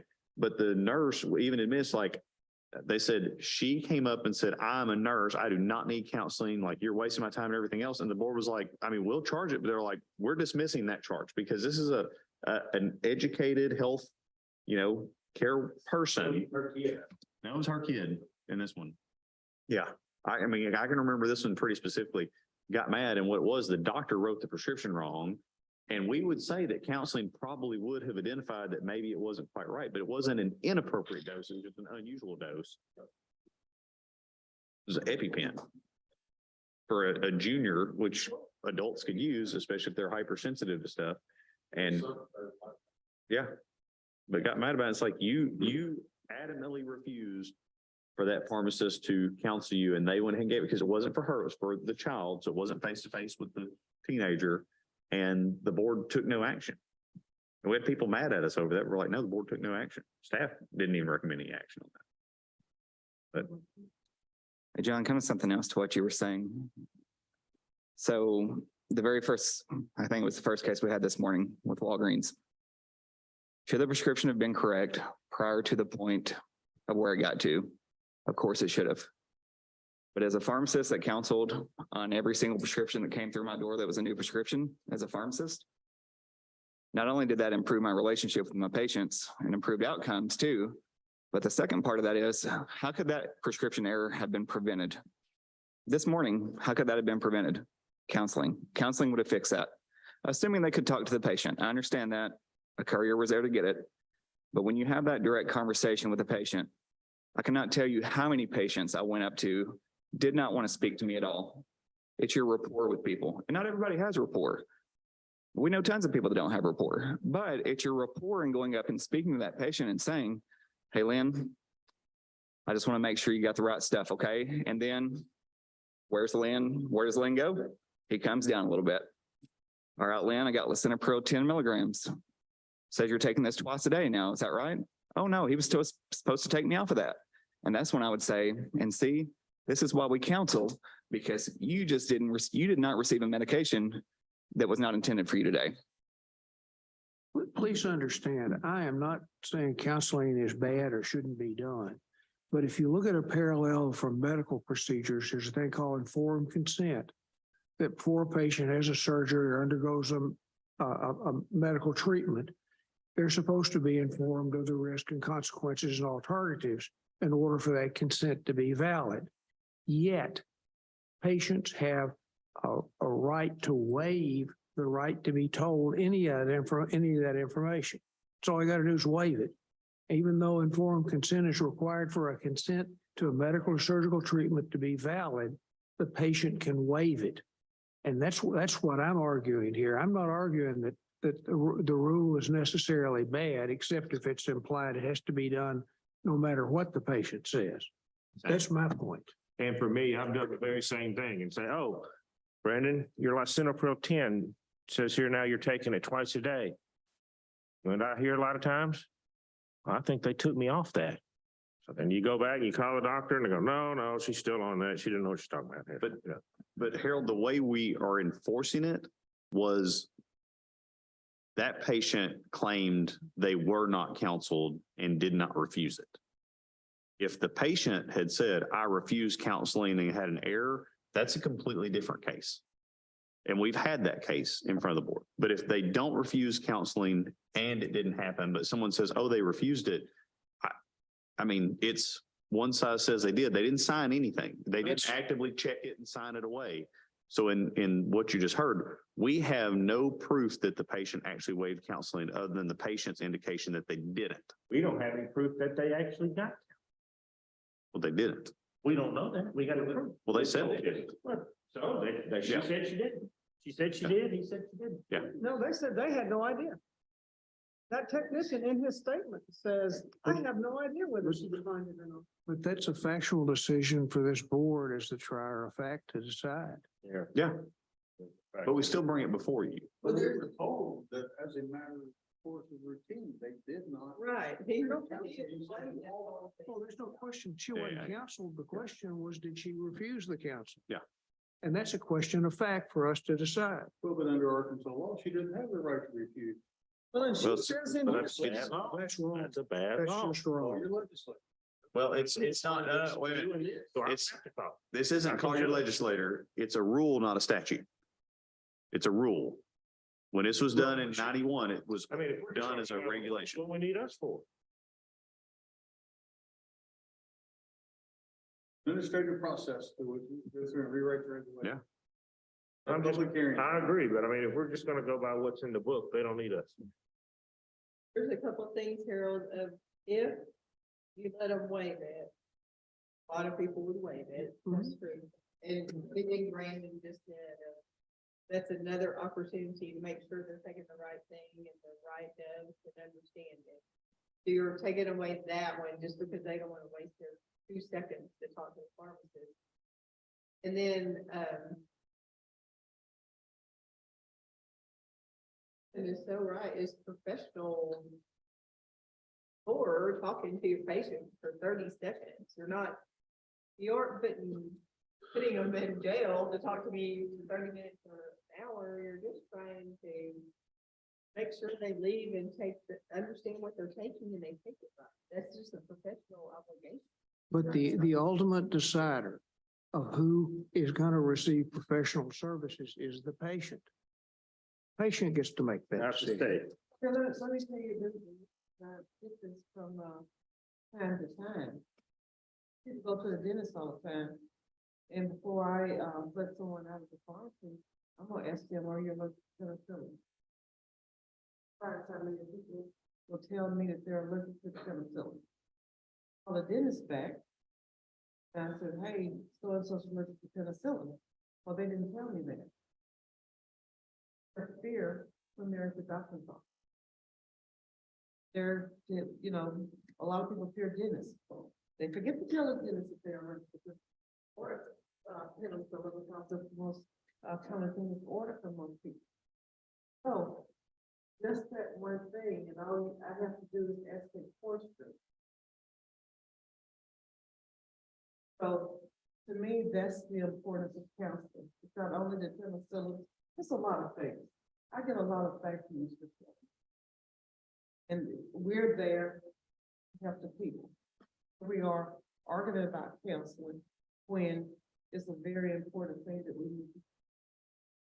I agree. And there's one more thing. I was gonna tell Harold is in the past, and especially other states, in the county council, text, and nothing against text, but text would just ask at the register all day long. And find that, whether the tech even asked them or not, and Walgreens can see the thing they click yes or no on there. That was all handled with technicians or cashiers out at the register. Pharmacists would be clueless that their patient even came through and if they could talk to them. Now in the shall state, because the pharmacist actually has to physically go have this interaction, or they're responsible for it versus the tech, then it actually happens in more things. Or where you go, but when it's in the hands of the pharmacist is responsible for it. It's a lot better than the technician making that decision for the pharmacist.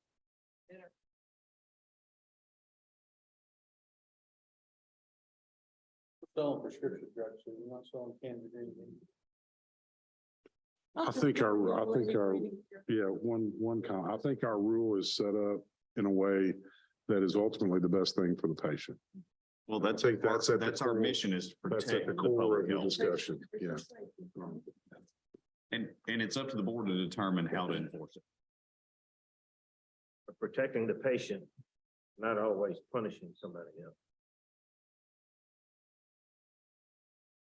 I can understand that. But if the patients claim harm that would have been avoided, that's a tough one that you have to look at an individual basis. So next up is Honeycutt. Okay, Heather Honeycutt is with us. That's gonna be tab number 11. I don't believe I think you were in front of our board several years ago, but it's been a while. So this might have changed a little bit since you were with us for, these are all separate companies. Okay. we call this our informal conference. You have 6 members of the board here with us today. They're decision makers for your request, as well as 3 members of us on this side of the table that are board staff. In this process, the board members will get a brief overview of why we're here from staff. I'm sure they will have some questions back and forth for you as well. And then at some point, they're going to come up with some sort of a decision as a suggestion that you could either agree or disagree with. Do you have any questions about why you're here today? All right. If at any point during this process you do, by all means, get our attention, ask us any questions you have, because we realize this is a place that you have sat in front of a bunch. That I will turn it over to board staff. The board received a reinstatement application. The board received a reinstatement application from Dr. Honeycutt asking that the board reinstate her permit. She was previously licensed with the board, had an issue in Louisiana, and was given an order through the Louisiana Board of Pharmacy, which you all have a copy of. She was put into the Arkansas support group, signed a preliminary consent agreement, which is in your packet, as well as a probation consent order to sort of mirror the one that came out of Louisiana. She let her license lapse and did not complete the advocacy process through the Arkansas State Board of Pharmacy support group, nor did she complete her order in Louisiana. She let her license lapse down there prior to meeting the terms of her probation. So we asked her to come in today to discuss her reinstatement, and I'll turn it over to you, Madam Chair. How are you doing today? You'll state your name and tell us who you are and a little bit about what's been going on with you.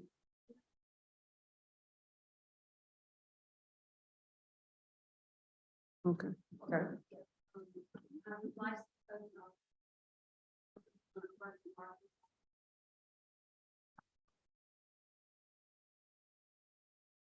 Licensed in Louisiana, so I had a license in both states. And because I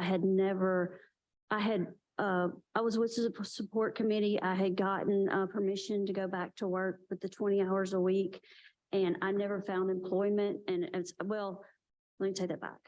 I did get offers in Louisiana, but then when I would get to the point of about getting the job and had to let them know that I was with the support committee and had stipulations, and then the things would kind of fall through because they didn't want to work with the stipulations. And since I never came back after treatment to Arkansas, I stayed in Louisiana and still live in Louisiana. And so what happened was I didn't renew my license at the end of, well, I guess the year before last, just because, and it was just a matter of, I didn't know that there'd ever be an opportunity in pharmacy after so much time, because it just, for me, it never worked out to getting a job and all. And at the time there towards the end of the year, the expense of the drug test and all that started like skyrocketing. And for what I was making at the time, I couldn't afford it. And so Richard Henry called me at the end of last year and wanted to know if I wanted to fill in for him. And I told him that I hadn't renewed my licenses and that I didn't know if it was even possible to work. And when he had called me, I called and talked, I think someone with the board, and I called Turner and asked him if that would even be possible again. And after doing that, then I started the process of reinstating and seeing if it would be possible to even get my license back. And maybe, because they had told me when I did not renew, what would happen if I didn't renew, and with the contract and all that I would have to go back on contract and, those type things with the stipulations, maybe. So, that's what was going on. And I didn't know that any of this, that I would even be offered a job or anything like that, or what would become of any of it. So that's kind of why I'm here today, is just to see if it could even be possible. Go back to work or have an opportunity. And on the last page of your file is a notice of the pharmacy support advocacy status, which kind of gives you a timeline. They had actually gotten to the point where she could return to work for 20 hours. But then at that point, It's a form from back in 2018 that we had been given to take as advocacy then.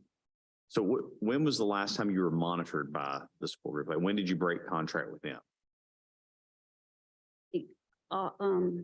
It would have been the same time I didn't renew, which would have been December of the year December of before. 21. Yes. So I haven't been monitored maybe about a year. yeah, it'd been a little more than a year. I mean, like Now, 16 December would have months. been a year and yeah. When's the last time you worked in pharmacy? 2015 before you went? Okay. Been a long time. So what is your current status? Have you signed back on contract with the support group, or Tell me I'd have to, see if it was a possibility here first? I'd have to come through y'all and see what y'all even said or what kind of, like what y'all would want to know, what when I talked to Turner, he said it would be up to y'all on whether or not y'all would allow me to get my license back and that y'all would dictate the standing of the, contract and like how many years would be tacked, all that kind of stuff would be up to whatever y'all said or y'all even allow it.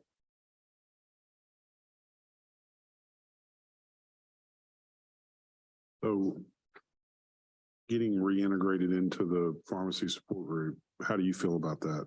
Is that something that you're I have no 100% on problem with board it. with? Yeah, I mean, a matter of fact, it was crazy last year. I mean, I did it for so long that even last year, everything I did based off of being under it for so long. It was like I was still under the contract. And I mean, I got a cold or something like that. I didn't take anything but Claritin or anything just because I was so used to what I couldn't do under the pharmacy. I mean, I still obeyed everything as if I was still under contract. Same amount of meetings Still and doing everything. meetings and all, basically using that as a model, just doesn't have the drug testing with it. Much. so I mean, I did. I still work with people in the field and stuff with that Palmetto and stuff. So I still work with. so the first time around, when did you start? Like, when did your engagement with the support group start? I got a couple of dates Right here. after I get out of treatment. I signed a contract back in, I think, March. Yeah, March of 16. March So of 16. Okay. She basically left practice November of 15, if you look at this, and went into treatment, got out at the end, towards the end of February and signed contract with them and went ahead and did extended care through Palmetto for another 6 months or 5 months, basically 4 months, 5 months. That's February to June. Yeah, I did aftercare for like a year Yeah, or two. they usually do pretty intensive, I think, for the first month, then 6 months, and then like one more visit at a year. And I still do therapy and stuff off and on. I'm doing a 12-hour therapy weekend this weekend and stuff. So I still do involved in therapy and stuff because of what I do today. So you were involved with the support group from around March of 2016 through December Of 2021? Because when my contract ended, they had told me all that stuff had ended. Yes, sir. I think what previous precedent would show, and Dr. McCready will tell me if I misspeak, what she's really looking for today is, would she be able to have an approvable reinstatement application? What staff would probably suggest is that she should go and sign contract again with the support group for them to return with advocacy for her. And if they give her advocacy, that we would approve it. And understanding, since you've been out of practice so long, it probably wouldn't just be at the 20-hour week level supervisor, you had to be with someone else, because you'd have to book like 240 hours of work with someone else and your back CE for that aspect to work out, irrespective of the support group. Because if you have practice after an activity, you have to work with a pharmacist, and we say supervise, but we're not going to let them, the question you guys had earlier today of, like, why do you have to be supervised? Well, it protects you where you're not left alone when you hadn't seen a computer system in 8 I do years. not want to work in a pharmacy by myself. I hear at you. this point. Yeah. Uh, And we'll help protect that for you for at least the first 240 hours. But that's what we would usually do. Look at, make sure she's got her CE, make sure that she would have advocacy, which, and the support group may say, they may visit with you and track you for a couple months and then be fine. They may say they want a letter from your therapist. I don't know exactly what they would say to be comfortable for advocacy versus what you're already doing, but we leave that to them to make the advocacy determination like they did Right, before. like we did before. Yeah. Right.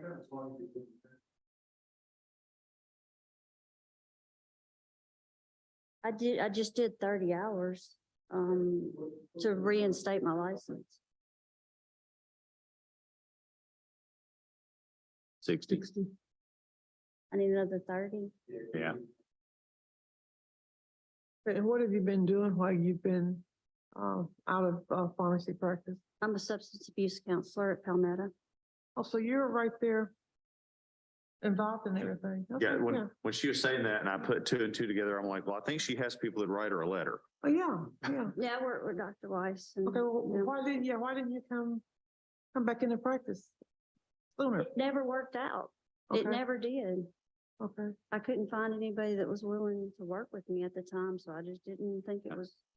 Okay. And then, like I said, just out of the blue, they called me up and I was like, okay. Okay. And Rayville's closer than El Dorado. Mhm.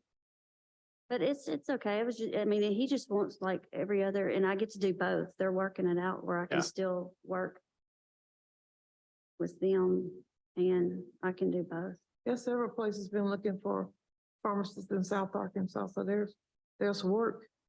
Yeah, and Need some yeah, pharmacists. yeah, and Yeah. yeah, because I don't want to give up what I'm doing now. I've learned. Yeah, a but lot. you have the best of both worlds. It really Basically, is. yeah. Well, I love counseling.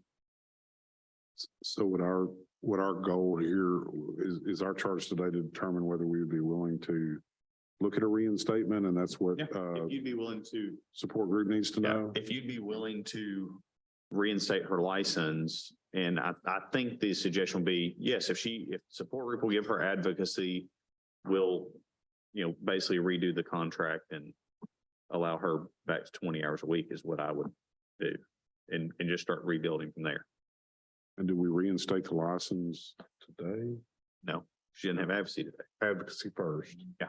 And another And she 30 may meet hours with to them see. and be able to, with her being at Palmetto and that one being, probably the most successful group we work with, she may be able to hand them paperwork where they come back to us in a month and go, hey, we're giving her advocacy back. It may be 2 months. I can't predict the amount of time. It may be 6 months where they do some testing, but when you could direct staff that once she has advocacy, we could automatically sign off on it rather than her having to come back again unless something happens. I'm doing another 30 hours of CE. Yeah. To have your 60. And send that into Nancy. Yeah, that'd be fine. And it could be, because you probably got some of it even up to the 21 day. We'll accept it for the last 4 years generally. So if you already had 30 up to 4 years ago on top of what you've done current, we would accept it for the last 4 years to apply now. Oh, okay. So you may already have it and just got to go back and look at it Oh, okay. Okay. So I need 60 in 4 years. within the last 4 years. Yeah. All right. And then the support group is going to need 240 hours. No, so Where's that? we can put it in a letter also to you because I realize how Okay. weird this whole thing sounds. But I'm saying if they approve it, Oh, I'm sorry. Y'all. if they approve it, you should go to Turner and say, if I have advocacy, they will reinstate me. So I need to go ahead and get back on contract with you. And he has those contracts. Yep. And it's the monitoring contract. And then if he monitors you at some point, if their group gives you advocacy and we have your CE, then we could just automatically restart and do a new probation consent order for the 5 years of monitoring that you had before. Yours had a weird clause in it to see if you, at the end of 5 years, if you would have to come back before the board or something to see if it would be extended. But Okay. we would basically just mirror pretty much what we had before. We've got some modern, I guess, points that we've just updated it since then to send you.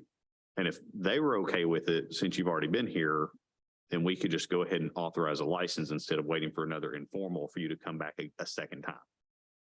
Oh, The 240 is any pharmacist, support group or not, that's been out of practice more than 2 years has to work with another pharmacist for at least 60 hours or 40 hours for every year that they've been out of practice. okay. And it maxes out at 240. So we're just saying that regardless of The the 20 support hours. group contract, whether you're working 32 hours or 40 hours a week or whatever, we would log the first 240 hours of your practice where you had to be with another pharmacist. Okay. It sounds confusing, but that's your way back. Clear now. Yeah, Yeah. yeah. It's- And I you can don't do care. this. It's steps. I, It's not 12 steps, but it's steps. I never thought I'd be sitting here today.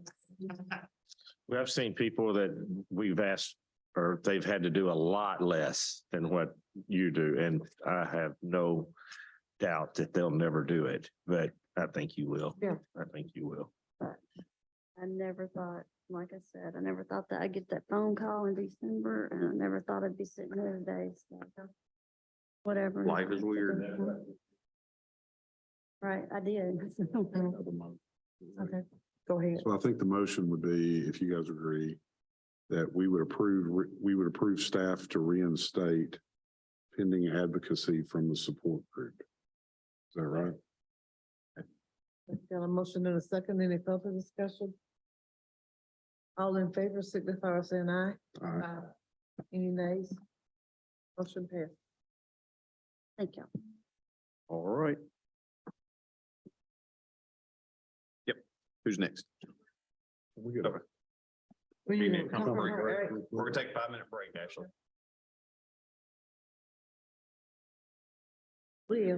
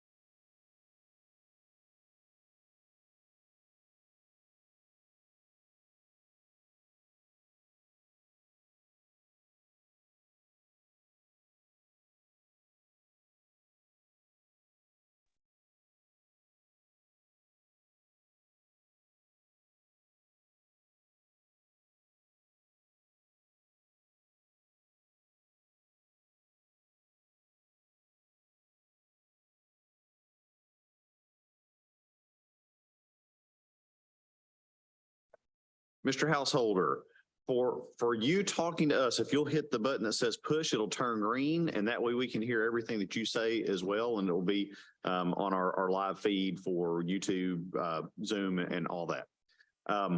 I'm John Kirtley. I'm the Director of the Board of Pharmacy, and I'll tell you who all you're speaking to at this table today. On this side, we're staff members here at the board. Dr. McCready is our Assistant Director. Ms. Bales is our Legal Counsel. And on the other side of the table, we have 6 of our pharmacy board members that are decision makers here today on your, I believe, application. Nope. Yeah. Had an issue on renewal. In this process and moment, I'll turn it over to our staff to give us an overview of why we're here today, just the specifics of your issue. And then the board members I know are going to want to talk to you about it some. At the end of the discussion, they'll come up with some suggestion for action. And you have the opportunity to either agree or disagree with whatever they come up with. If you agree with it, we go forth with whatever they've asked us to do. And if you disagree with it, it's a chance to request a hearing before the full board in a formal setting at a later date, which is, we've got 2 more board members, and there'd be a hearing officer and a court reporter. We swear everybody in, and it's just a little bit more formal than this dialogue we have back and forth across the table today. Do you have any questions about why you're here? There you go. Oh, it's tricky for us too. No, sir. Okay, and you can leave it on green if you want. For you're the only person here talking to us at the moment. If at any point during this, I realize you've never sat in front of our board. If you have a question or want to ask some clarification or anything, by all means, please do, because we realize while we're used to doing this, you are not. That I'll pass over to staff. Okay, actually, and Mr. Householder was actually here in January 15th of 2019. On his initial application, he failed to disclose that he had a domestic battery through the arrest. The charge was from 2005, involved his brother. He was not convicted, and the board voted to grant his pharmacy tech permit. On renewal, he let us know that he had been arrested. On March 15th of 2022, he was arrested by Jonesboro Police Department for assault on a family member or household member, interference with emergency communications 1st degree, and endangering the welfare of a minor 2nd degree. It was alleged that he got into an argument with his spouse, and there was an altercation there which involved a 1-year-old child. She was able to call 911 on her Apple Watch, as he would not allow her to, from the statement, would not allow her to access the phone. Once law enforcement arrived, he admitted his actions. He was arrested, and on August 15th of 2022, Mr. Householder appeared in Corrective County District Court and was convicted of assault on a family or household member in the 2nd degree and interference with emergency communications in the 1st degree. The endangering the welfare of the minor child was null pros. We felt that since he had been here before on a battery charge and had to come through the informal process to get a waiver to get his tech license, that it was important that he come back in since this is his 2nd charge and it's a very recent charge. Madam Chair. Well, thank you. Okay, you want to tell us a little bit what brought all this about? Yes, it involves setting some context. So I'm going to go back to January of 2022. At that time, my wife had had an abortion and asked me to stop taking my bipolar medication, specifically my Seroquel and Remeron, because she needed help for taking care of our daughter while she was going through that issue. So for 4 days, I didn't take my Remeron or my Seroquel, and I was okay. So coming through that, I was like, okay, I made it 4 days through this without my medication. Skip forward to the end of February, beginning of March. My wife got sick, and she's not the type of person to get a little bit sick. When she gets sick, she gets really sick. So once again, she asked me to stay up, take care of the baby. I'm a store manager for Walgreens, so my days are 12, 15-hour days. I stopped taking my medication again. 4 days go by, she's not better, and then our daughter gets sick. And so now I'm staying up, taking care of my wife and my daughter. And before I know it, 4 days turns into 7 days, turns into 10 days. And so I'm 10 days without my medication. I'm sleeping maybe 3 hours a night. I'm getting up, I'm going to work, I'm cooking breakfast, I'm taking care of sick family members. I'm trying to be super dad, super manager, super husband, all at the same time. The night in question, I hallucinated my wife throwing our daughter. I don't remember any of these actions. All I know is what's in the police report, what's on the body camera, and what's on that 911 call. I said the words to my wife, if she touched our daughter again, they wouldn't find pieces of her. I can't deny saying that because I'm on a 911 call saying those words. To wake up in a jail cell and not have any recollection of what happened is absolutely terrifying. Because of this incident, I've lost my daughter. I've lost my wife. I've lost my house. I've lost my freedom. I have gone to see a psychiatrist. She has adjusted my medication. She said what I experienced was called a blackout rage due to the loss of medication and not sleeping. I'm now strictly adherent to my medication. I'm in therapy. I've joined a support group. And now I'm here asking you all to please not take my job from me as well.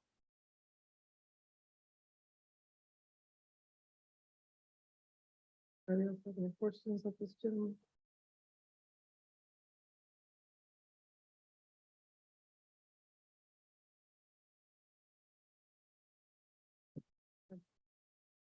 So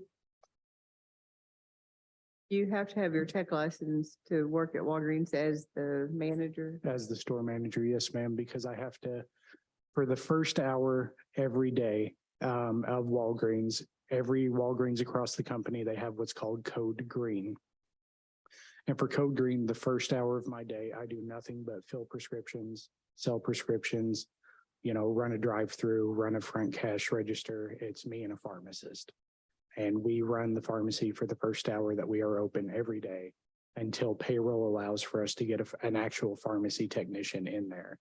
And then I go about my regular store manager duties and I fill in back there as needed.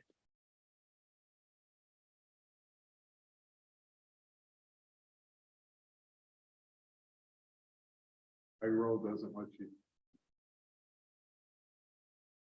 Could you explain that? You said payroll does. So I have a pharmacy that's open 10A to 7 or 9A to 7P, Monday through Friday. It's open 9A to 6P on Saturday, and it's open noon to 4P on Sunday. I get 95 hours a week to staff that pharmacy from open to close, with people needing scheduled lunch breaks and things of that nature. So with providing 2 days off to each of my 2 technicians and giving them their 40 hours each, that leaves me 15 hours a week roughly to flex someone back there if they're available. Okay, thank you. Yes, sir.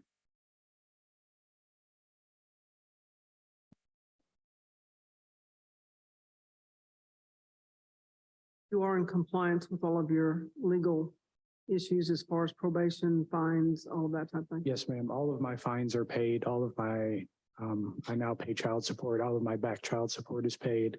All of my probationary fees are paid. I am actually on phone visits now. I don't physically have to go and check in. I literally call them and they say, all right, here's your next phone calling date. I get off, my last day is August 15th is when I'm off probation.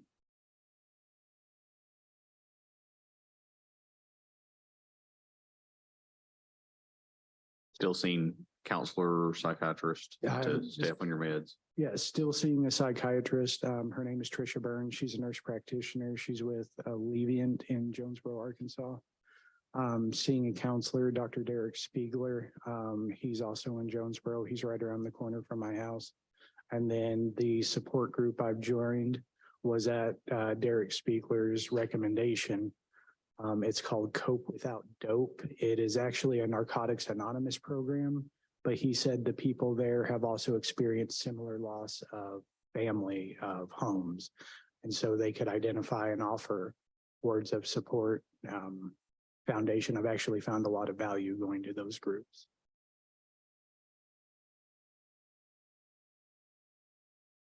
No plans whatsoever to come off your medications?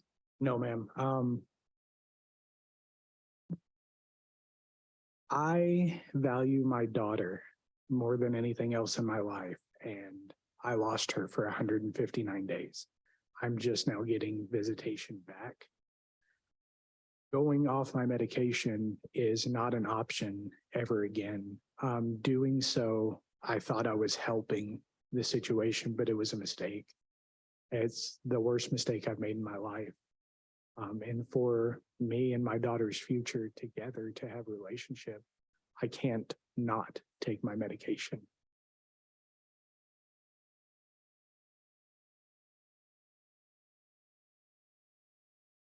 So during the period where you said you'd stopped your meds for 4 days, and I guess you restarted them, Yes, sir. then you stopped them again for 10 days, and Yes, that's sir. when the incident occurred, Yes, sir. restarted them. Yes, sir. They've been adjusted since then. Okay. So you obviously had some domestic issues. Did you have any issues at work during this time? At work, I had been coached, right? And a coaching is not like a formal write-up, but my work performance was slacking. My boss did have to address it. You know, I was expressed to him, I'm being pulled in many different directions. My focus is at home, not at work. He suggested that I take some vacation time. I actually took a week of vacation leading up to this. What were you coached on? Were you coached on Because I wasn't focused on driving sales. I wasn't focused on driving my Walgreens credit card enrollments, which is a company initiative program. I wasn't focused on driving Red Nose Day donations, any of these company programs. I just wasn't really there. I was showing up to be a warm body. Okay. The reason I was trying to determine, and you've answered it, you were counseled on business related issues, not personnel issues. You didn't have any issues with coworkers, Right. patients, or anything like that. No, nothing with my patients. It's literally just go to work on autopilot, right? Like you count pills by 5. You do it so often every day, right? You just pour and count. You scan a leaflet, you verify address and phone number and date of birth, and you take money, just out it goes and it comes. Just exist.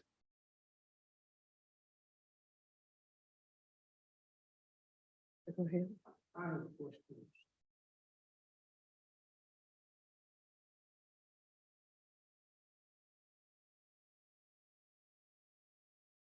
Sorry, they're misdemeanors.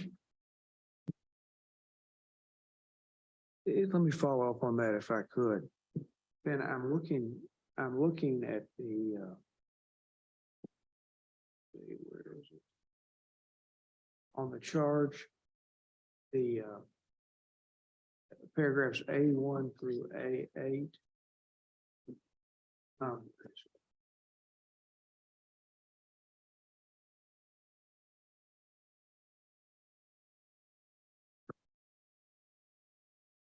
It's a place in the charges where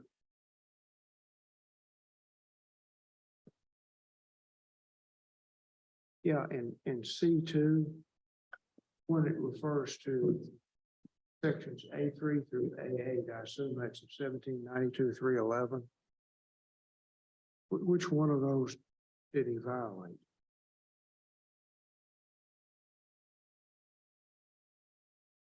Well, this would be, the criminal conviction would be something, if you were doing a new application, that would be a waiver. Because this is an offense that would be deniable, disqualifying. Because it was the second, because we had this issue when we first came in and got a waiver, and this came up, we felt like he needed to come before the board. I think staff has some recommendations, maybe Ashley does, of what our ideas are for what we should do, but when you're ready for that.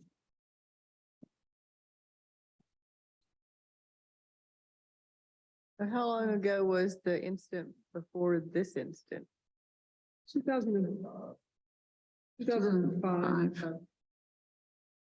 The 2005 incident, my brother was drunk. He was an alcoholic. He started an altercation with me in the parking lot of his apartment complex. We both fell to the ground and rolled. And it was because we both had scrapes on our elbows that they charged us with the battery charge. We went to court. They dropped the charges against me because I was literally just rolling around trying to get them off of me. What is staff recommendation? Our concern is his stability to practice, so we would recommend a letter from his psychiatrist indicating that he is, in his medical opinion, stable to practice, and update the board every 90 days for 1 year.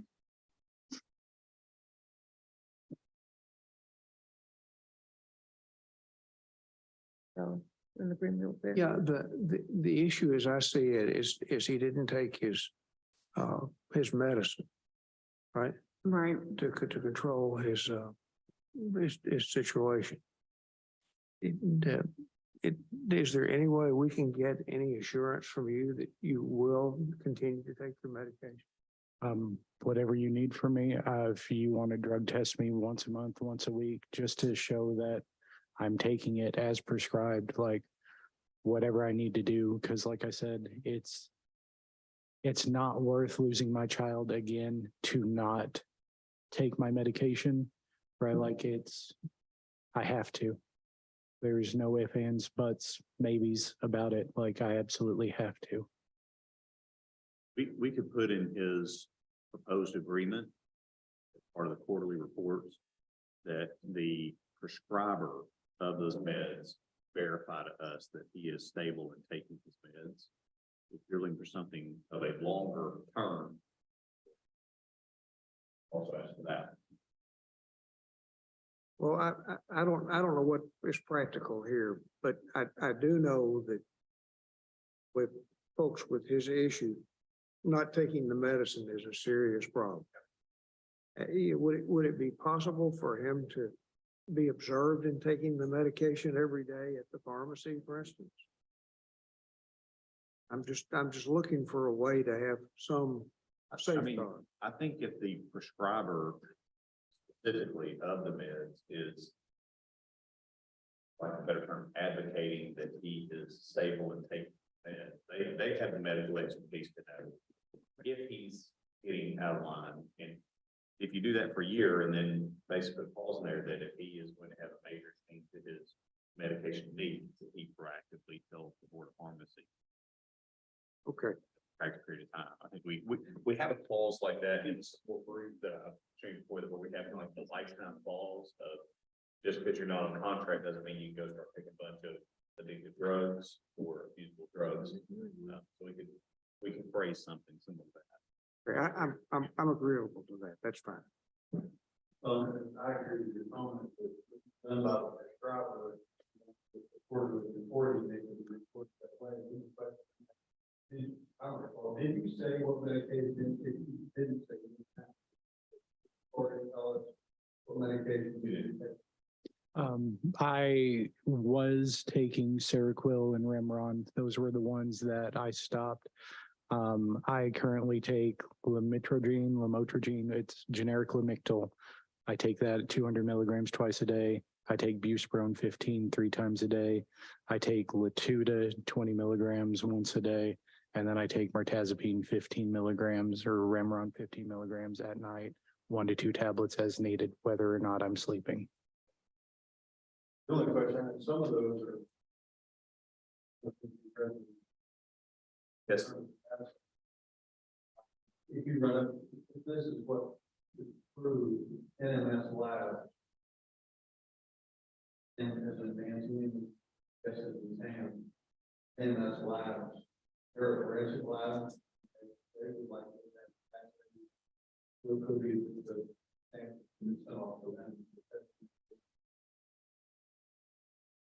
Not that we're making him do it, but if it ever came to that he needed to be able to prove it. Because that's my thought is some of those are probably gonna be fairly difficult. For your GC mass specking. So you'll see some of those on, drug screening. Particularly autopsy. So you may find some of those.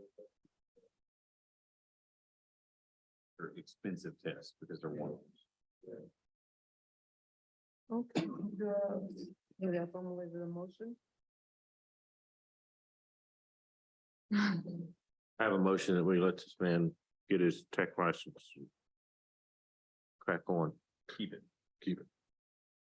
Okay, with stipulations, with the board recommendation, I don't have any, but okay, I think for staff. quarterly reports from prescriber.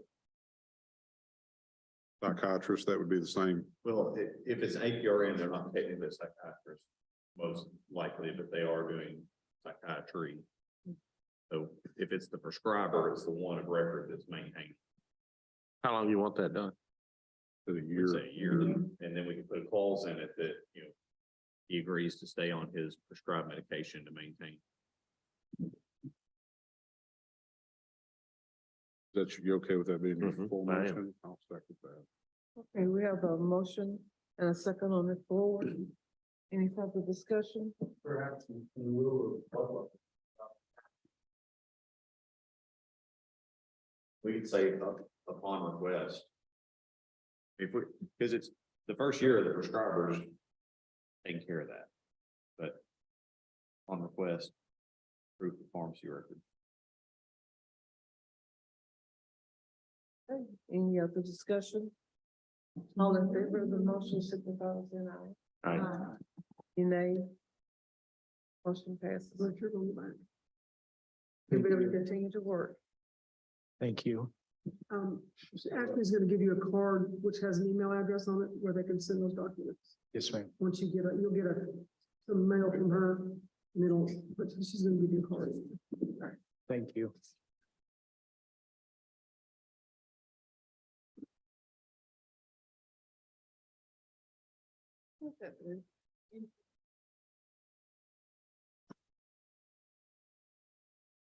Oh.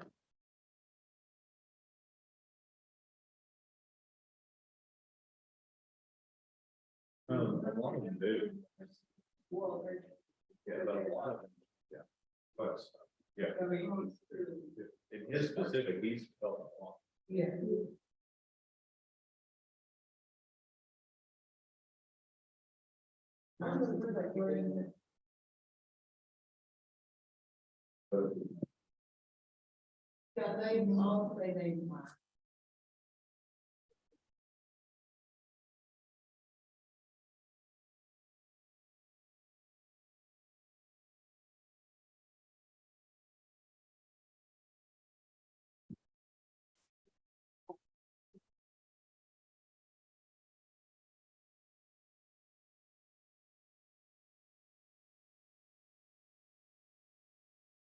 Step 17. Flawless, is Hello. that the correct pronunciation? Yes, sir. Sure. Cornisha, Lawless, yes, sir. Okay. And I was looking for help, we need to send us something, but I see. Hi, everybody's feeling. I'm John Fretland, Director of the board, and I'm gonna tell you, on this side of the table, we are board staff members, myself, Dr. Craig, our assistant How you director. doing? Ms. Bales is legal counsel. The other people see the table, these six, they are all pharmacy board members and decision makers here today. On yours, you have a technician application that's pending with the board and not plus anything when it comes back. I believe something did, and then you came back and gave some explanation of that. In a moment, I'll turn over to staff to give us specifics on your application, and the board members are going to have a conversation with you about your application. Okay. At the end of that, they're gonna come up with some decision that you can either agree or disagree with. Okay. And if you agree with it, then we do whatever it is they are making a motion for us to do. If you disagree, it's your chance to either kind of say, forget this and walk away, or request a hearing for the full board at a later date, which is all 8 members of the board, and they have a hearing officer, and court order, and swear everybody in, and it's just a little bit more like going to court. Okay. Yes, sir. Questions about how this process? Okay. Helps if I turn on my microphone as well for the overall spiel. If at any point during this, you have a question about what's going on, and you need some clarification, get our attention, wave your hands and ask us any questions you have. I realize you've not been in that chair before, even though we spend all day in here. All right, with that, Dr. Credit. Yeah, Mrs. Lawless applied for a pharmacy technician permit. When we ran her criminal background, we did have something come back on it. She pled guilty to a theft of property charge, shoplifting in Texarkana. She was sentenced to 1 year probation, fines and court costs. She has complied with all the court orders. She did go through a diversion program, so those charges were dismissed after completion of the probation. Theft of property is a disqualifying offense and does require a waiver, and therefore she's here before the board today. Madam Chair. What happened in your own words? Okay, with that situation, this happened back in 2009. I was like a senior in high school. I was going to the mall with some friends and not knowing the other friend had in mind to shoplift. I was in another store shopping and I was going out of JCPenney's with the other friend, meeting up with the other friend in JCPenney's. And as we was walking out the door, one of the ladies was calling us back. So I went back to see what she was talking about. So we all went back to the room, the little shopping area room. She pulled the lady that was with me and pulled stuff out of her bag. And basically, they charged me because I was with her and I was a driver. And that's basically like, I'm a little nervous. Were you charged with anything? Yeah, they charged me for that because they said it because I was with her. And how did that come out? You didn't have to go to jail or anything? When they took us to jail, I only stayed 24 hours and I ended up getting bailed out and I had to do 100 hours of probation and I had to pay on probation. I was on probation like a year. But all of that's clear? Yes, ma'am. And you haven't been in any other No, ma'am. trouble with the law? Besides parking tickets.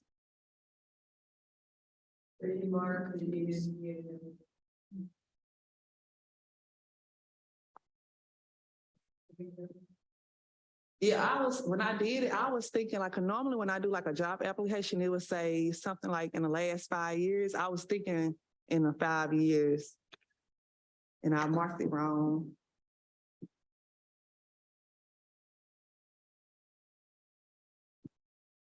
What have you been doing since then? What kind of job are you doing? I'm a contract CNA worker and I also was working in a warehouse at a Humco pharmacy warehouse. Just like packaging and labeling, but I do contract CNA mostly. Where you want to work if you get your technician permit? I was trying to go to like Walmart to the pharmacy tech, one of those retail stores for pharmacy. You say Humco? I worked at Humco. I worked in the warehouse part. It's a pharmacy place, but it's a warehouse also. A lot of supplies more than anything. Yes.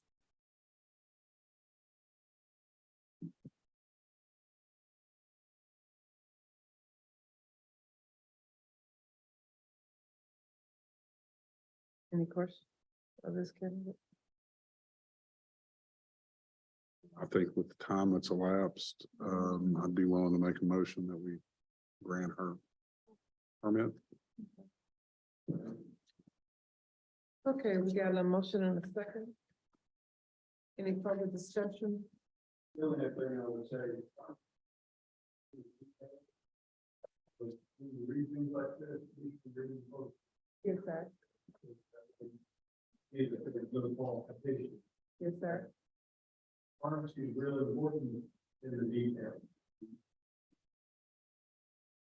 Yes, sir. Okay, all those in favor of the motion signify by saying aye. Any nays? The motion passes. You'll get your license. Thank you so much. Can I ask Thank you, y'all so can I much. ask you a question? Is that a mascot for like a school? No, it's just a bear. Okay, when you walked in, I thought, well, she's a Memphis fan. And then I'm like, no, they're the Tigers. Yeah, that's the wrong animal. A huggy bear. Okay. Thanks, Ashley.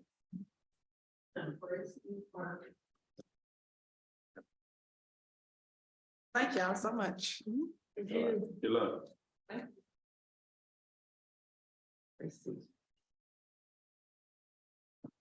Gotta remember to turn our mics on. I'm just going. I just leave it on. Leave that mic, but leave them on in it. Yeah. If we're not doing well. I'm not. Cabot Middle School is under lockdown. What happened? Where? Cabot Middle School. Lockdown. Another one who's in. Letitia House.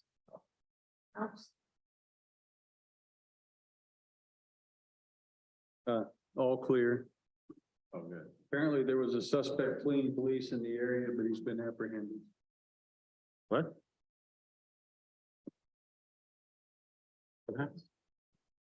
They were under, Cabot Middle School was under lockdown.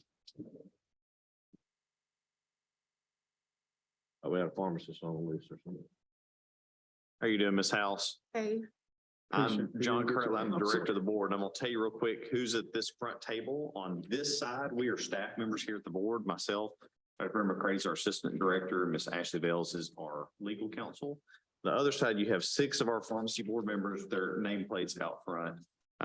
This committee is actually chaired by Dr. Newsom, and they are the decision makers today on your technician registration application. In a moment, I'll turn over to staff to give us an overview of why we're here today. And then I know the board members will probably have some questions for you about your application, the stuff that can't come back on it. Most important thing for you to know is whatever they come up with, you can either agree with or disagree with. You agree with it, we go forth whatever suggestion they have made. If you disagree with it, it's your chance to either say, forget this and I'm walking away, or to request a hearing before the full board at a later date. That would be a formal hearing with all 8 members of the board, hearing officer, court reporter. We swear you and everybody else in, and then it's just a little bit more of a formal process, kind of like going to court. Okay. Do you understand why you're here today? Yes. Do you have any questions about how this process works? Sure. At any point in this, if you do have a question, by all means, stop us and ask whatever question you have, because I realize you haven't been in that seat, even though we spend a lot of time up here at this table. So if you have one, just let us know. Dr. Brady? Yes, Ms. House applied for a pharmacy technician permit. And when we ran her criminal background, we did get some information that came back. On September 2nd of 2020, she was arrested for forgery in Saline County, Arkansas. Was a felony arrest, but it was reduced to theft of property as a misdemeanor. And she pled guilty to that. She was sentenced to pay fines and court costs and community service. She has complied with her court orders, and she has filled out an application to have that charge expunged. He did not disclose that arrest to us on her application. Madam Chair. Okay. How you doing today? I'm fine. All right. You want to tell us a little bit about what happened here? Well, what happened is I was running around with this friend. Well, she was a friend at the time. And she was telling me how she didn't have food and stuff for her kids and she needed a check deposit. But come to find out, it was her name and her auntie name on there, even though I still deposited the check and I had the money in my account and I told her long she agreed to pay me back. But everything fell back on me because her auntie pressed charges. And it came back as forgery because it was over $500. It's like $750. So you let someone talk you into, giving. Well, it wasn't so much as me letting her talk me into it, but I thought she was that friend,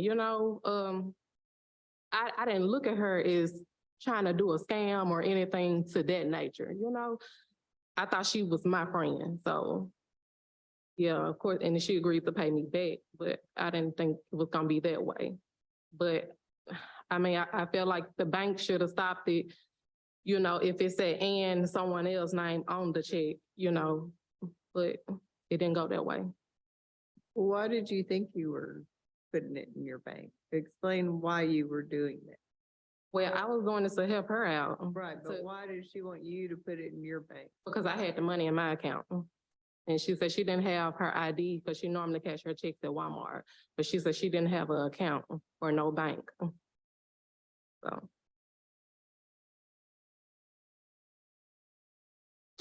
But I know you have to have a ID when you cash your checks at Walmart. So I don't know if she lost her ID or anything to that nature. Was this a joint account with your friend and her? No, this was just my account. Oh, no, the check that was written, Oh, the check that was written, it was her and her aunt on the same check. they were on the same check. But I didn't know her aunt didn't get her permission to do that. So with my name being on there too, it's like a forgery. Like she didn't give her permission to do that. So it's like, you know, it's pretty much all on me because it's in my account. Everything fell on me. I got the charges. But your friend didn't get charged with anything? No, and I'm pursuing charges now. Because I feel like that wasn't right. If I went down for something like that and I thought that you was being truthful, I feel like she should have got charged too. And her auntie finally reached out to me and I explained the situation to her and she apologized because she didn't know her niece was doing it. So, yeah, it was kind of a messed up situation. It's my first time ever getting in trouble out of my 36 years of living, but I live and I learn, so.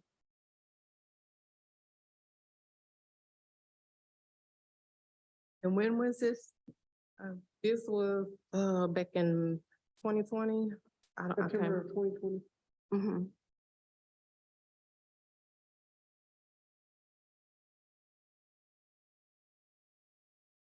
And why are you interested in becoming a pharmacy tech? Well, I want something different. I want a different career field. And I just started working at Baptist and I spoke with supervisors there that's willing to train me. And I also got a job with All Care Pharmacy, but since that's on my background, I can't go forward with it, but she pretty much already offered me the job. At Baptist? All Care Pharmacy. Mm-hmm. Baptist can't hire you because of the No, background? I work at Baptist now. Oh, okay. I'm just saying with me being with Baptist now, it's easily to transfer What are you doing at Baptist right now? at food service worker.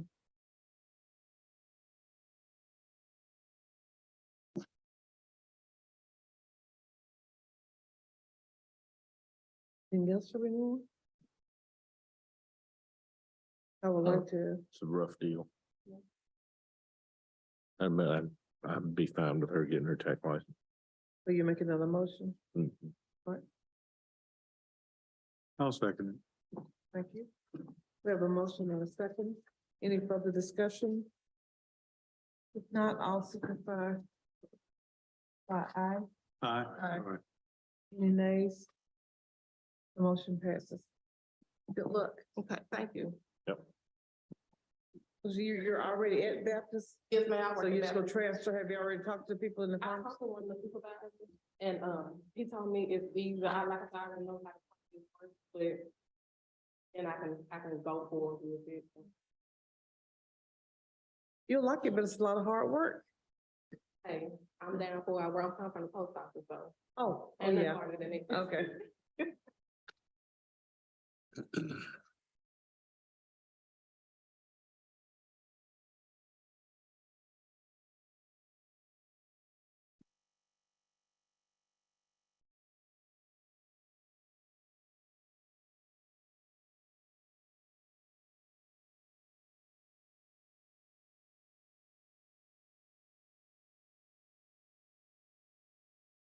What if she goes here, you?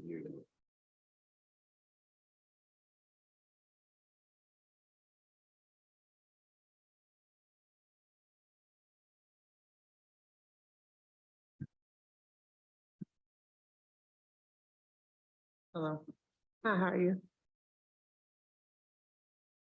Tracy Harvey. John, my battery is low. Do we- On that, Uh-huh. we will grab you another one. Grab that one. No, you're talking about your pad, right? Yeah, it's saying that, connect it to a charger right away or something like Okay. that. We can switch it.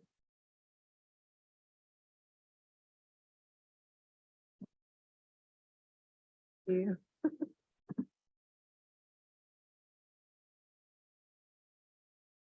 All right, y'all ready? Yes. All right, so Bracy, I'm John Kirtley. I'm the Director of the Board of Pharmacy, and I'll tell you on this side of the table, we are staff members here at the board, myself, Dr. Brandon McCready, who's our Assistant Director, Ms. Ashley Vales, who is our Legal Counsel. The other side of the table, these are pharmacy board members that are decision makers here. I believe on yours, an application to be a pharmacy technician. Here in a couple minutes, I will turn it over to our staff to give us an overview of exactly why we are here, and then the board members want to talk to you about your application. At the end of that discussion, they're going to make some motion for proposed action. Whatever they come up with, you could either agree or disagree with. If you agree with it, we go forth with whatever they've suggested this morning. If it's something that you would not agree to, then you have the choice to either say, forget this and walk away, or to request a hearing before the full board at a later date. At this time, I'll ask you just two quick questions. Do you understand why you're here today? And what questions do you have about the process? Do you understand why I'm here today? I don't believe I have any questions yet. Okay, if you have a question during the middle of this, by all means, get our attention and be sure you ask them, because we realize you haven't been in that chair, even though this is a common procedure for us. Okay. Ready? Bracy Harvey filled out a technician application form. When we ran the background check, we did get some criminal history. There was an incident on or about 10/2/2015 where Mr. Harvey was arrested and charged with a hoax bomb in a school zone in Van Zant County, Texas. He was, although he had not graduated from high school, he was 18 at the time of his arrest. He was indicted, but entered into a pretrial diversion program in June of 2018. Sure. And he did let us know that was He on. did let us know that. You want to tell us about that incident? Yeah, I guess so. So basically, I guess the long and short of it was, at the time I was essentially the water boy for the football team. And it's both kind of a long story and not very complicated. But the gist of it is, on homecoming night, my friend Justin and I were both water boys on the team, and we left one of our duffel bags by the water shack. Someone reported it to the police thinking it was like drugs or something. And then the police went and looked inside, and there was a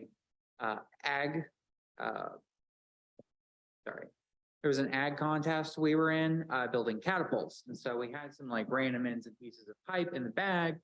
Police looked in the bag and saw pieces of pipe and, you know, a bag that someone had reported and thought it was a bomb.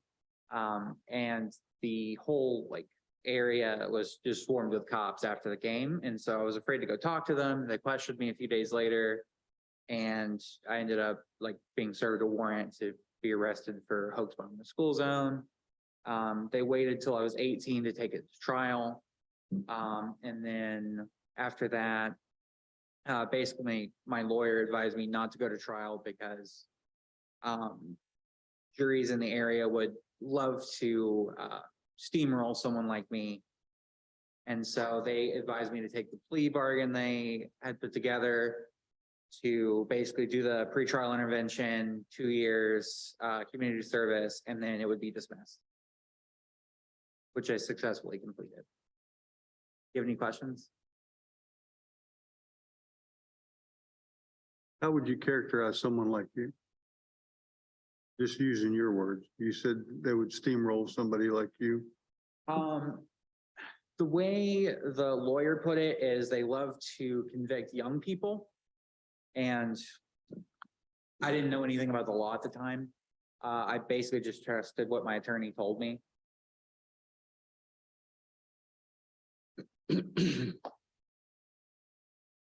There, You guys had an ag competition to build cattle prods?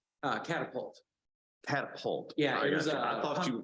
I was thinking cattle prods, meaning there was wires and batteries with pipes, and I got you now. I'm But yeah, I'm it with was you. a pumpkin chunking contest. oh. Okay, so what brings you to the world of pharmacy? Why do you want to be a pharmacy technician?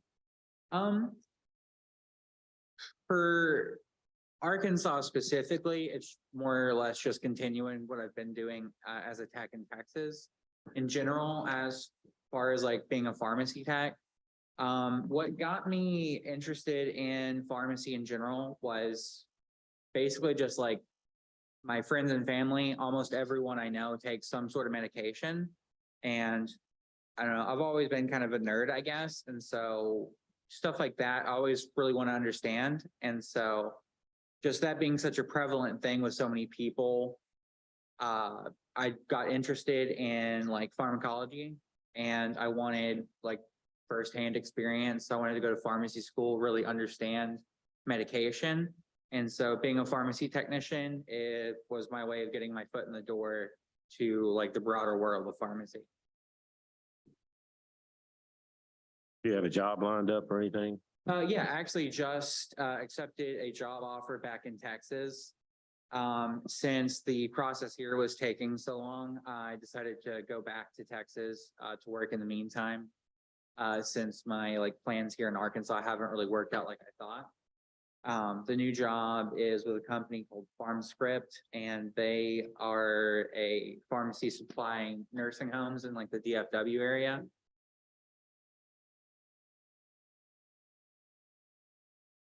So you're getting back there. Actually, whenever I leave here, I've got a 4-hour drive back. I originally planned on coming here straight from Texas. I've been there almost 2 weeks. I've been in the process of moving back, but I had to go back to Fayetteville a couple nights ago because my girlfriend's car broke down. So I went there to help her with that, and then I'm here, and then I'll be going back to Texas after I leave. But you know, you don't need a pharmacy tech license to work over there, right? Okay. Yeah, I've I got my PCTB certification in July of last year, and I've been working as a trainee for about 2 years in Texas before that. You don't actually have your tech license in Texas? I do. Oh, you do? Yeah, I got my, like I said, I got my PTCB certification in July, and then I think about a month after that, my tech license for the Texas State Board of Pharmacy got approved. And then about 2 months after that is when I decided to move to Arkansas. But now you're heading I'm back fully to licensed Texas. in Texas. So I guess what I'm trying to say is, do you need a pharmacy tech license in Arkansas if you have that in Texas? As far as I'm aware, yes. But you're not gonna be working in Arkansas. Not right now, no. I was planning to continue working as a pharmacy tech in Arkansas. I sort of moved prematurely because I honestly don't really like Texas very much. I just didn't think the process to get licensed here would take so long. But I was planning on moving here, continuing to work as a pharmacy tech, and then I was hoping to go to pharmacy school here in Little Rock. I don't know if that plan is going to work out, but. So if you got your tech license, your Arkansas tech license, would you work in Arkansas, or are you still going back to Texas? If I got, like, hypothetically, if I got it today, I would probably continue working in Texas for at least a few months, just because I've already started moving back and everything. For like eventual future, I would like to have the license in case I decide I want to come back to Arkansas, because it is a wonderful state. But at the moment, I'm just here, so I haven't wasted my time. I've got a question. So back to this incident in high school, you had this bag full of pipes and things, and you left it at the, what'd you say, shed or something? Yeah, there's like a water pumping shed. Did you leave it there on purpose? Yes.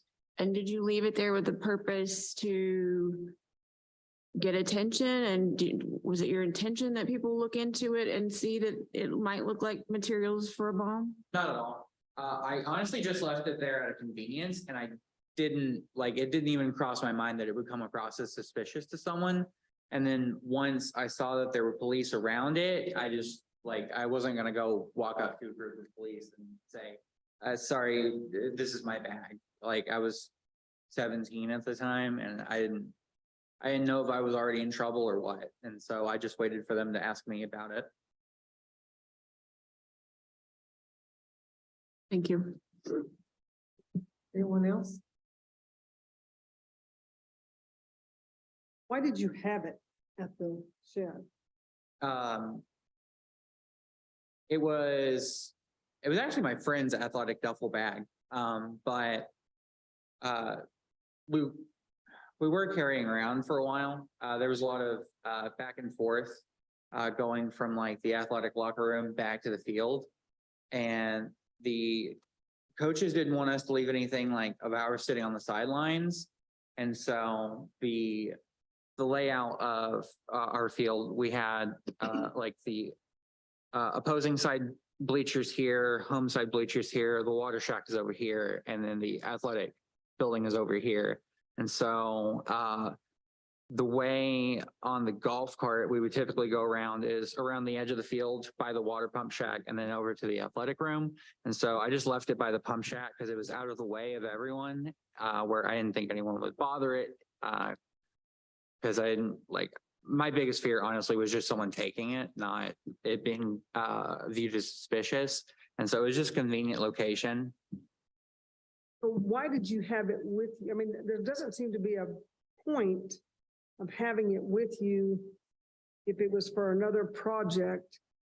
Well, it was also, I'm sorry to interrupt you. It was also just my general athletic duffel bag. And so the stuff for the ag project was just in there along with my other clothes and stuff. And I didn't have a locker in the athletic locker room to keep all my stuff in. And so I had it with me for a while. And then I didn't feel like carrying it around anymore. So you carried your athletic stuff around in your hands and that didn't put it back in your bag when you got finished to take it with you? It was all in the bag. On the outside of the bag, there was nothing visible other than just the school information. Everything inside was closed in the bag and it was just sitting there.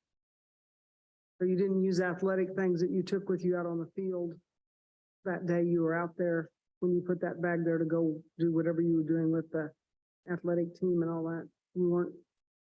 I'm not sure I understand the question. Well, you said all of your athletic equipment or whatever you needed for what you were doing with the team and the water boy and all that was in that bag, but you were over there working in that position as whatever you did with the team.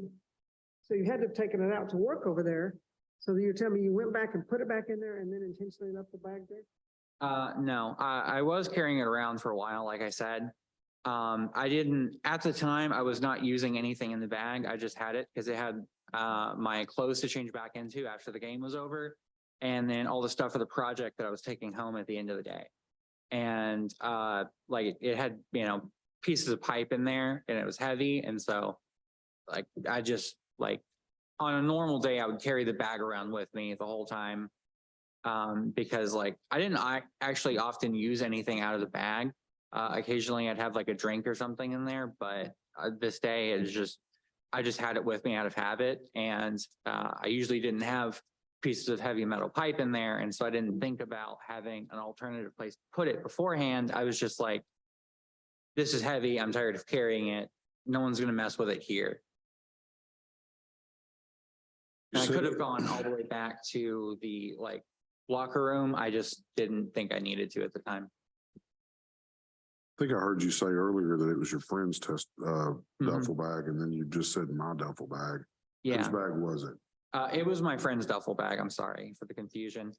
We both had identical athletic duffel bags, but we were going back to his house after the game was over because his dad's a welder. And so for the catapult components and stuff, we were doing the work at his house. I shouldn't have used mine and his bag interchangeably.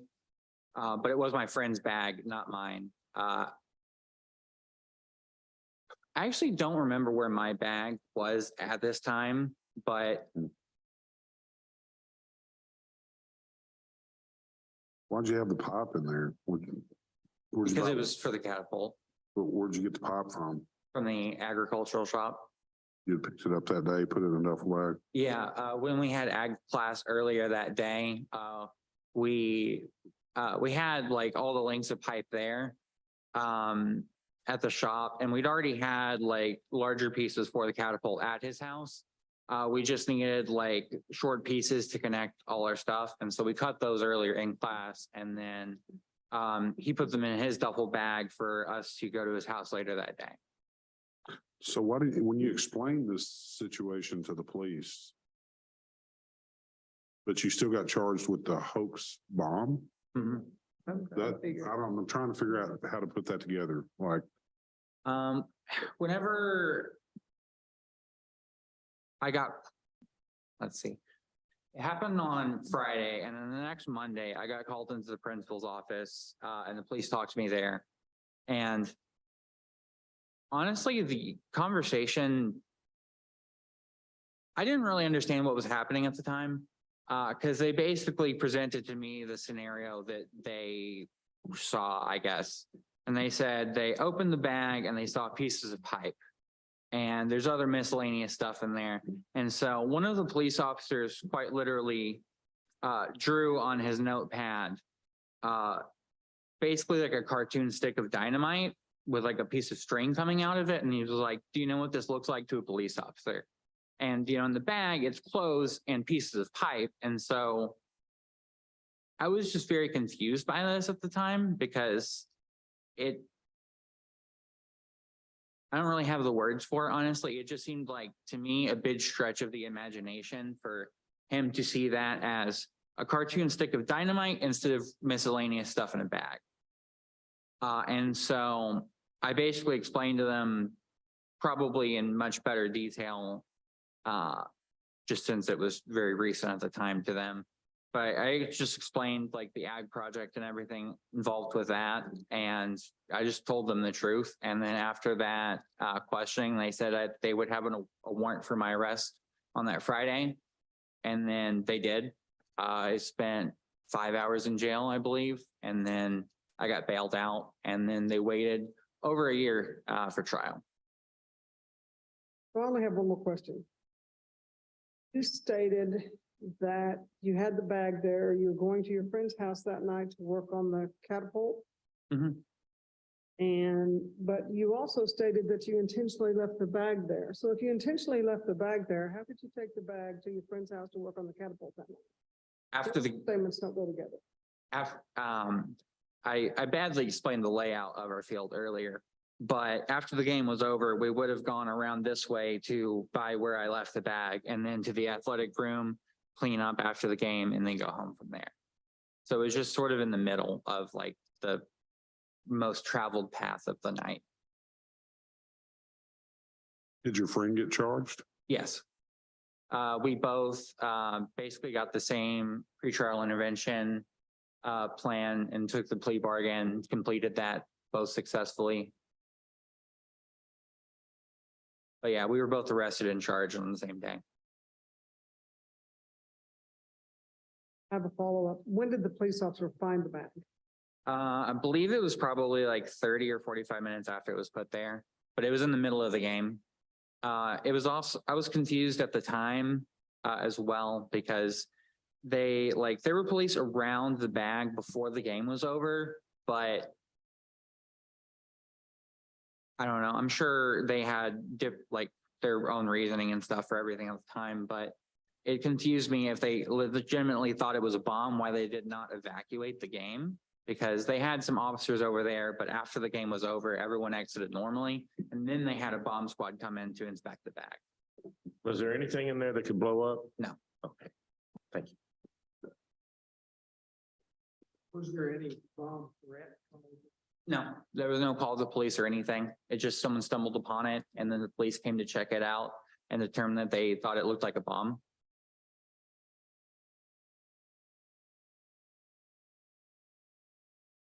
neither you or your friend never told anybody that you were leaving a bomb by the watershed or anything like that. I mean, all the guys on the football team knew our bag, like his bag was there. And like, we often, like, honestly, as a kid, we were both very disorganized. And so we kind of left stuff everywhere, but like everyone knew that that was like, as far as like the football team and everyone like directly around us was concerned, that was just like how things normally were.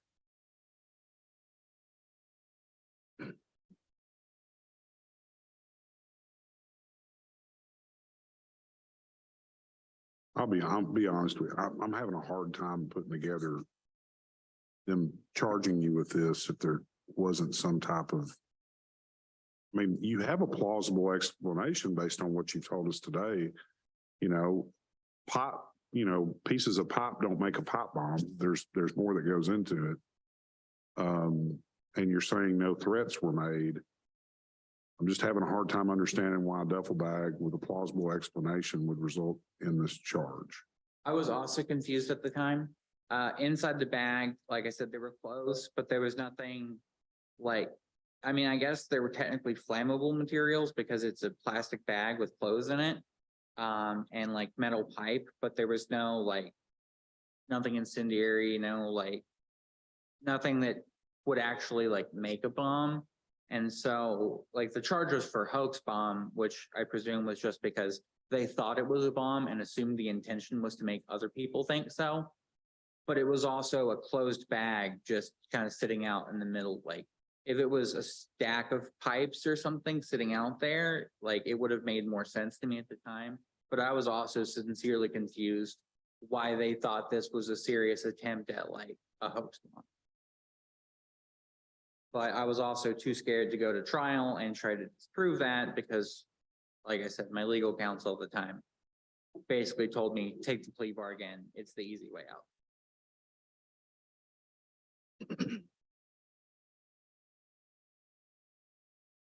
Yeah, but you said that you don't have any use for Arkansas license at this point.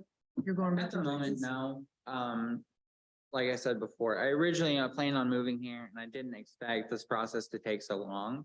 And so I moved in with my girlfriend. I had some work in the meantime and I was just going to wait it out. But lately circumstances have changed a little bit and I'll probably be back in Texas for at least several months. So yeah, I currently don't have a use for the license. It's just everything was like the whole process was already in the works. And so I figured I should just follow through with it instead of just, give up on all the time I've spent on it. And you've worked as a technician before? My last tech position was with CVS. It's the position where I both like first started training and completed my training at CVS in Lindale, Texas. As a tech trainee? Yes. Did you get officially? Yeah, in July of last year, I passed my PCCB exam to get my full tech license. Then I applied through the State Board of Pharmacy in Texas, got my Texas license, or got upgraded from training to fully licensed tech.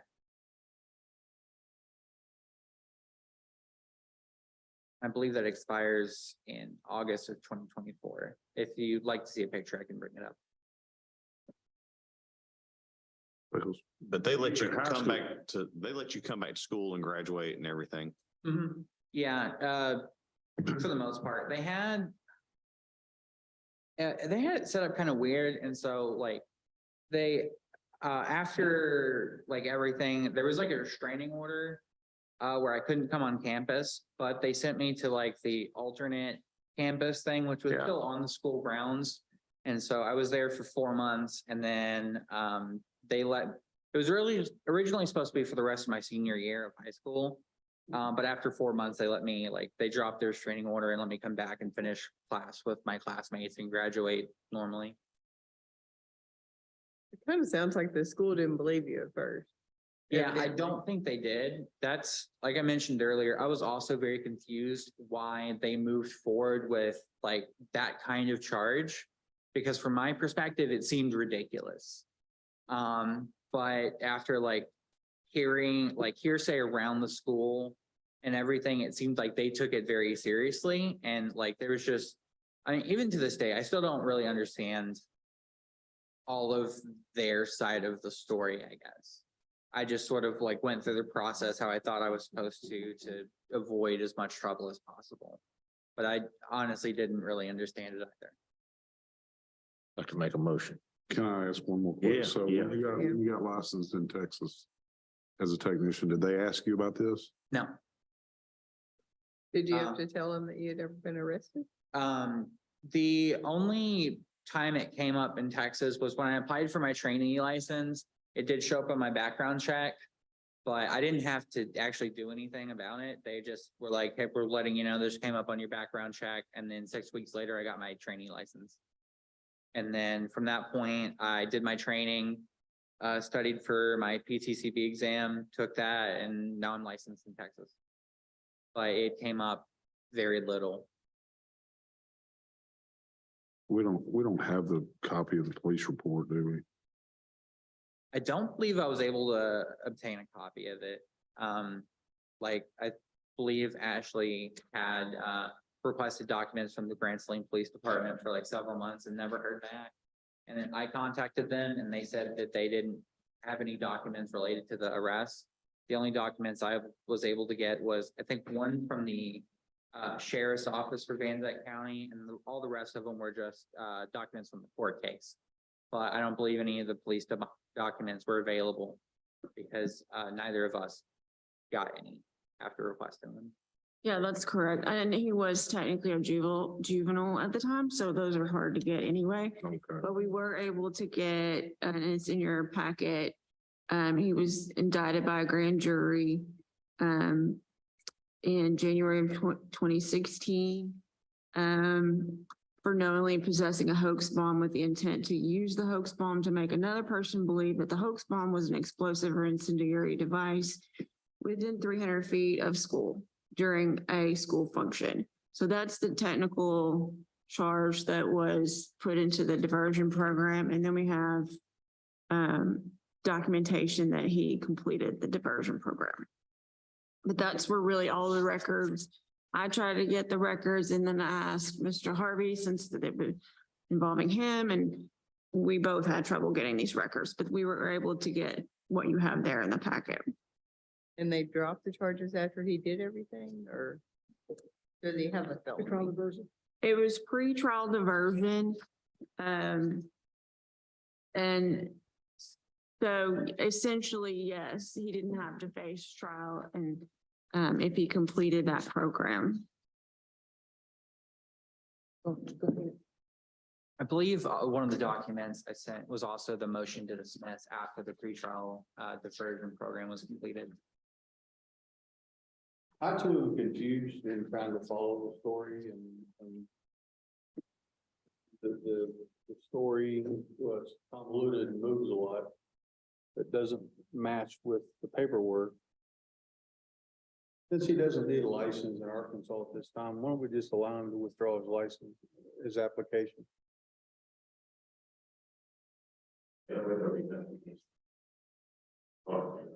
Yeah, I actually considered that. I just didn't know if I'd be able to do it, but that would be fine with me. Okay. So you are agreeing to a withdrawal?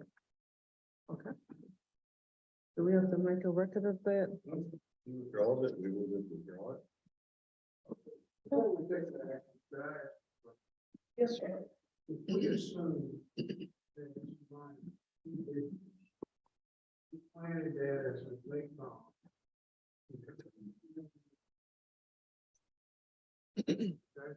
What does it have to do with practice of farmers?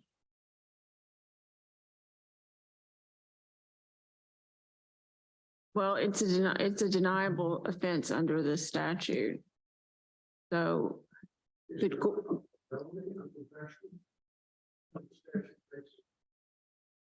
I can show you the law. There's a list of offenses that boards can deny people on based on their criminal history. And we don't have this particular name charge, but we have a similar charge in Arkansas. And this would be a deniable offense that if the board wants to waive that, they can allow him to have a license. But as a staff, that's why we bring it to you, because it requires a waiver. He's applying for waiver from something that would be a disqualifying offense that staff cannot prove. So if you don't think it is an issue, then you just grant the waiver. But if you don't want to consider it further and you suggest that he just withdraw his application instead of denial, then there you go.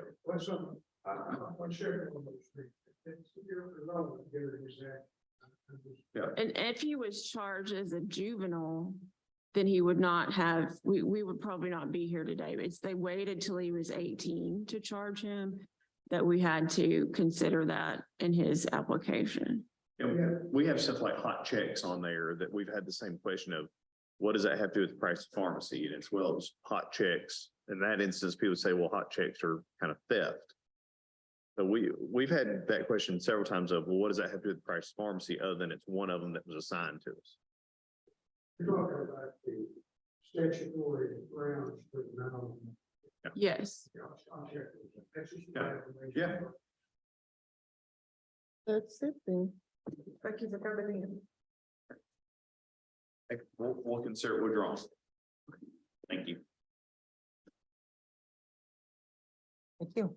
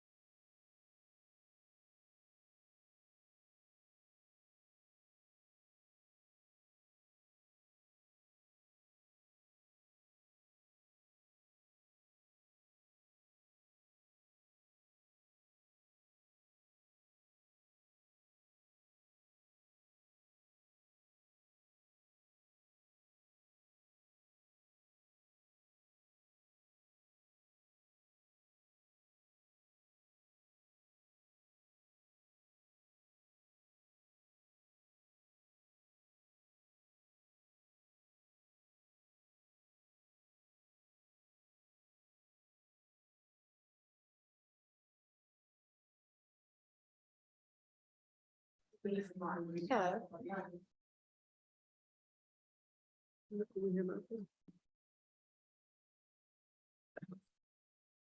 You said this is Miss Martin? Denise Martin, yes. Number 18. How you doing, Miss Martin? I'm doing well. How are y'all? Doing well. We're making it through the afternoon at least. So I'm John Curley. I'm the director of the Board of Pharmacy. And on this side of the table, we are staff members here at the board. Myself, Dr. Brenda McCready, who's our assistant director, Miss Ashley Bales, who's our legal counsel. On the other side of the table, we have 6 of our pharmacy board members that make up this informal committee, which Dr. Lenore Newsom chairs for us. We are here today. Let's see. The board members have just been given, or just pulling up on their tablets, your information about your, I believe it's application to be a pharmacy technician that was sent in back in October. We see in that you did let us know something would pop up on it, and that's what they're going to want to discuss with you today. In a moment, I'll turn it over to Dr. McCready to give us the overview of why we're here, and then the board members will have, I'm sure, some questions for you. Most important thing for you is in this process, you can either accept or deny whatever the board members come up with at the end of their discussion. If you accept what their suggestion is, we just go forward with whatever they instruct staff to do. If you do not accept it, then it's your chance to either say, you know, forget this and walk away, or to say, I'd like to have a hearing before the full board at a later date, which is a little bit more of a formal procedure than this, with all 8 members and a hearing officer and a court reporter and swearing everybody in. It's just probably more stressful, even though I understand this is already. Couple questions for you though. Do you understand why you're here today? Yes, sir. What questions do you have about the process? None so far. Okay, if you come up with a question after a while, stop us and be sure to ask it. We'd be happy to answer anything we can. Okay. Ms. Martin applied for a pharmacy technician permit. When we ran her criminal background check, we did get some information back that she told us we would get. She was arrested on or about October 24th of 2009 and charged with shoplifting in Pine Bluff. She pled guilty and was sentenced to fines and court costs and 15 days of community service. Ms. Martin has complied with the court order. Madam Chair. I'm doing well. Oh, sure. I believe it was 2008 or somewhere around the end of 2008 because it was the homecoming in Pine Bluff. I was homeless, me and my big sister. It was getting a little cold outside and she wanted a sweater. Now, with us being homeless, we didn't have any money. And I went with her, I accompanied her to the mall in Pine Bluff and she wanted to shoplift a sweater. Well, she did, but I was with her, so I'm guilty by association. Also, I knew what she was going to do. So I was guilty by association. At first, I wasn't going to plead guilty. I was being a little stubborn because actually I didn't steal anything. But, you know, at the end of the day, I was aware of what was going to happen and I just complied and went ahead and did what they asked me to do. Have you been doing, what are you doing now? And now I have 3 children. Back then I didn't have any. And it's been kind of hard for me because last year I just received my GED around this time last year. And before then I was doing, you know, I wouldn't say terrible jobs, but like entry-level jobs, cashiers. I worked in a hospital as a housekeeper, stuff like that. So it's not where I want to be in life. So that's why I applied for the pharmacy tech, looking more for a career than a job. Have you talked to any people about working as a pharmacy tech? Actually, it was this one young lady and she was the one who helped me out with the process.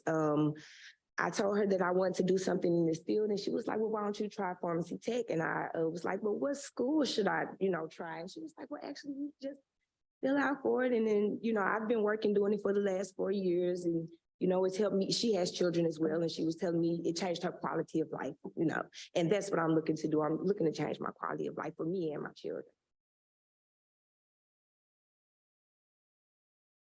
What's on the job training? Ma'am. You know, it's on the job training. I learned. I think you don't have to do that. Yes, ma'am. With asking questions about it, I learned. Yes, ma'am.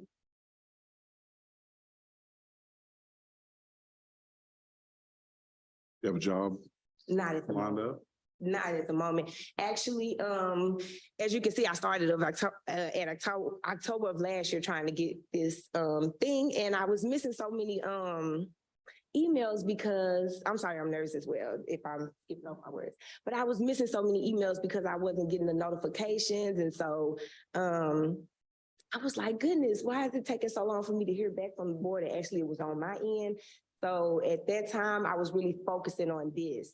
And so in between the time, I think I got like a little, another cleaning job for the holidays just to get me and my children through the holidays and stuff like that. But as of now, I'm not. And that's the reason why I'm pushing so hard for it because I'm on housing and I'm really just ready to stand on my own. I really don't want to go through housing anymore. I'm ready to let the government assistant go. And I really feel like this will help me with it because most jobs I get, they start at like $10, stuff like that. And things are getting a little higher to pay for it. Like I said, I'm a single parent of 3 children. So I just really want to change the quality of our lives. I really, really do. And I feel like having a career will help me more than versus just steady going for these entry-level jobs. Are you working right now? No, sir. Okay. No, sir. Housing is helping me keep a roof over me and my children here right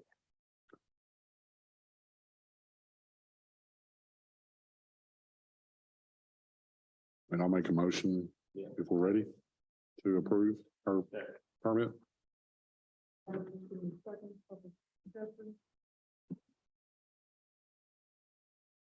All in favor of the motion, signify by saying aye. Any nays? The motion passes. Congratulations. Oh, good luck. I just want to thank you all. And I know if my children were here, they would thank you as well. This is really, I don't want to be extra. I'm not going to be extra today. I'm not going to cry. Take this with me. Thank you. Good luck. Thank you. Wait 1 second, still.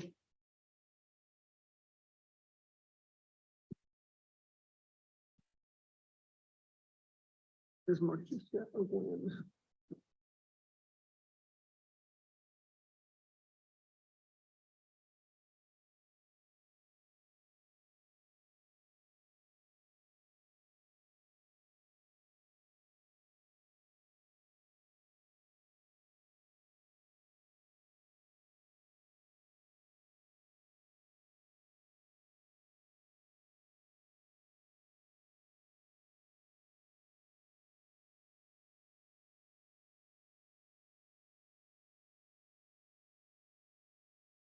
Yes, ma'am. How are you doing, Mr. Wynn? Hey, how you doing? Doing well. I'm John Curley. I'm the director of the pharmacy board, and on this side of the table, I've got our assistant director, Dr. Brenda McCrady, and Miss Ashley Bales, who is our attorney here in the office. On the other side of the table, we have 6 of our pharmacy board members that are decision makers here today. This committee is actually chaired by Dr. Lenore Newsom. We're here on your pharmacy technician application, which you did let us know that something would come back on, which the board members want to talk to you about in just a minute. What I'll do is I'll turn it over to Dr. McCrady, and she'll just give the board members an overview of what we have on your application so they can talk to you about it. And at the end of the discussion, they're going to come up with some suggestion for a decision. Okay. Whatever their suggestion is, you can either agree with it or disagree with it. If you agree with it, we go forth with whatever it is they ask us to do. And if you do not agree with it, it's a chance for you to basically either say, you know, forget this and kind of walk away from it, or to ask for a hearing for the full board at a later date. Okay. That would be a formal hearing. I understand this is pretty formal, but a formal hearing is all 8 members and a court reporter and a hearing officer to swear everybody in. And it's much more of a back and forth like you go to court rather than us just having a discussion across the table. Okay. So the 2 questions I generally have are, do you understand why you're here today? Yes. What questions do you have about the process? So far, nothing. Nothing. Okay. If you come up with a question during this, by all means, stop us and ask any questions. Okay. Okay. Ms. O'Gwen was, she applied for a pharmacy technician application or through the process. We received criminal history on her that she was arrested and charged with theft of property from Walmart in West Memphis on or about September 1st of 2015. She entered a plea of no contest, was fined $300 in court costs with 1 year jail suspension, suspended, and 6 months probation. She has successfully completed her probation. How are you today? Good. How you doing? All right. You want to tell us what happened there? I was like 19 and I had my first child. She was like 7 months at the time, and I was new to this parenting. I didn't know anything about government assistance or anything. And at the time, she was getting low on milk, and me and her dad really wasn't on good terms at the time. And I didn't like to ask for nobody for nothing at the time. So I was living with my grandma, and I just made a decision when I could have asked her, but I just made a bad decision to go to Walmart and try to give my baby 2 cans of milk. And as I was going out the door, one of the Walmart employees stopped me and they kind of arrested me there, asked me why, and asked me what order I have, and that was kind of it. Then I went to court. Well, you know, they booked and processed me. I went to court, but they didn't give me any time. They just gave me a fine, and I did Justice Network probation for 6 months, and that was it. It was the first and only thing on there, so it kind of scared me. I was like, nah. So ever since then, I have help with my kids. I have 3 now, no problems. I've been working since then, and you know, I just kind of put that behind me. What kind of work are you doing now? I'm a shift lead at Walgreens now. I've been there 4 years, but I've been a shift lead for 3. But before then, I was kind of in between warehouse work, trying to figure out what I want to do.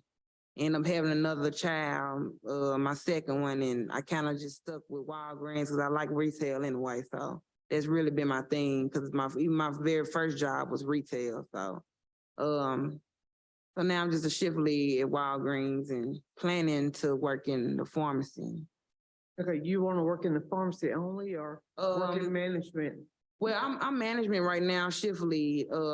So I do want to work in the pharmacy because I want to get in the medical field. So like, once I get in the pharmacy, get to know that well, I heard that Walgreens play for school. So I was gonna go to school, get my certification or whatever, and try to move up to a hospital pharmacy where more money, more experience, more information. It just better to me. My grandma's LPN nurse, so she kind of been putting it in my head to go to school to do something in the medical field forever. So now I'm trying to do that now.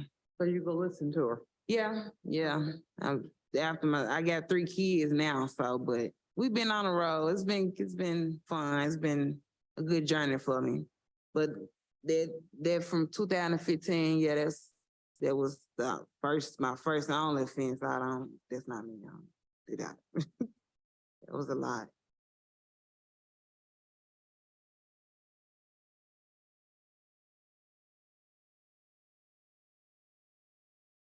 I'll second it. Have a motion and a second. Any further discussion? If not, all in favor, signify by saying aye. Aye. Any nays? Motion passes. Good luck. Yes, ma'am. Thank you. Oh, you're fine. I got lost in everything. I come from West Memphis, so about to go back. Be careful out there. Yes, ma'am.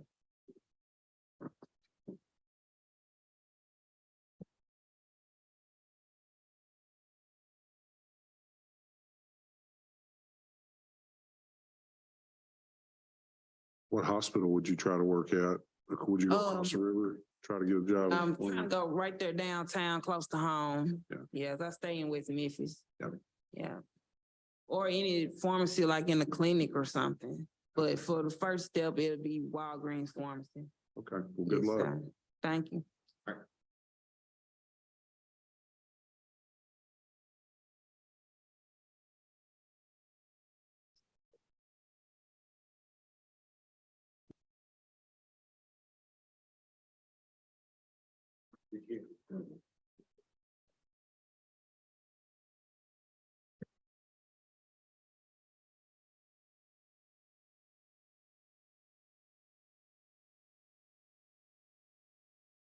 We have one more.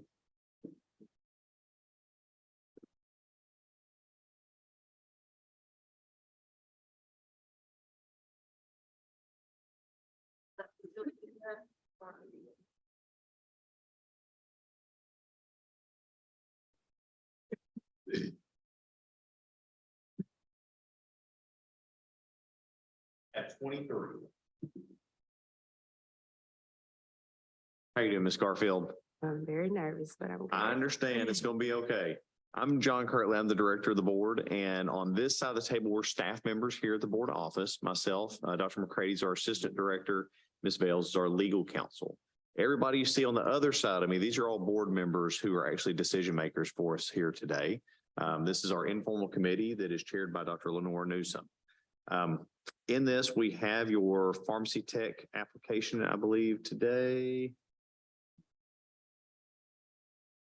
Nope. We have an order notice of hearing starting on page 3 regarding your pharmacy technician permit and some stuff I think that happened where you're working with Ashdown Walmart. In a moment, I'll turn it over to Dr. McCready to give us an overview of that. But the important thing for you today is whatever the board members come up with, you could either choose to agree with or disagree with. You agree with it, we just go forth with whatever it is that they direct us to do. And if you disagree, it gives you a chance to request to have a hearing at a later date in front of the full board, which we call a formal hearing rather than an informal conference. The formal hearing is all 8 members of the board, so these 6 plus the other 2, and it usually has a hearing officer and a court reporter where we swear everybody in, and it looks a lot more like actually going to court where one side presents something, then everybody asks each other questions and everything else. After Dr. McCready does her overview, I'm sure the board members are just going to want to basically have a conversation with you is what generally happens. So 2 quick questions. Do you understand why you're here today? Yes. What questions do you have about the process? About what we're doing, like how this works? I think you just kind of really explained it to me, like this one and the next meeting. So if at any point during this, you have a question about something going on or need to ask us something, we also want to be sure that you get a chance to ask that as well. Okay. So if you have a question, just let us know. Okay. Ms. Corfield is actually a licensed technician with the state of Arkansas. She did have a couple of things come back on renewal. She disclosed a DWI arrest and conviction from an incident that occurred on February 26th of 2021. She also disclosed a disorderly conduct arrest and conviction for an incident that happened on August 26th of 2021. Had she only had one of these 2 incidences, we would have sent her a letter and told her, how seriously we take them. But since there were 2 convictions of 2 different incidences, we felt she needed to come before the board. Madam Chair. Hi. What's going on in your life and that you had to be caught doing these things? More so the DWI. Like I told the courtroom, I did admit to the drinking and driving, but it wasn't like drinking while I was driving.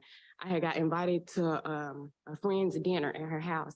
I had got off of work and I had went to the dinner. My truck has been, well, and back then it was having trouble, like kept running hot, this and this. So on my way home, I probably was a few miles from actual town. I was like in a little town and I had got stopped on side the road because my truck had ran hot and I called for help.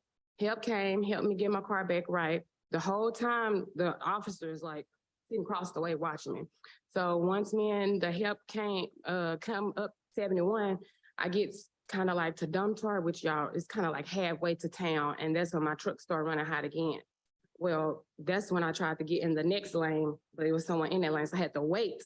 And that's when he lit me up for swerving. And he came to my truck. He realized that it was running hot. He told me to cut it off. We went through that whole process. Do I just tell you step by step how it played out? Okay. So yeah, he came, he told me to cut the truck off. He asked me, have I been drinking? And I told him, you know, what I had already previously had. He asked me, could he search my truck? He asked me if I had anything. I let him know I had a bottle, but it was like in my back passenger seat. He got it, he pulled it out.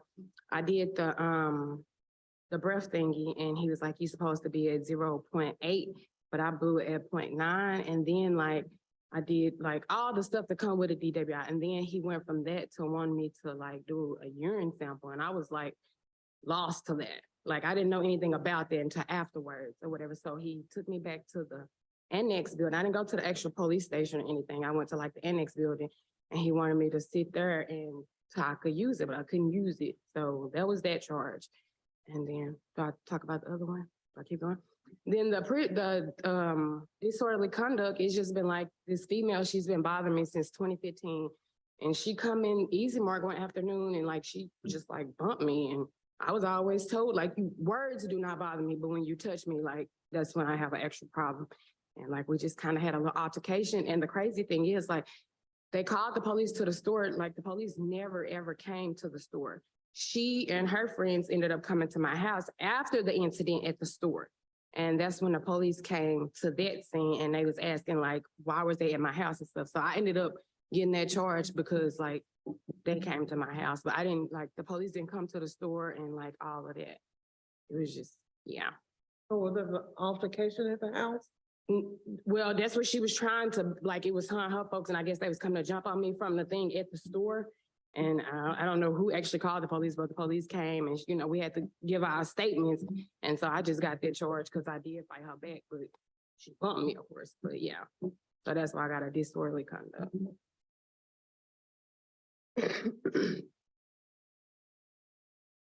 Did you have to go to jail? No, ma'am. I never like actually got arrested for neither one of them. So have contact? Yeah, something happened for it to show up though, right? I mean, I went to court, but I never like actually got processed in and had to like all of that. I never did none of that. But you have to pay a fine. I had to pay a fine for the disorderly conduct in DWI. Yes, ma'am. Yeah. So if something happened, there's a record of it. That's a lot of money. Yeah, for people that want to pick and meddle, like I don't know. Is that the only DWI you've ever had? Yes, sir. And you're not gonna do that again, are you? I'm definitely not. I've learned my lesson, ma'am. Because being a technician and drinking, drugs, none of that stuff go with your job. It should, you know, now you know. Yes, I definitely do know.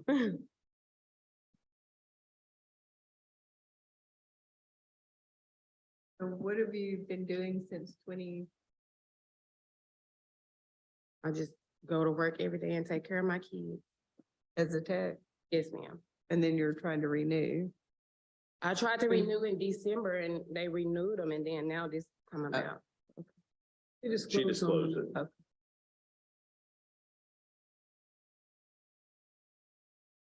And if it had just been one of the two charges, we would have just sent her a letter, but since there were two charges, we felt like she had to come in. You know, if you get another drinking while, you know, drinking and driving, you'll probably won't hang on to that tech license. Yes, I pray to God, I don't put myself in that situation to get another one. So.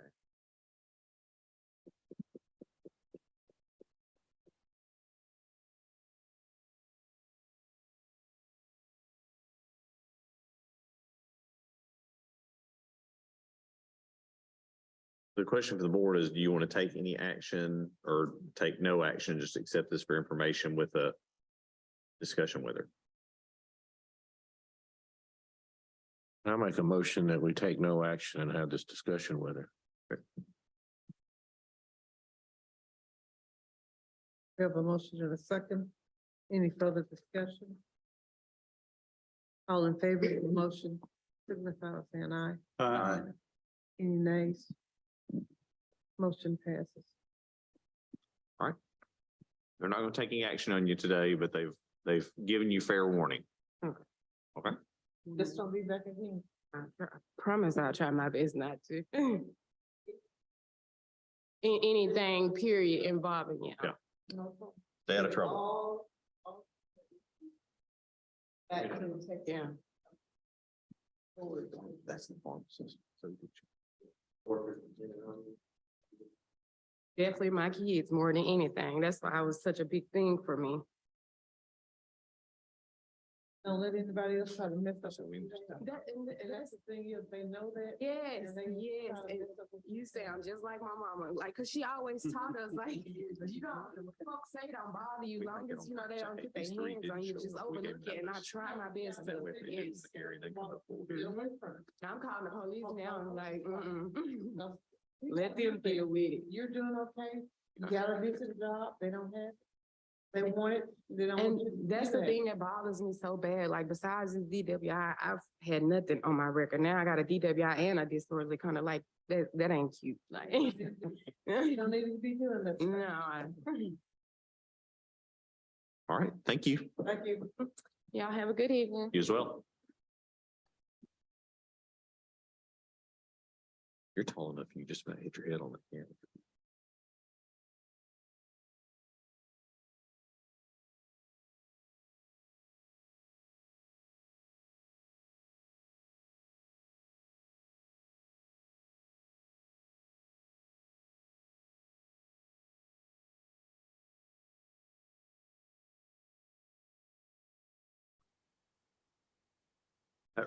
Right there, this in chair.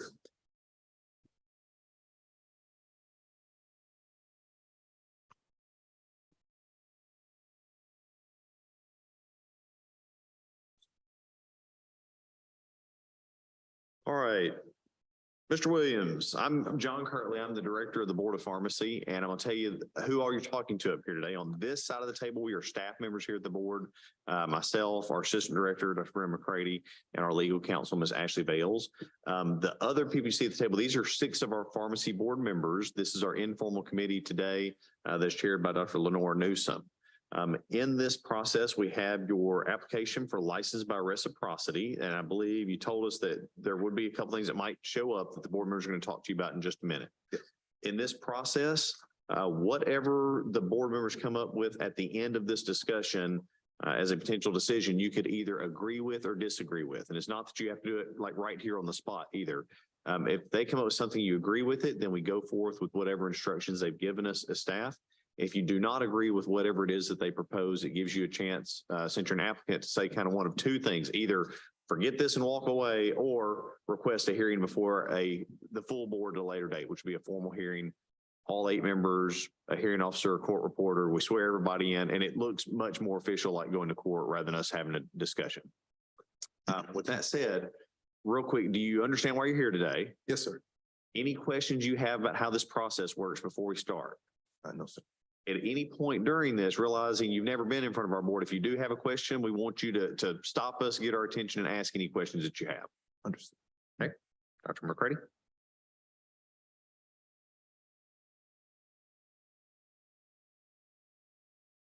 All right.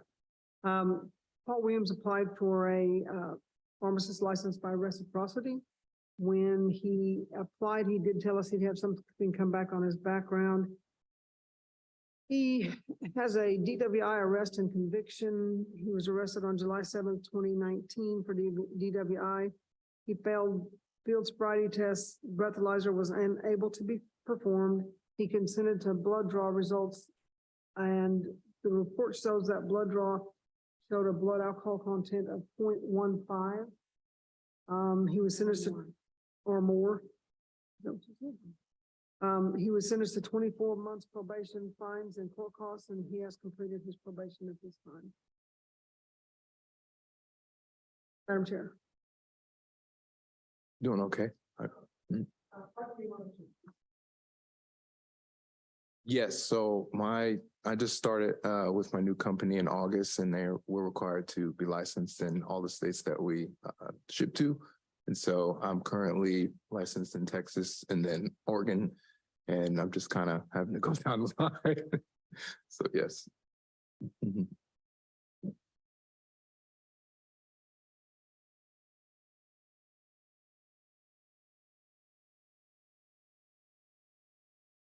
Yes, ma'am. So I actually went on a date earlier and we Ubered and we did all that.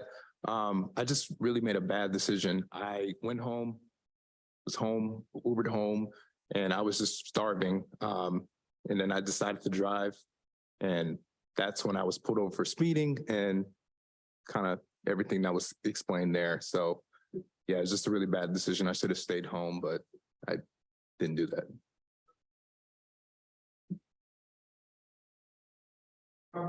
No.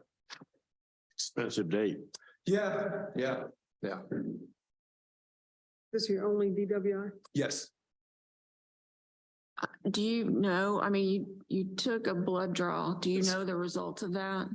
Do you know your blood alcohol content? Not at this time. I didn't look too far into that. Well, the charging document says 0.15 or more.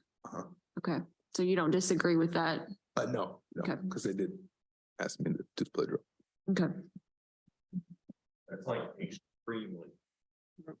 extremely intoxicated. Yes. So has that been an issue in other parts of your life? Outside of that? No, it's just like I said, it's just a bad decision. I went on a date and we were having too much fun, and just it was a bad decision. So next time you call Uber Eats after you get out of the Uber. Yeah. That's the only reason we called him in, was because the level was so high. Normally on one, we wouldn't have called him in, but because the level of alcohol was so high, we felt like it might be an issue. Do you still binge drinks like that? No. When I went through that whole process, I feared losing my license, and I put so much blood and effort into this. This has been something I've been working toward my whole life. And so it was kind of a flash to just kind of make a bad decision and just literally get that taken away from me. So it's been one of those things, like I've even shared my experience with my close friends, because I'm kind of like, hey, don't do that. It was a very bad decision. Did the state of Texas, are they aware? Yes. Okay. They didn't take any action on your license? No, I reported as soon as the laws reported it, and just went through the channels like I was supposed to.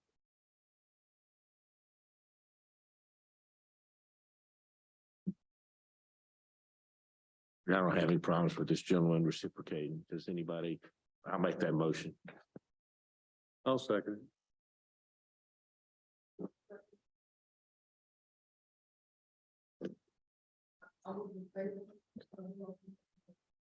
Aye. You ready for a law test? So I'm actually studying for West Virginia right now. And Okay.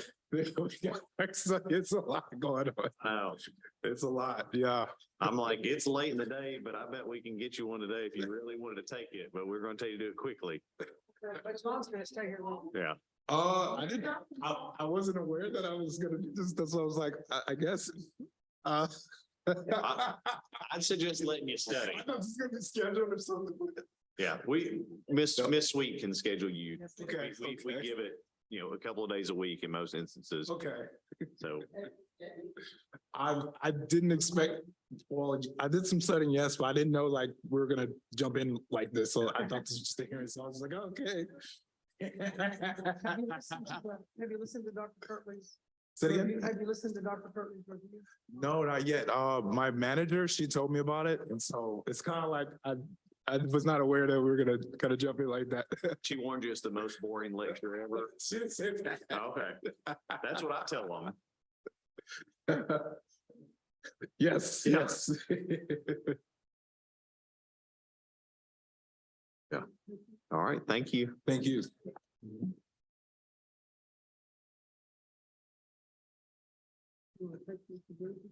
I just We can't got- believe we made it Unless they to want to this look at anything on the agenda. three, they probably don't, but She's gonna throw them all out there at once. that's what I figure too. So. So what do y'all want us to do with this? Oh. Not everybody at once. To us while we're here. Yeah, I mean, you don't stand back. You want me to come up with a time, Bert, to come see us tomorrow? Yeah. Okay. How long have you had that? How long have you had What, How long have you had it with the bill? yesterday? Well, but I mean, No, meet with her. meet with her. Meet with her.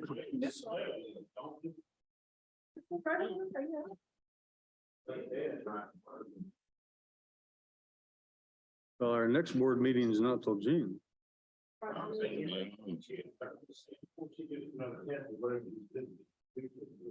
You want to make another trip back up here from Lake Village? You're saying you're leaning towards, meet with her tomorrow, but if it's take another test, like take your time, like study. Yeah. Another exam. We don't have another exam. Another test for a couple of weeks. I mean, it's the version. I mean, we will have to work on what our approach will be for the next round. I personally would like to hear her articulate to me what she knows. Okay. I started out. You might convince the other. But I think we start out with.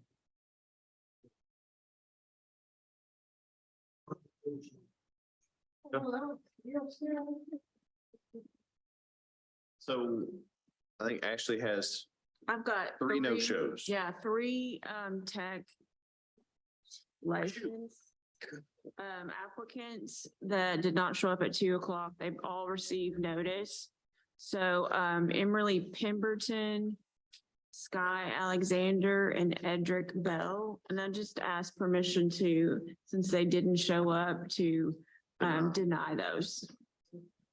Okay. What about, Epic? Epic, Dr. Panera was the pharmacist in charge on the application.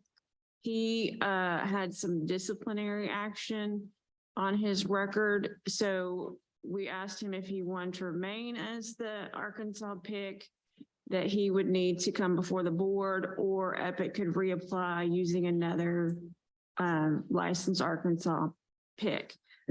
He did not confirm, so I'm assuming they're going to resubmit an application with a different pick. So I don't know that we need to take any action on that.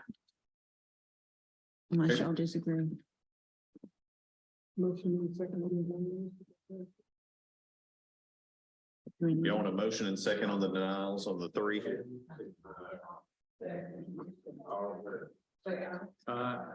Thank you. So tomorrow we start at 9 again.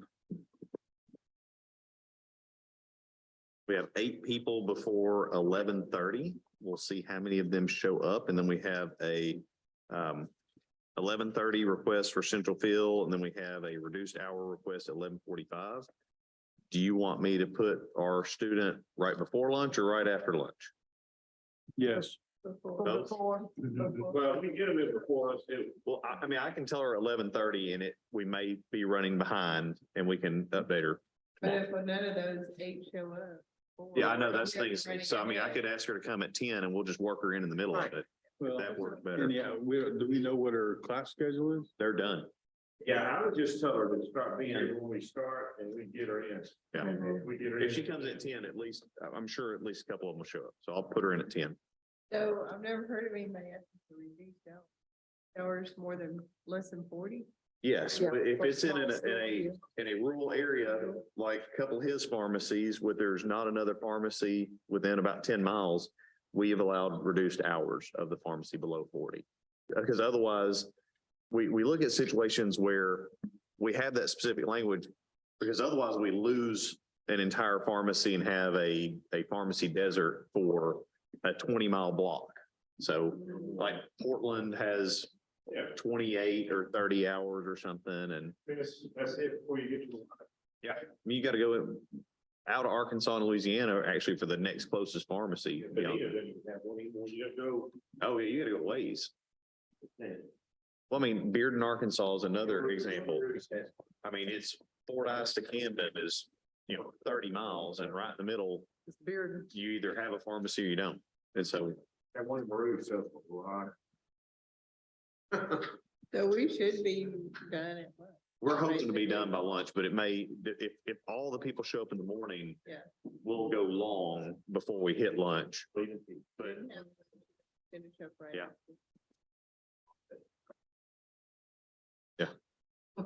It's gonna be raining hard tomorrow. Oh, really? That's what they're saying. I think it's gonna be a. all right, Flood Yeah. going home. all right, motion to adjourn then. So move. All right. Jennifer, we're done.